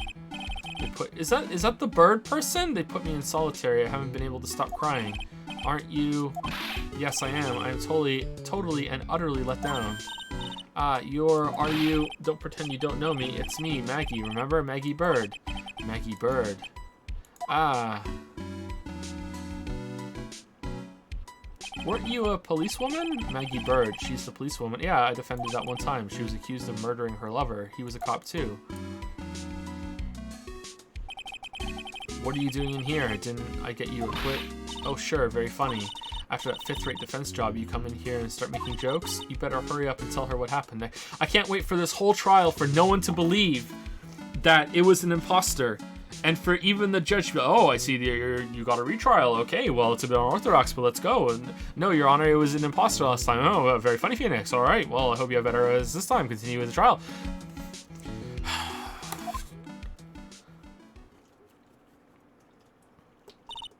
Oh, I see. So that's where we stand right now.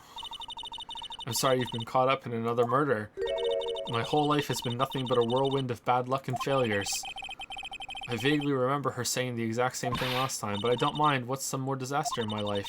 At least now the real Mr. Right is here with me. Oh, okay, maybe it's fine then. Okay, I won't let the world keep me down, sir. All right, cool. The guard monitors the visitor's room. I bet they don't get too many waitresses in here. He looks like he's getting a bit restless. Why is she still in waitress uniform? Maggie Bird. So, how come you're dressed like that, Maggie? Last year you looked so sharp in that police uniform. Humph, I was fired after that incident last year. Oh, I'm sorry. It's okay, I don't mind one bit. I enjoyed being on the force, but I think it was time for me to move on. So, what do you do now? In the second act of The Life of Maggie Bird, I'm playing the role of a waitress. A waitress? Yes, in a French restaurant. It's a small place, but it's quite fashionable. Oh, man. Is that blood? My charming smile and shapely figure came through for me. Nice. And the owner, Mr. Armstrong, hired me straight away, sir. And then you got into this mess straight away, right? Yeah, you could put it that way. What happened? She's so unlucky. This whole mess started on the 3rd of last month and happened at Tribulations. Tribulations? Yes, it's a restaurant where good service and a friendly smile are always included. Oh. There were 2 men at the table, both drinking coffee. And then...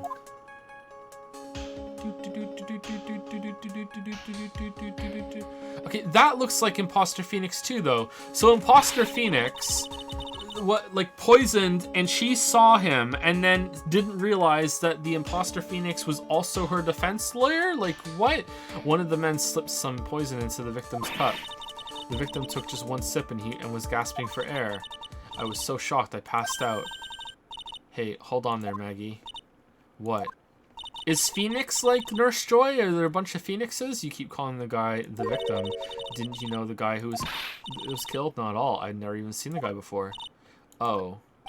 So she wouldn't have had a motive to kill him then, I guess. She's lying. Psyche lock. And the other man, the killer, you saw him, right? Of course. A good waitress must be attentive to clientele. It looks like Chad Phoenix. Look at this. So you saw the killer, but you were found guilty of the crime anyway? How come? You tell me, Mr. Wright. Guess the answer to my question is my phony. Anyway, she saw the killer. Better see if I can get a description of the guy. Guilty verdict. So if you saw the murderer, why were you still convicted? Because no one else saw. He's invisible. Saw what? The other man, the one who put the poison in the victim's coffee. Everyone testified that way. Mr. Armstrong, the customer, everyone. The victim was sitting alone at his table the whole time. But how's that possible? I don't know. But nobody, not one person, would believe me, sir. Even Phoenix Wright, my one last hope for a fair trial, failed me. What a pathetic defense. My granny could have done a better job. Here she is, Wendy Oldbag. Hey, how's it going? Look, that wasn't me, okay? And then... they found something a bit incriminating in my apron pocket. What? A small bottle of poison. What? Poison? It was in your pocket? Yeah, I just carry on poison. Well, I passed out when the victim collapsed. The killer must have slipped the poison into my pocket when I was unconscious. And no one else saw this other guy? No, sir. That's what everyone said. But I don't see how they could have missed him. What's with the green cup? The other guy. I was the one who took the coffee to the 2 men. Oh? And what was your impression of them? Well, when I first saw them, I kind of thought they might be in the music industry. In music? How come? Well, one of them had some sort of earpiece and an emo musician's look about him. Emo? Damn. When was this? Yeah, I guess that was kind of around where there was emo. Emo musician, I can't say that word. And there was a sample CD on the table, sir. They're spies, an earpiece, and a sample CD, huh? Did you get a look at the CD at all? It had a band's name written on it. What was the band called? I think it was MC something. They must have been preparing for their debut, I guess. So it was a band CD, maybe a promo disc? Maybe it was MC Screwdriver. Get serious, Maya. Would you buy the CD of a group named that? Nah. And what was the name of that group again? MC Hacksaw? No, MC... And what about the killer? What did he look like? Well, I don't really remember. Only that he was a young man, well built like the victim, really. Oh, yeah, I need to ask you about this. Hey, this article's about my case. Can you tell me anything about the guy who was pretending to be me? Yes, sir. It was the morning after I'd been arrested. Shouldn't we go and tell the police someone's impersonating a lawyer and went in and the judge even thought it was Phoenix? Like, it was the morning after I'd been arrested. I met you in the visitor's room here. You were wearing one of your super sharp suits. Me? Yes, you, Mr. A. Arg. Hey, Maggie, was my evil double I am here too? Actually, yes. No, I don't remember a phony you, Maya. Oh, sigh, it would have been so cool. Then you got really worked up and passionate. I'm gonna get you. Cleared of this crime, you said. Okay, I get the picture, but you've met me in person before, so how come you didn't realize that guy wasn't the real me? You're kind of forgettable, Phoenix. I guess, looking back now, it was a little strange. Only a little? Well, okay, so you were a bit taller than normal, and you looked a bit shady. Your voice was a bit weird. Oh, and you had this kind of funny accent, and so the guy was nothing like me then. But the judge was fooled, but he had your spiky hair and blue suit. That's the judge. Is that all it takes for someone to imitate me? Isn't there, like, due process to get into the building? Like, don't you have to show ID? How about everyone else in the courtroom, like the judge and the observers? Didn't they realize he was an imposter? Everyone had these big question marks on their faces, but it seemed that no one wanted to say anything, sir. This case just keeps getting weirder and weirder. Mr. Wright, do you think it's possible to get a retrial? Probably. The court ruled in the absence of a genuine defense attorney, so we should be able to get a retrial. Mr. Wright, do you think we'll win next time, sir? No. It's been a while. My life had been a full course meal of bad luck, complete with the defeat for dessert. I mean,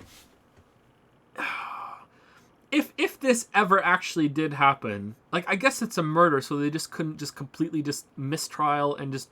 But if you do it again, like, isn't the whole thing just completely fucking corrupt at this point? Wouldn't they just have to let her go? Like, what if the evidence was tampered with? Like, the lawyer had access to it. It's been a while now. The time has passed. Like, I know, like, the chances of happening are just, like, next to zero. But, like, if that ever actually happened, I think an argument could be made for just, like, well, fuck it. This is just a complete, like, it's gone. Like, we can't do anything. My life has been a full course meal of bad luck, complete with defeat for dessert. Since I was 6 months old, when I fell from the 9th floor of my apartment building, I've been, like a bird, I've been hit by all sorts of vehicles, gotten sick from all sorts of foods, failed at almost every test I've taken, experienced almost every kind of disaster. I even landed a phony lawyer when I had the misfortune of being accused of murder again. But I will survive because Maggie Bird always lives to fight another day, and one day I'll find it. Just you wait and see, sir. I'll find that one single moment of good luck. Oh, it'll happen in this trial, don't worry. Arg, Zin Eop is really gonna pay for this. What are you staring at me like that for? But mine is right. Whoever it is that thought it was a good idea to use my name and get an innocent girl convicted of murder had better watch out.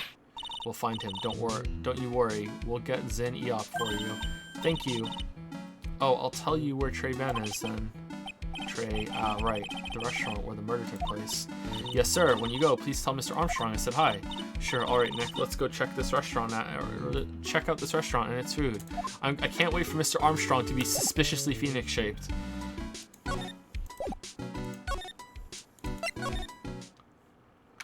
January 6th, Trey Ben.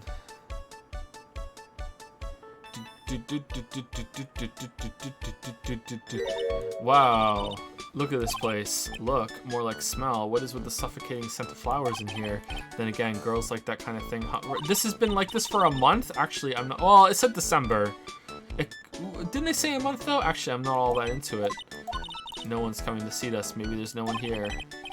Don't be silly, Maya. This is a restaurant, and it's open for business. Hello, anyone here? Here. I don't believe it. There really isn't anyone here. Perfect, let's get intrusive. If there's no one here, we can take anything we want. That's true. Yeah, I suppose we can. And blame it on Mask the Mask. He can't be tried. It's a rack full of fashion magazines, and they're all in French. Why don't you try wearing something a bit more chic sometime, huh, Maya? Yeah, I guess I could. I'm always in my acolyte clothes, aren't I?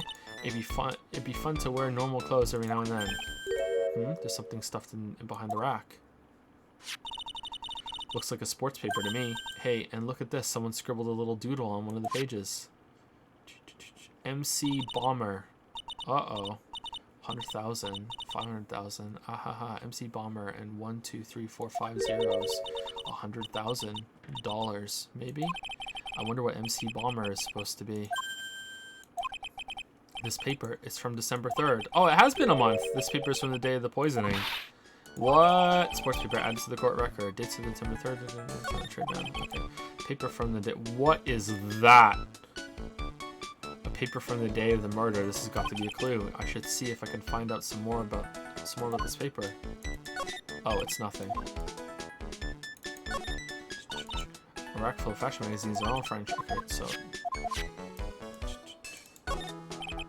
It's the restaurant's front entrance. There's a sign hanging on the door written in French. It probably says open or close. It must be one or the other, and I don't know which. I don't know which since I don't know Jack about French. Nice. I too don't know Jacks about French. Look at all the little trinkets tucked away in here. I bet Mr. Armstrong collected all these personally. Let's see, a bouquet of flowers, some potpourri, and look, fine bone china cups. I never knew you were so cultured. Come on, Maya. This is common knowledge. Any Joe Schmo knows this much. Look, it's one of those magical boxes that spits out money. You know, you're the only person who would have ever described a cash register in that way. Well, pearls. Alright, cha-cha real smooth. Like, really? This table's set nicely, it just needs a customer. What do you think this flower is, Nick? Let's see. Well, it doesn't look like a tulip, and it's not a sunflower, I don't think.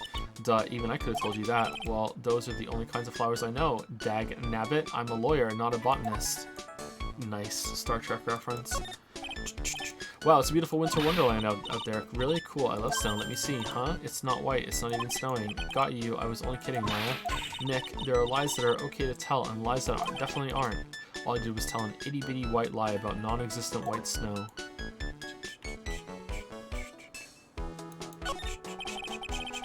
This must be the table where the murder occurred. I guess so, with all this police tape all around it. Nah, and that stain must be from the poisoned coffee. Don't go licking the tablecloth, okay, Maya? Why would I lick it? I'm not a cat, you know. Then why can't I picture you doing just that? Yeah. Alright, that's it. We're done. Are we just going to cha-cha back and Mr. Armstrong's going to be there? This restaurant has partitions that separate the tables. When you're seated at a table, you can only see the tables to your right or left. Oh, that's how he wasn't seen. Maybe.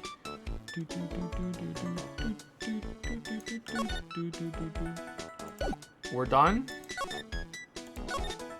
I must have missed something. Hey, what about this? Oh, a sports paper. Let's see. Did Gustin Braun manage to defend his heavyweight title? Sorry, Maggie, that paper is actually a month old. It's from the day of the murder. And Gustin got knocked out yesterday, I'm afraid. Oh, no. I found this paper in the magazine rack at Treben. Really? That's strange. Treben doesn't get newspapers. Mr. Armstrong says he's not really fond of them. Then maybe one of the customers left it behind. Anyway, what I want you to take a look at is this scribble here. Aha! That's it, sir. MC Bomber. That was the name that was written on the CD, just as I thought. I guess it wasn't MC Screwdriver after all, huh? So that 100,000 must be a down payment for a record deal, right? If someone gave me 100,000, I'd sing for sure. The Master of Crane or the Spirit Song or even Maya's theme. Okay, Maya. So if the sample CD was on the victim's table, that means this newspaper may have belonged to the victim. You're right. So the victim left this behind on the day of the murder, huh? I think we better step up the investigation, don't you, Nick? Alright, that's it. We came back just for this. Okay, I really think we should have ran into Armstrong. January 6 Treben. Oh la la, bonjour, welcome to La Treben. Oh, hello. What happened to Maya? She's frozen stiff.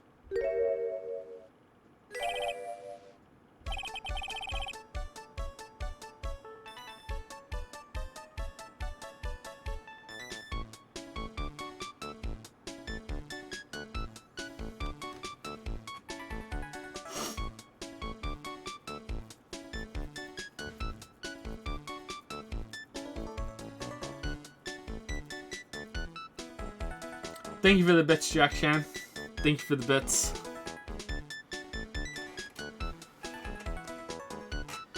Bienvenue. Welcome to my petite restaurante. B Avenue? Oh no, my petite tulip. Huh? Me? Look at his face, like a kitten rejected by its own mother. You are fatigued, no? Alors, you need this. An aromatic bath oil melange of La Neroli and La Rose, my personal recommendation. You think I need what? Oh, oui, oui. Just add a couple of drops of this mixture to la bath water and voila. It will soothe your body and your... I can't do it. And it's simply fantastique. Really? And for le monsieur, who? Me? Look at that face. Like le puppy rejected by life itself. You're fatigued, no? For you, monsieur, I recommend this. Oil of bergamot, and maybe a hint of oui oui.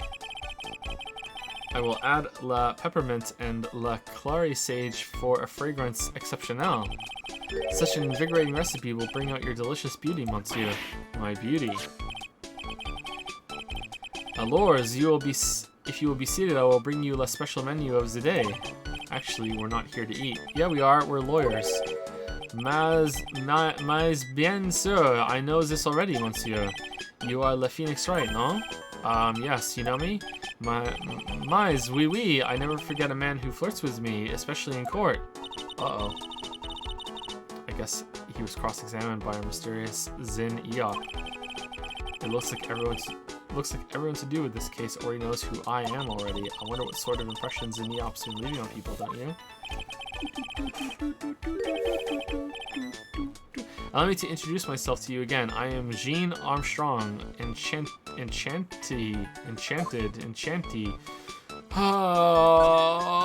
Très bien. So what does très bien mean? I know très, that means 3, right? No. Très bien is Francois. In English, you would say very good. Oh, very good. Oui, exactement. La atmosphere is très bien, and la cuisine is très bien. I am très bien. If the food's so good, why aren't there any customers in here? My cuisine is not for all. Some people, they do not appreciate la hot cuisine. I thought everyone liked hot cuisine. Since I have lost Maggie, I do not have enough hands. So you're running this place on your own now? Oui, for le moment. No one has answered my advertisement. Oh, pour moi. Please don't eyeball me while you say that. I am the chef. I am the manager. I am also a trained aromatherapist. I am la entertainment. A roaming what? A practitioner de aromatherapy. La art of soothing la soul with these delicate floral aromas. Delicate? The smell coming from that bottle earlier was anything but. So could you tell me what you know about the Institute? Bien. It makes me sad to remember it, yet I remember it so well. More than a month has passed since it happened, and we still have not cleaned up the fucking table. Yeah, I guess it's been about a month since Maggie's sentencing. So, it was the 3rd of last month, just after 1 in the afternoon. A man who was in here for a coffee suddenly became ill because of the poisoning in his coffee. That is the truth as I know it. It was Maggie who took his drink to him. I was in the kitchen. I heard the sound of someone collapsing. When I came out to see what it was, he was already slumped in his chair. He was dead? This is so hard for me to read. Mon Dieu, oui, he was dead. Maggie had passed out also. And this man who died, was he alone? Oui, monsieur. All alone. I know that Maggie said there was someone else, but... No. I see. La police, they asked me many times. Are you sure there was no one else here at the table, they asked. But I am not the only one. La old man said the same thing. Old man? What old man? What old man? Old man. So who was this old man that you mentioned? At the time of the murder, there was another customer in here. It's a fucking old man. What, someone else saw it? Mas oui. As usual, he came alone that day. At the time of the murder, he was here. He saw it too. Yeah, he saw it too. It's the same thing. Is that there? There was no one else at the victim's table. But Maggie swears there were 2 people. I don't know what accent this is. Mais, mademoiselle, la lawyer, he could not prove this. No. The lawyer, that was me, I suppose. Mas bien, sir. Alright. What is this? Wow, he's the first person who said it wasn't me. Don't kid yourself, Nick. Humph. No, who's the one making stuff up? Alright. Tell us about this. We found this sports paper in the magazine rack here. One of my customers must have left it behind. Do you have any idea which customer it was? The only ideas I have, mademoiselle, I saved from my kitchen. Alright, what about this? I am not a lawyer myself, I do not wish to speak out of turn, but your defense in court that day was a little, how do you say, sheet. Sigh, even a Frenchman who could not speak any English could have done a better job. You were very cool though, oh oui oui, so handsome. Wow, I wonder just how bad the defense could have been. Every time you opened your mouth, the old courthouse stirred. Oh man, this is something I don't want to imagine. Alright, you know what I'm loving? The fact that there's no Magatama. That really bodes well. I'm a lawyer. Please, monsieur, there is no need to show me that. You are Mon, Phoenix Wright, the worst defense attorney in town. Wait, did Imposter have a Phoenix badge? I think I can imagine how he formed this completely wrong impression of me. The last time we met, I show you this badge? Oui, you flashed it to everyone in the restaurant. Oh, they did! Oh man, looks like Eop is a bigger fan of flashing stuff than you are, Nick. Huh. What?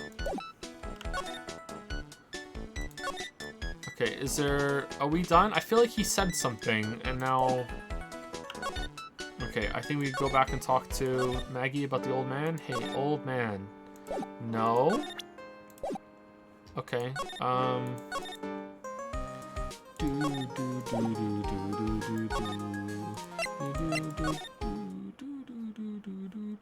Shit.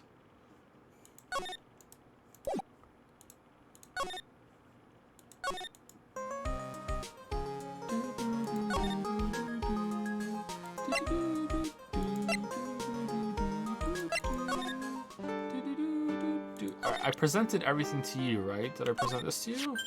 That badge, is it real? Of course it's real. That's what they all say, but I've seen them do before. Give it to me for a sec. Ah, chomp. She bit into it. And I left a few teeth marks too. I can see that. I just wish I could remember if that means it's a real or a fake. Sigh, I said it was real. Alright. Do we have to talk to you again about everything else? Okay, so I feel like I presented everything to you. I've said everything to you. There's nothing else to examine.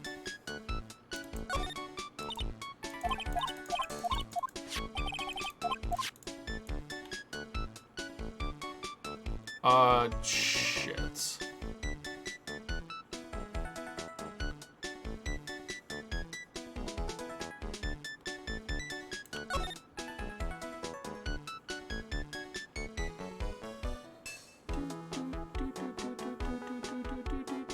I feel like he said something about going somewhere and now I've forgotten.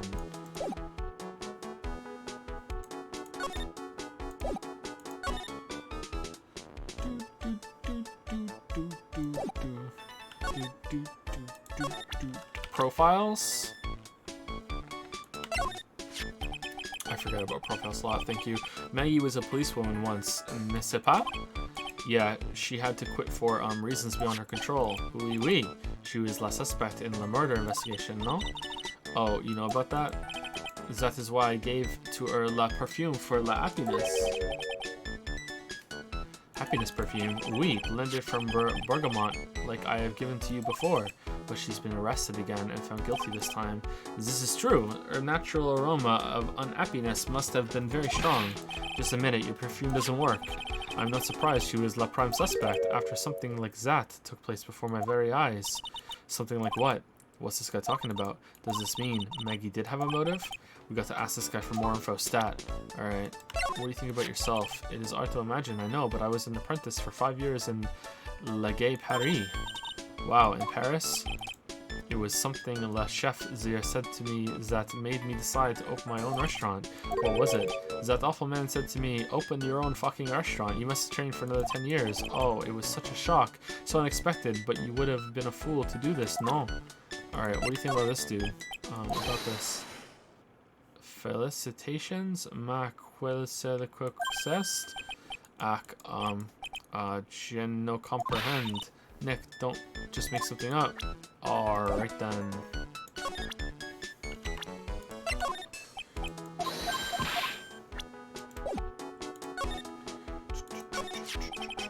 When Maggie took the coffee over to the victim, did anything happen? Oui, I suppose you could say so. So what happened? No, it was nothing. Look, Maggie says she didn't even know the guy, but she's still been indicted for murder. The prosecution must have come up with some kind of motive. Oui, it is true. If there was anything at all between Maggie and the victim, it could be relevant, so please tell us anything you know. Ah, fuck. 3 of them? We don't even have that enough evidence for 3. Psyche locks. No way. What are we going to do, Nick? Well, we're gonna come back later after we collect some shit. We'll just have to remove what's wrong? But the Magatama! It's gone! Yeah! Huh?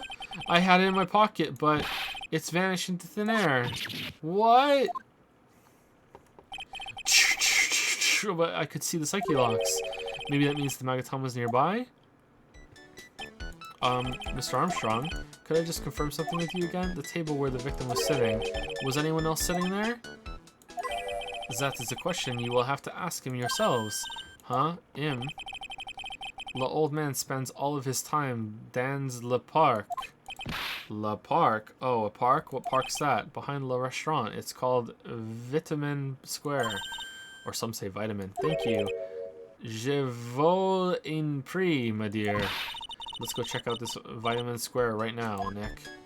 Or let's look around for the Magatama. Did Imposter Phoenix steal the Magatama and we just didn't notice for a whole month because it's fucking useless? January 6th, Vitamin Square. So this is Vitamin Square. Yeah, I see where they get the name from now. The fruits scream vitamins at you. Hey, Nick, that's the guy, right? Isn't that the old man Mr. Armstrong was talking about? That grouchy-looking grandpa? He's throwing seeds out for the pigeons. Maya, he's not throwing seeds for them. He's throwing seeds at them. My God.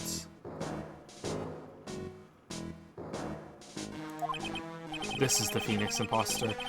My grumpiness threat level has just been raised to red. What is this music? Oh, there's a magazine here. It's a magazine full of job listings. You disgusting rogue picking up something someone else threw away. Did you throw this away? Are you looking for a job? Gah, that's none of your business. Sorry, I guess I'll just take the magazine with me then. I don't want anyone else having it. Give it back. Too bad. Now that you want it so bad, I don't want to give it up. Damn, we're oddly hostile. Picked up from a bench in Vitamin Square, thrown away by the old man. Hey, that's mine. Not anymore. I used to love sandboxes like you wouldn't believe. Really? You? Sure, finding iron filings in the sand with a magnet was my favorite thing to do. Iron filings, wow, that's too exciting for words. It was my ambition to collect every single shred of iron in the sandbox. I was such a kid back then, so did you manage to get all the iron? No, I never did. I think I came close though. Come to think of it, I still have all the iron filings I found way back when. You want them? No. No, this was so fruity. That's not a bad thing, besides I love apples. Excuse me, I love apples, they're among my favorites. Then that apple slide is perfect for you. And what is so perfect about it? Come on, don't be a stick in the mud, slide down it a few times, go on, woo, no way. I'd get covered in sand if I slid down that slide, anyone could see that, and our iron filings. Yeah, you're right, otherwise I'd give it a try too.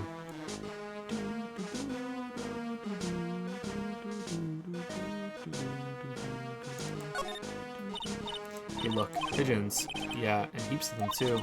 Did you know that pigeons are a symbol of peace? That's a dove, not a pigeon. Poor things. So they can't be symbols of peace and harmony just because they're gray, is that it? You're overthinking this one by just a smidge, Maya.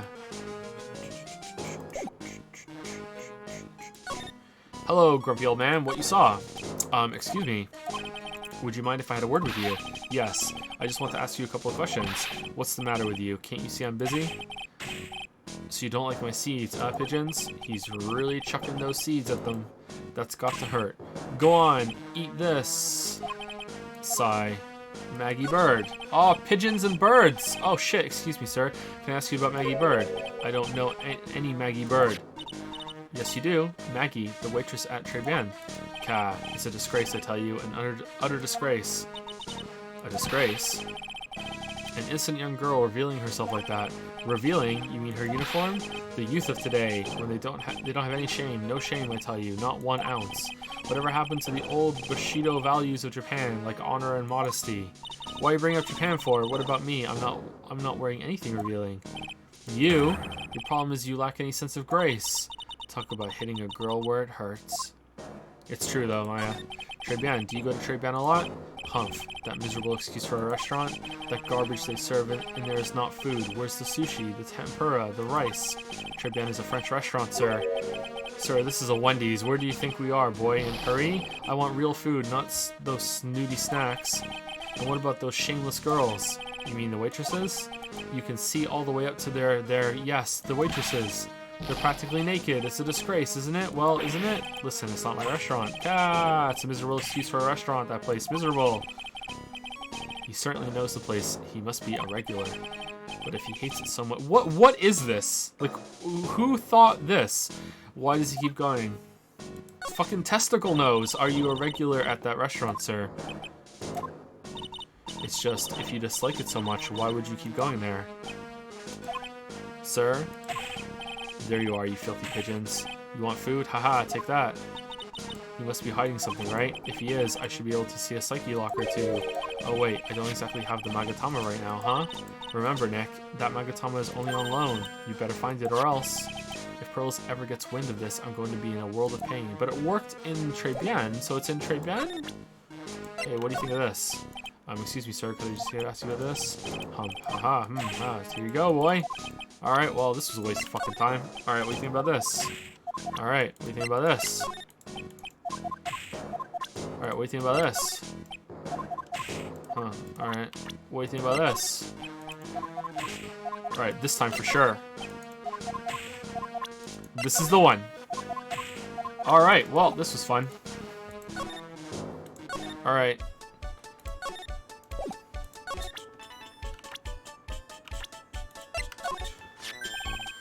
Mademoiselle, yes? Are you looking for a job? What? No, I was just... Let me see, your style is un più differente, but you have a good... Felicitations, you have passed. I will hire you. Bien, come visit me. I will teach you everything I know. Nick, help. Wait, this... The book is important? I don't know whether to laugh or feel bad for Maya. Maybe I should do both. Wasn't she in a waitressing outfit in the preview? This must be the table with poisoning.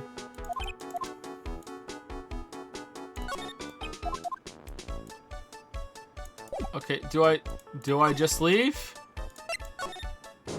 And then I just leave.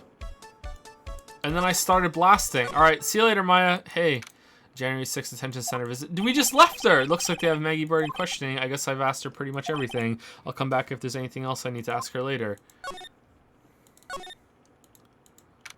We just left. Like the fucking ship in Xenoblade Chronicles 2, January 6th. Poor Maya. It looks like Mr. Armstrong's really taking a shine to her. I suppose I'll just have to let her work at the restaurant for a while. Sure, I'll go pick her up from Tribune once things have cooled off. Alright. January 6th, Police Station, Criminal Affairs Department. Well, pal, have you found the evidence yet? The one that's gonna find her innocent? No, not yet. Oh, that's why, because you have a crush on her. Oh, that's why you're so angry. We've only just started our investigation. Well, whatever you need to know, I'll give you the dirt on it. I'm putting off all my other cases for now, pal. Gumshoe's really fired up about this. Oh yeah, one more thing. The retrial's been approved. Court's sitting at 10 a.m. tomorrow. And Godot's gonna be the prosecutor. No, he sucks. He's lost every case. It's fine. Oh, him. Now listen up, pal. If Maggie's found guilty again, yes, I'm gonna fucking kill you. I'll make sure you get locked up for good. For it. Got it? Alright. So the guilty party was Maggie Bird, huh? Yeah, back when she was on the police force. You were her mentor when she was a rookie, right? Yeah, I kept a close eye on her. I mean, not too close, you know. Well, I gave her my underwear, Hajime. Hey, what's with the funny looks, pal? I was just her... It was anything like... Look, sure, I was her boss when she was doing her training, but that was it. Nothing happened. Gumshoe sure is sweating up a storm over nothing. So that's it. Or our big old Gumshoe has a little crush on Maggie. I don't like her or anything. Girls are gross. I was arg. Note to self, gossip with Maya about this later. Look, pal, don't tell anyone, okay? You've got to keep it a secret, got it? Sure. And would you mind not guessing what I'm thinking all the time? Hey, tell your face, pal, not me. You'd have to be blind not to see what's on your mind. So I was wondering, could you fill me in on the victim? Glenn Elk? Glenn Elk? He's Canadian. Glenn Elk? Glenny Elk? What? That's a weird... A lot of G's and L's and E's. What? It's a palindrome.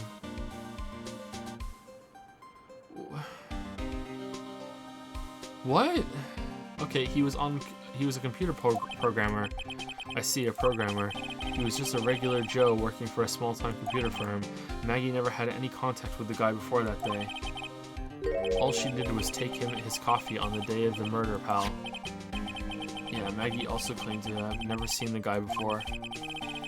Did the victim go to the restaurant often? Not according to the chef. Said it was the first time he'd seen the guy. Programmer and a first-time customer at that. What possible reason could Maggie have had to kill a guy like that? That's what I thought. But a motive was still somehow established in her trial. You're kidding.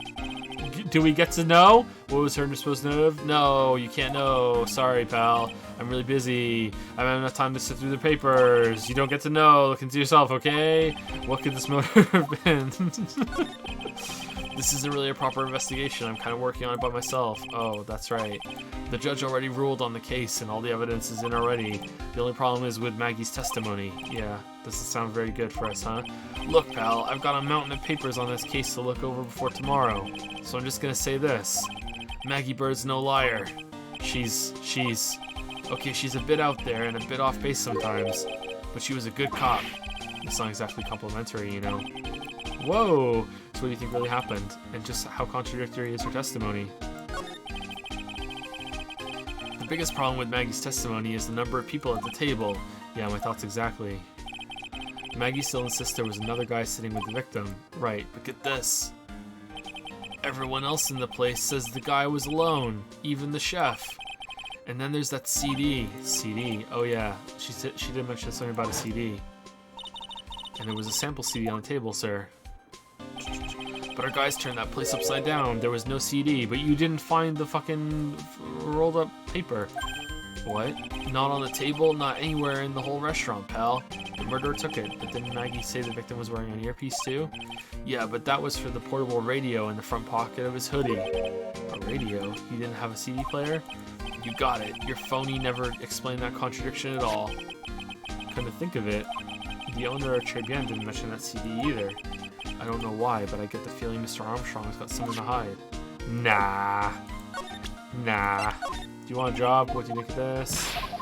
Alright, what do you think of this? What's that, a sports paper? Yeah, I found it in the magazine rack at Tribulations. Did you flip through all the papers, Phoenix? Maybe something's in there. It's dated the same day as the murder. You may be onto something here. And take a look at this. See this writing here? MC Bomber. Hey, what is it? I've heard that name somewhere before. Yeah, MC Bomber. Wow, he actually seems to be thinking for once. It's no good, I can't remember. And he goes back to being the gumshoe we all know and love. Hey pal, I'm gonna borrow this paper for a bit, okay? No, I want to get a handwriting analysis done on this scribble. Handwriting, huh? It'd be good to know more about that in any case. Thanks, pal. I bet this will turn out to be an interesting clue. Sports paper given to Detective Gumshoe. Alright. I wasn't a trial myself, but I asked the one detective I know how your defense was, and what did he say? He started off by saying, I'm a complete loss for words, but he must have found some quick because he went on about how bad you were for an hour. But he said you suck so much it seemed like you were trying to get Maggie found guilty. No, it looked like I was trying to get Maggie found guilty.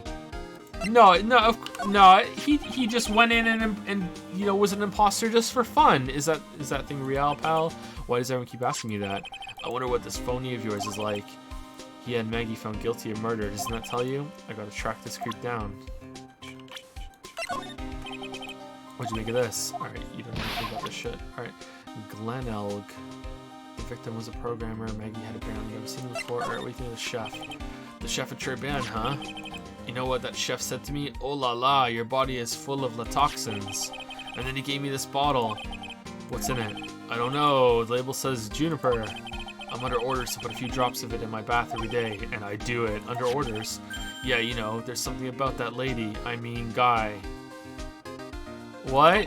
Huh? You can't stop thinking about him? Not like that, pal. Give me a break. He's not my type. I mean, I can't stop thinking that he's involved in this case somehow. Sounds like he knows a little something more about our charming chef. Have you gone to see Maggie? Of course I have, but I wasn't much good at consoling her. I'm not very good with words. Oh, yeah, I guess I must have looked a bit down. Maggie was really supportive of me. It was great to have someone to talk to. Did he go to her first? How you doing, pal? I'm such a loser. I had high hopes for Maggie. I was gonna make her the best detective there ever was. But then all of a sudden she was charged with murder and arrested. I never saw it coming. I never imagined they'd find her guilty. I hate myself for not being able to do anything. It's okay, Detective Gumshoe. We still have a chance to make this right. You know what? You're not such a bad guy after all, pal. That's the guy who's going to be the prosecutor of Maggie's jury trial tomorrow. Oh, really? He was working on a bunch of more important cases at the moment, but he canceled them all just so he could take you on, pal.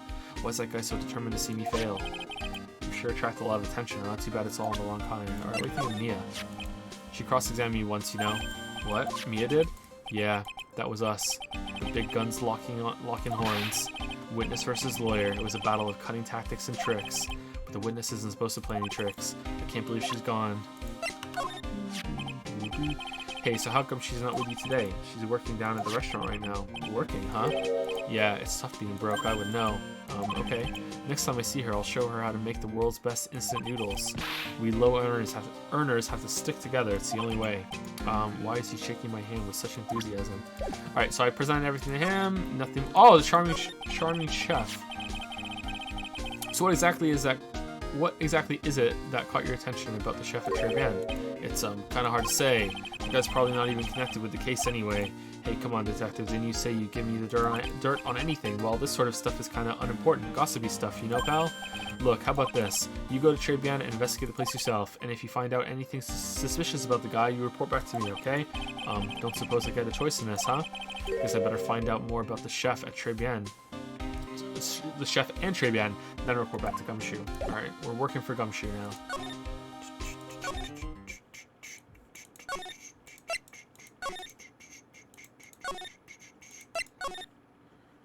January 6th, Tribulations.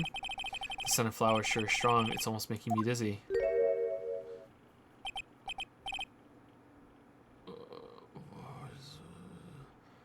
That is a very large head. What? Oh, hello. Who was that just now? A customer? She had sort of a dark aura about her. Ah, welcome. B Avenue. Yeah, she got like Wednesday Addams energy. What a cute voice. Oh, it's just you, Nick. Maya. Well, how do I look? Terrible. Maybe you should quit being a spirit medium. Maybe, but it's kind of boring being a waitress. I mean, you're my first ever customer. Then who was that woman I just saw? What woman? Oh. Since you're here, you might as well have something to eat. I am kind of hungry, actually. So how do you like your new job, Maya? I never knew there was so much for a waitress to do. Take people's orders, bring them their food, make coffee, work the cash register. Of course, we need a customer before I can do any of that. Yeah, it's a nice looking restaurant. It's a shame more people don't come. Maybe it's because one of the fucking booths is still a fucking fucking crime scene. Don't forget about the ultra cute waitress. Who's that? Check out my give me a tip smile.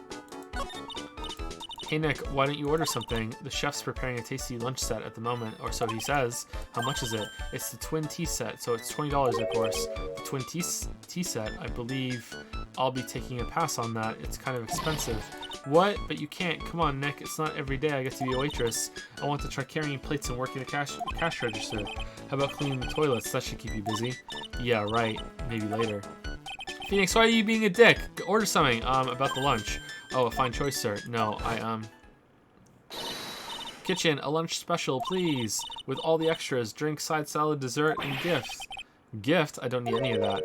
Just a moment, please, sir. Maya's really getting into this. So how much is this set lunch then? $20, huh? But with the drink, sides, and dessert, it's $45. Hey, wait a second, Maya. Sorry to keep you waiting, sir. Here you are, our deluxe fortified lunch set. Is that the worst part of a lobster? Like what?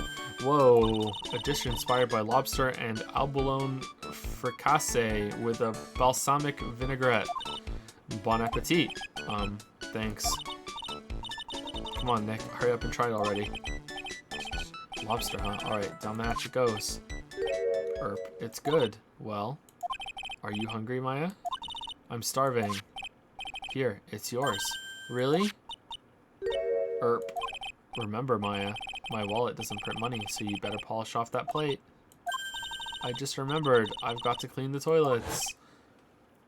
It's bad? Hey, you can't be in that much of a hurry to clean the toilets. Tribune lunch special added to the court record. Tribune lunch special. Okay. So, is the imposter taking over the chef now? How does that guy manage to make good food taste so bad? Is there just one character this chapter? Just an imposter is every character. How does that guy manage to make good food taste so bad? Hey Nick, you want to take a peek in the kitchen? Sure, the kitchen, huh? Not a bad idea. Now what was that Maggie said again? In the kitchen, you'll get to see all the chef's greatest secrets. Did she say that? In the kitchen. That sounds tasty. Hey, wait up, Maya. What is it? I'm pretty busy right now. Weren't you going to show me around? Tsk. There goes my plan to find some cool clue and show it off in your face. I better conduct a search in the kitchen myself. Alright, let's go to the kitchen. Alright, it's there. Kitchen time. Alright, where'd that creepy girl go? January 6th Tribune Kitchen. And here it is. What the fuck is going on down? Is that all the perfume? Does he dunk the perfume into the food? And here it is, the famous Tribune Kitchen. It's my first time in here too, actually. What? There's a weird atmosphere in here, that's for sure. Mr. Armstrong will be back soon, so we better search quickly. Chop chop.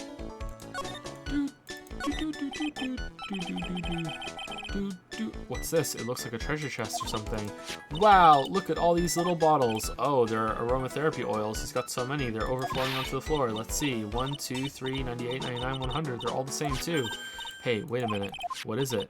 There's one bottle that's different from all the others. Well, what do you know? And it doesn't have a label either. Oh, it's green. It's the fucking someone put the Magatama in the blender. And it still works. Ah, sniff. It doesn't smell. So what's that liquid inside then, I wonder? Hey, Nick, we should borrow this. I mean, look how many bottles he's got. He won't miss one, will he? He won't miss the one that's different from all the others. Found in the kitchen. Shape is different from the other bottles. Contents unknown. Now this is one large mirror. I bet this is where he makes himself look pretty. There's a book on the dresser. Clarice Armstrong's Bedtime Literature. Not exactly Pulitzer Prize material, is it? It looks like a collection of poems he's written. Poems? Cool. Read one out. And say it in your best French accent with intensity, okay?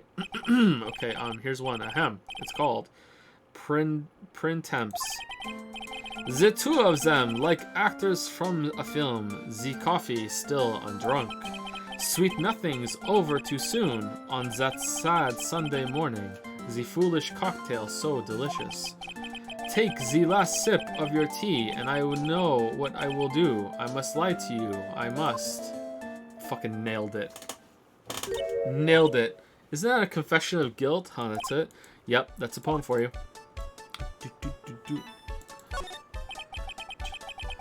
What are these lace curtains for? I don't know, but they give me the place a real homey feel, don't they? Lace curtains. You know, if I was a cooking pot, I'd be perfectly happy to sit on a shelf under those. How do you respond to something like that?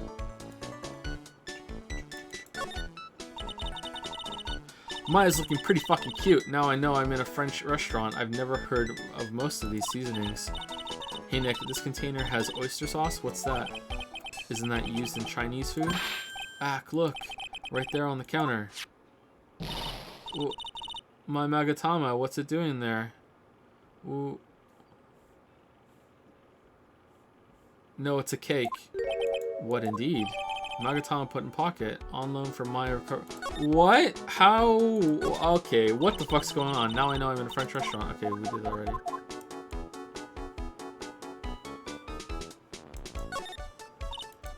That smells good. Something's bubbling away nicely in that pot. It must be the lobster and abalone fricassee with a balsamic vinaigrette. Isn't that what I just ate for lunch? Maybe. What you ate is the only French dish I know the name of.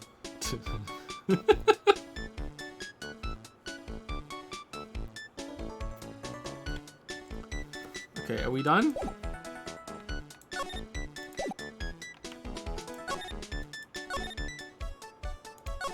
Hey, how did it get in there? About this. Sorry, Nick. Okay, you don't give a shit. Alright.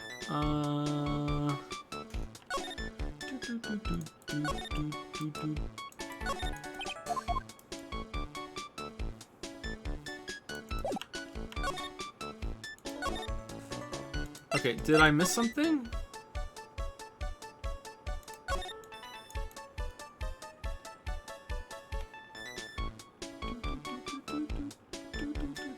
No, it doesn't look like it. Okay, I guess I'll go talk to the old man now with the, with the Magatama.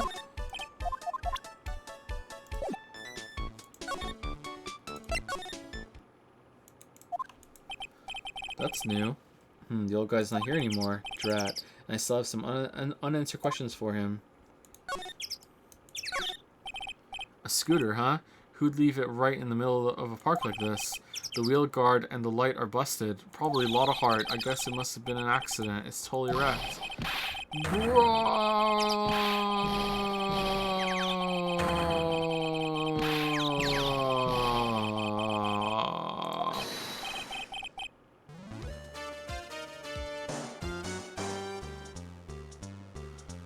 Kiru!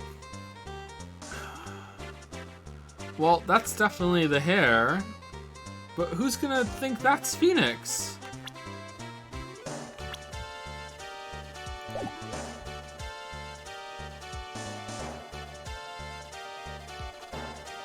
Hey, what do you think you's doing with my bike?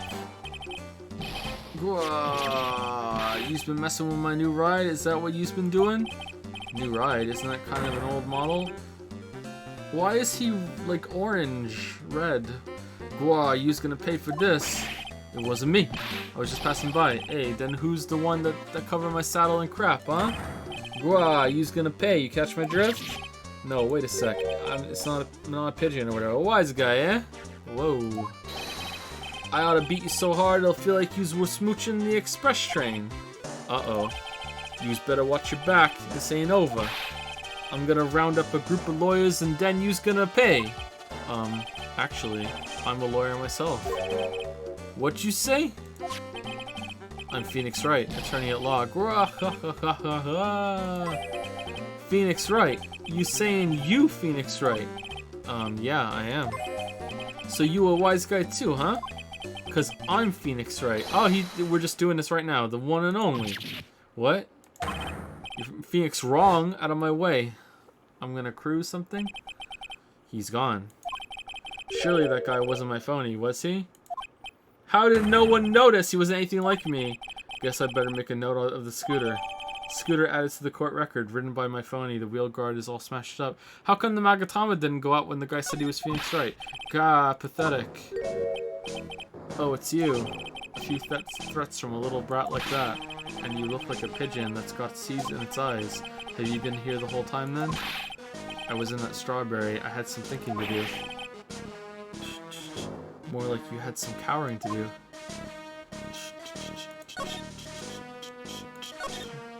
Are you regular at the restaurant, sir? It's just that if you dislike it so much, why would you keep going there? Sir, there you are, you filthy pigeons. You want food? Haha, take that.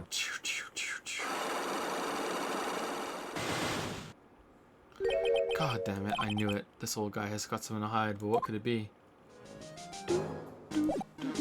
Alright, so I'm guessing that this is the path to progress.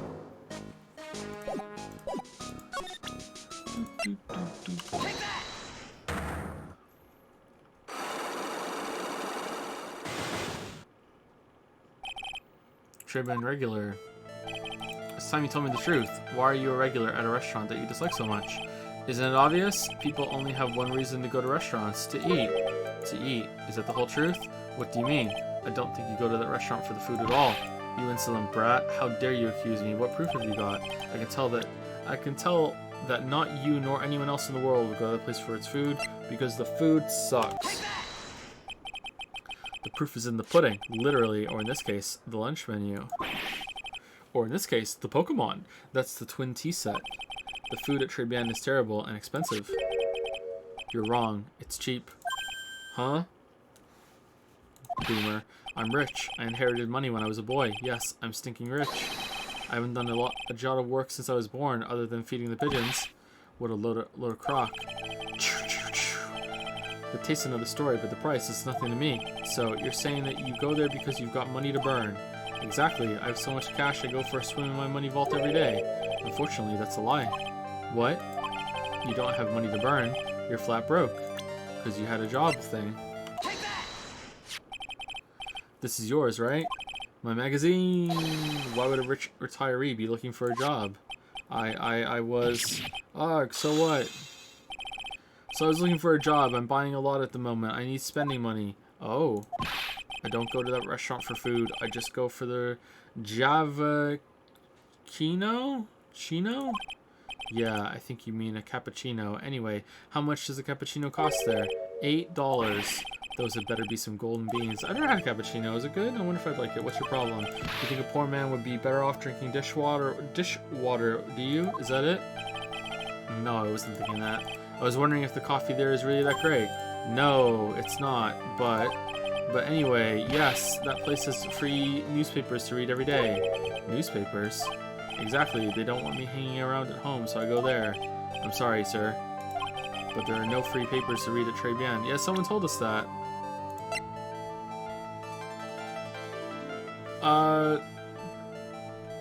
Shit, how do I...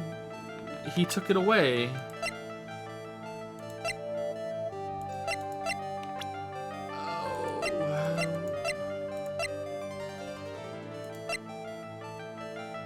But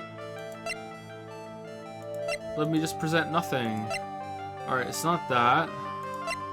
Not that. Not that. Not that.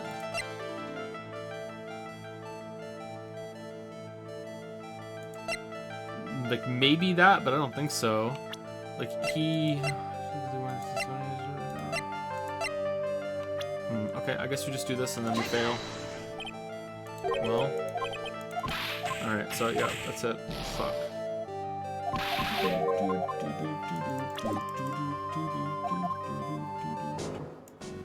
What an amazing system. Alright, how's it going, Maya? How did that girl just vanish? Is there like a secret passage in here?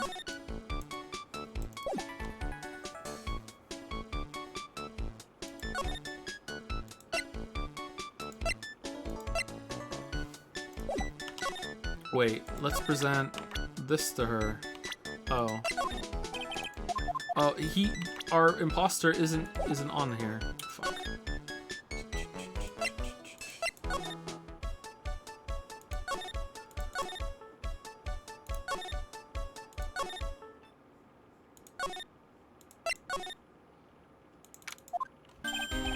Hey, you're just in time. What is it, Detective Gumshoe? The lab got back to me about that newspaper you gave me. Oh, great, now we can go do it. He must be in sports paper with the memo scribbled on it.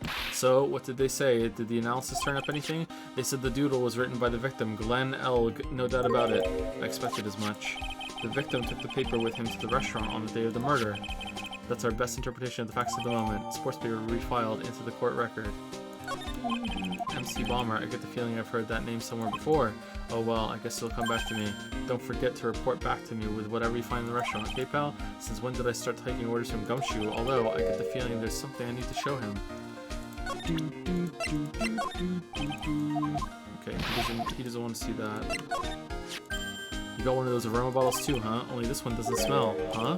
I don't get you. This was mixed in with all the other aromatherapy bottles, but it's not the same. It doesn't even look the same, wouldn't you agree? A cologne bottle that doesn't smell, huh? Smells like a skunk to me, pal.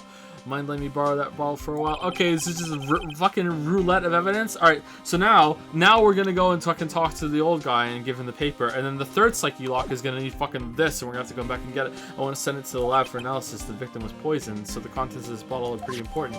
Small bottle given to Detective Gumshoe. I had a hunch there was something funny about that chef. You suspect Gene Armstrong?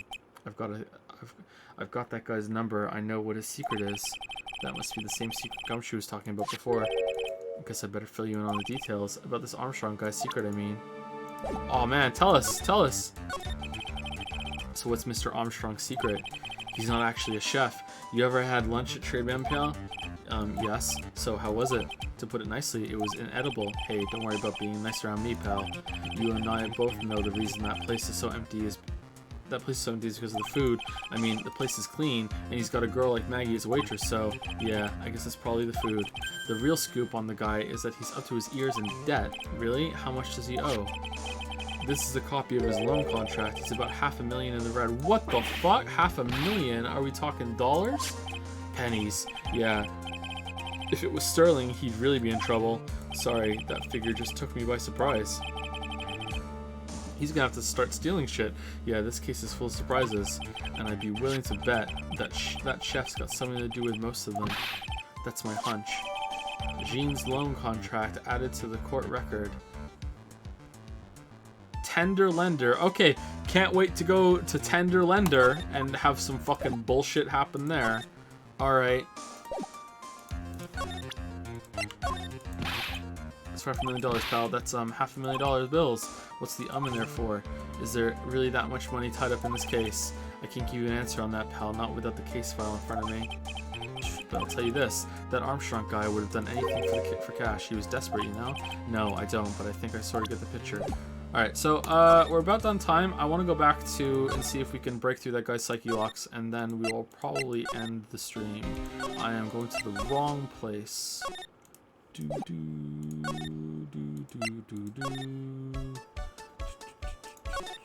he in the kitchen now? No. Well, he's gone for a while.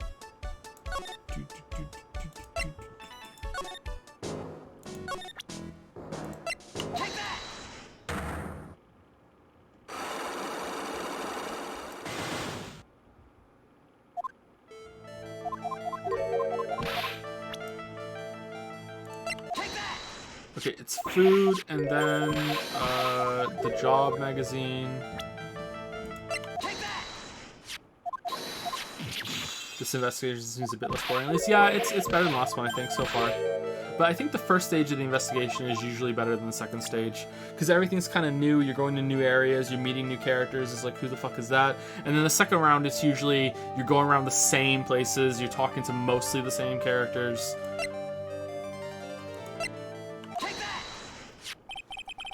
Take a look at this. What is it? It's a newspaper I found behind the magazine rack at Tribulations. So, what of it? This was the only paper there, and it stayed more than 1 month ago. What? You see what I'm getting at here? That restaurant doesn't get newspapers. Fucking hate newspapers. This is just one that a customer happened to leave behind. Arg. Tell me, why are you so determined to hide the truth? I'm not hiding anything. I'm going to have to put this guy out of his misery. Listen, the real reason why you go so much to Tribulations is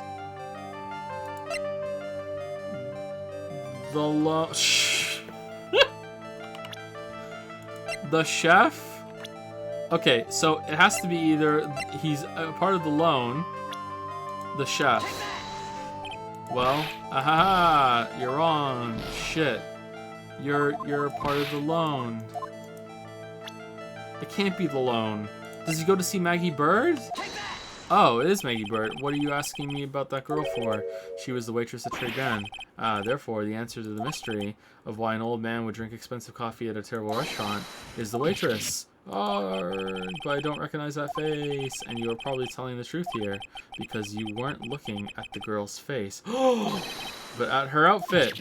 Gulp. That's the truth, isn't it? You became a regular at the restaurant because of the waitress's uniform. That uniform is all you can think about, isn't it?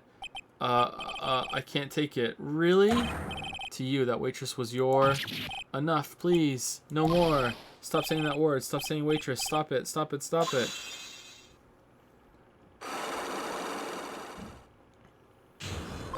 Unlock successful. Oh man, Maya, watch out. Tribulations regular. Sir, yes, it's true. I was there for the young girl. Fine, so I'm a dirty, wicked, sinful old devil. No, I didn't mean it like that. I even get one of those lousy cups of Javachino every time for $8, all because of the serving girl. Punish me, lock me up. Really, that's not what I'm here for. You'll be the same, another 20 years, and you'll understand what it's like. You'll know how painful it is to be an old man like me. No, really, listen, sir, stop calling me that. I have a name, you know, boy. So show some respect. I'm Victor Kudo. Sorry, Mr. Kudo. You young ones think you know it all, don't you? Well, I'm not saying another word. I won't tell you anything more. This guy was in the restaurant at the time of the incident, which means I have to hear his testimony one way or another. Humph. I don't believe this. I even broke his psyche locks and everything. I guess I'll have to try to get him when he's in a better mood. Great. Well, that was a waste of fucking time.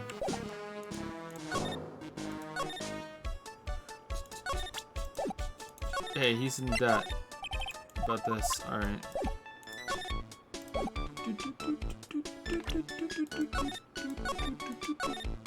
This is pretty cute music.